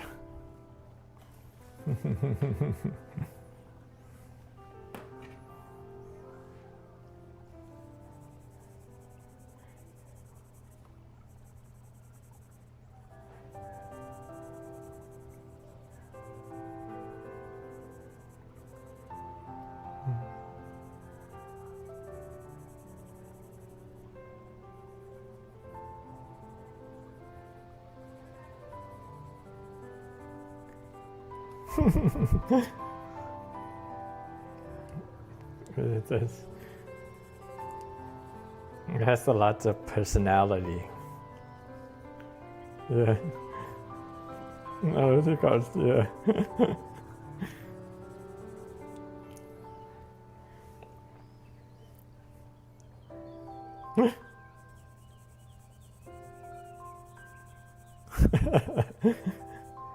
Oh. I mean a very sincere way. Yeah.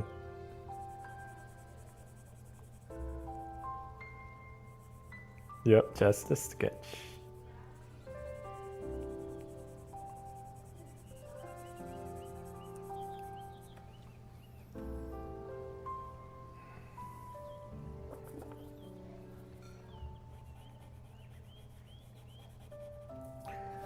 You go back to check chats.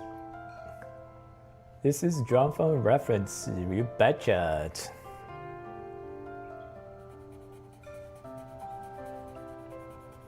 I would call myself an art guy if I didn't draw this from a reference. Yeah.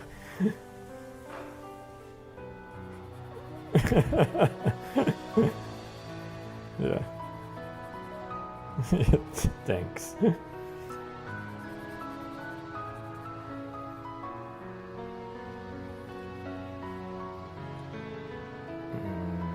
Okay, the head needs a little bit more detail.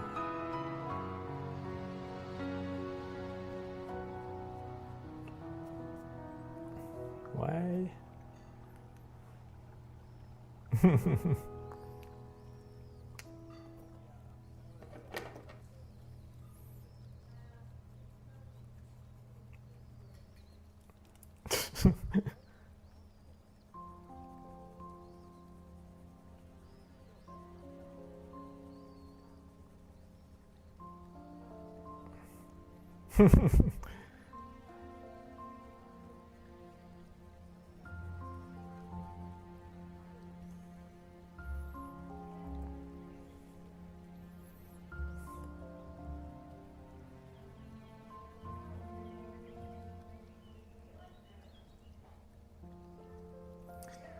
Melody, what made you get into arts? I have always been doing art since I was little. If you're asking what made me get into art recently, in recent years, I will say definitely one is aspire to create my own IP, to have my story. For YouTube, but basically just a marketing strategy.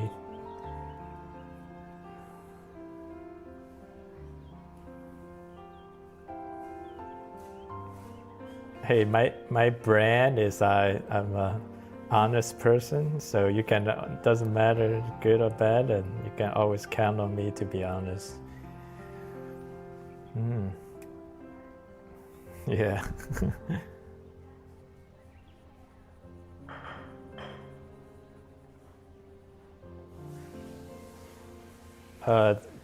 The very, very good profit incentives is I don't have to I don't have to spend a lot of energy to make up lies about things. I can just speak freely.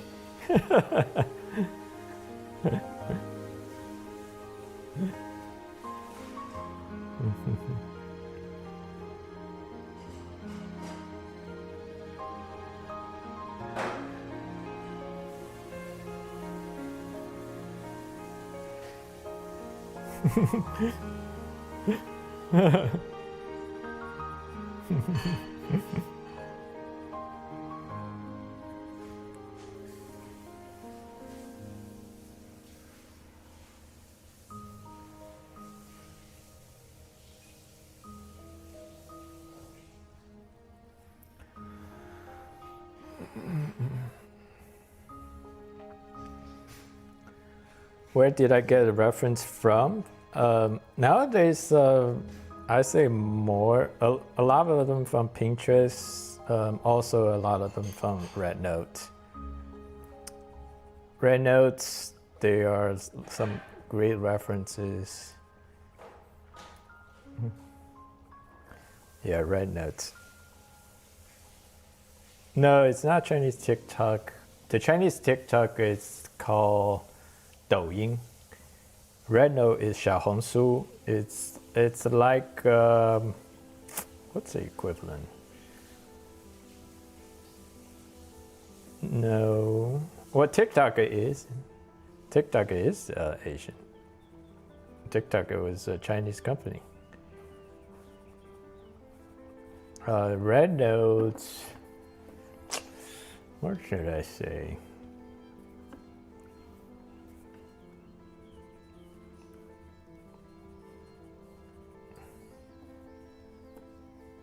You. It's you.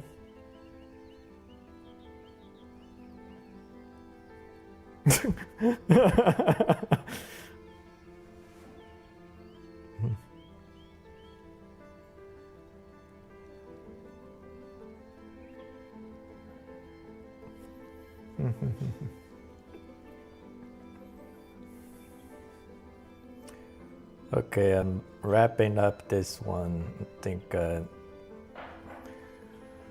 call it done. Just do a little bit more details on the serpent.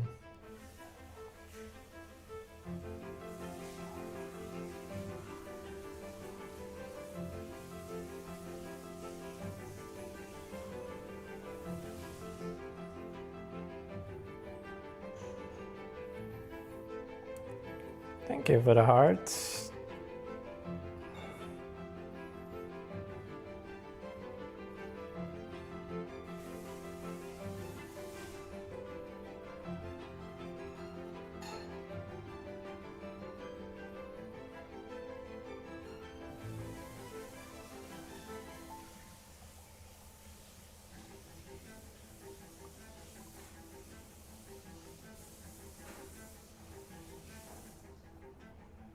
I think that's Kumi.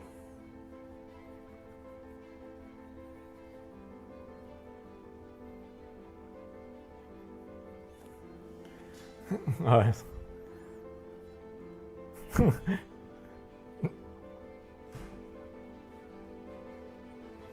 Did you mute? Did you mute?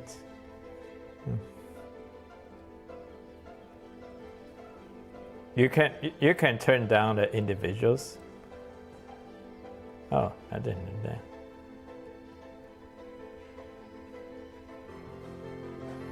Yeah.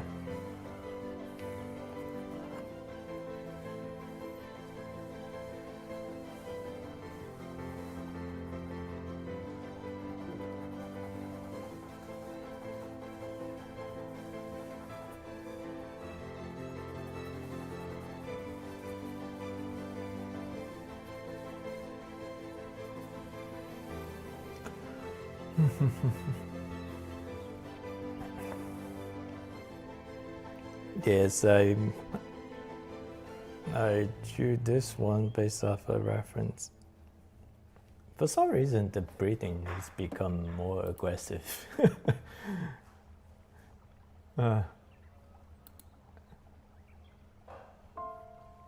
Oh, how do I do?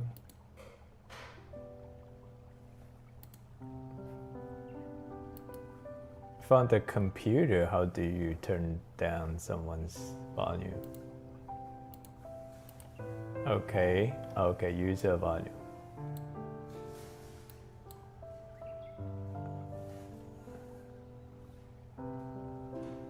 I did it, but it's still there, I guess. All the way down. Oh no, it's somebody else.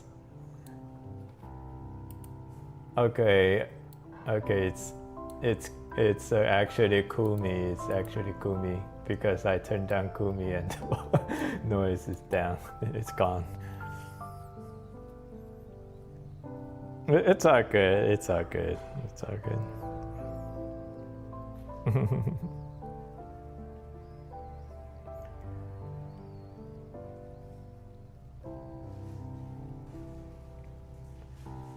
It's okay. No big deal.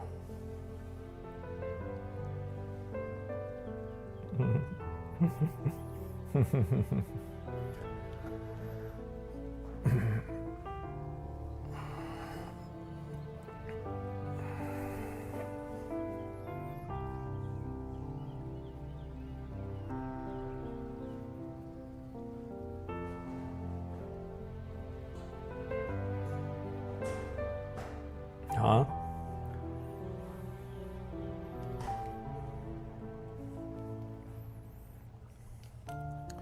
Okay, guys.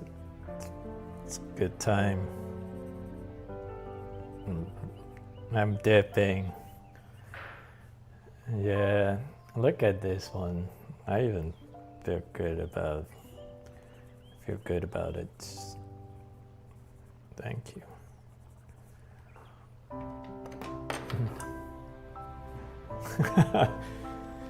Yep.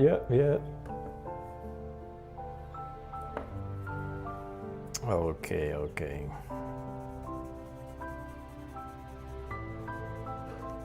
So Kenan, are you drawing? What?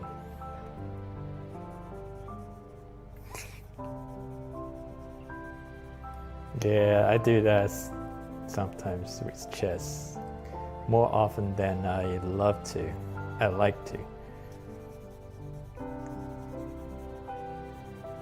Yeah. No, it's the same thing. It's just a game.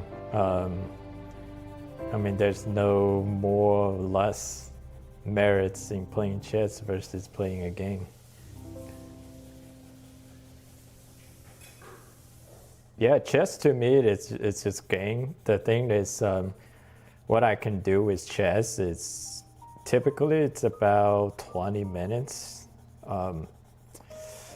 So like game, if you get on it, it's kind of like it will kill a large portion of time. But chess, I play rapid chess on chess.com, and you just set to 15 minutes with 10 seconds increment. Usually that lasts about 20 to 30 minutes. So it doesn't kill as much time, but it still kills a lot of time because I play multiple games throughout the day. So that's about an hour on average.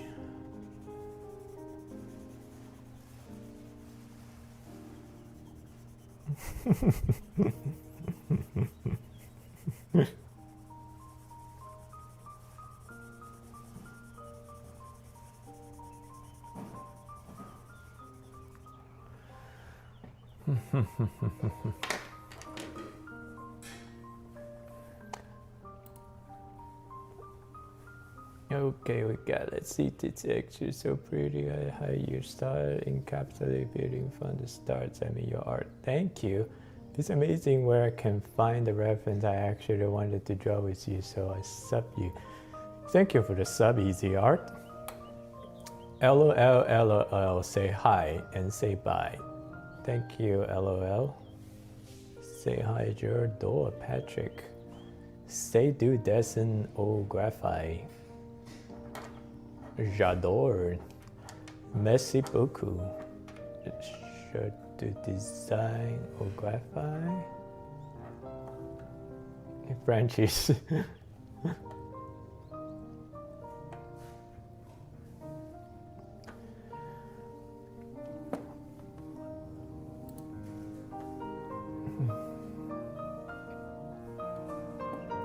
Okay, that's it for today. Thank you guys. Have a good one. Bye bye.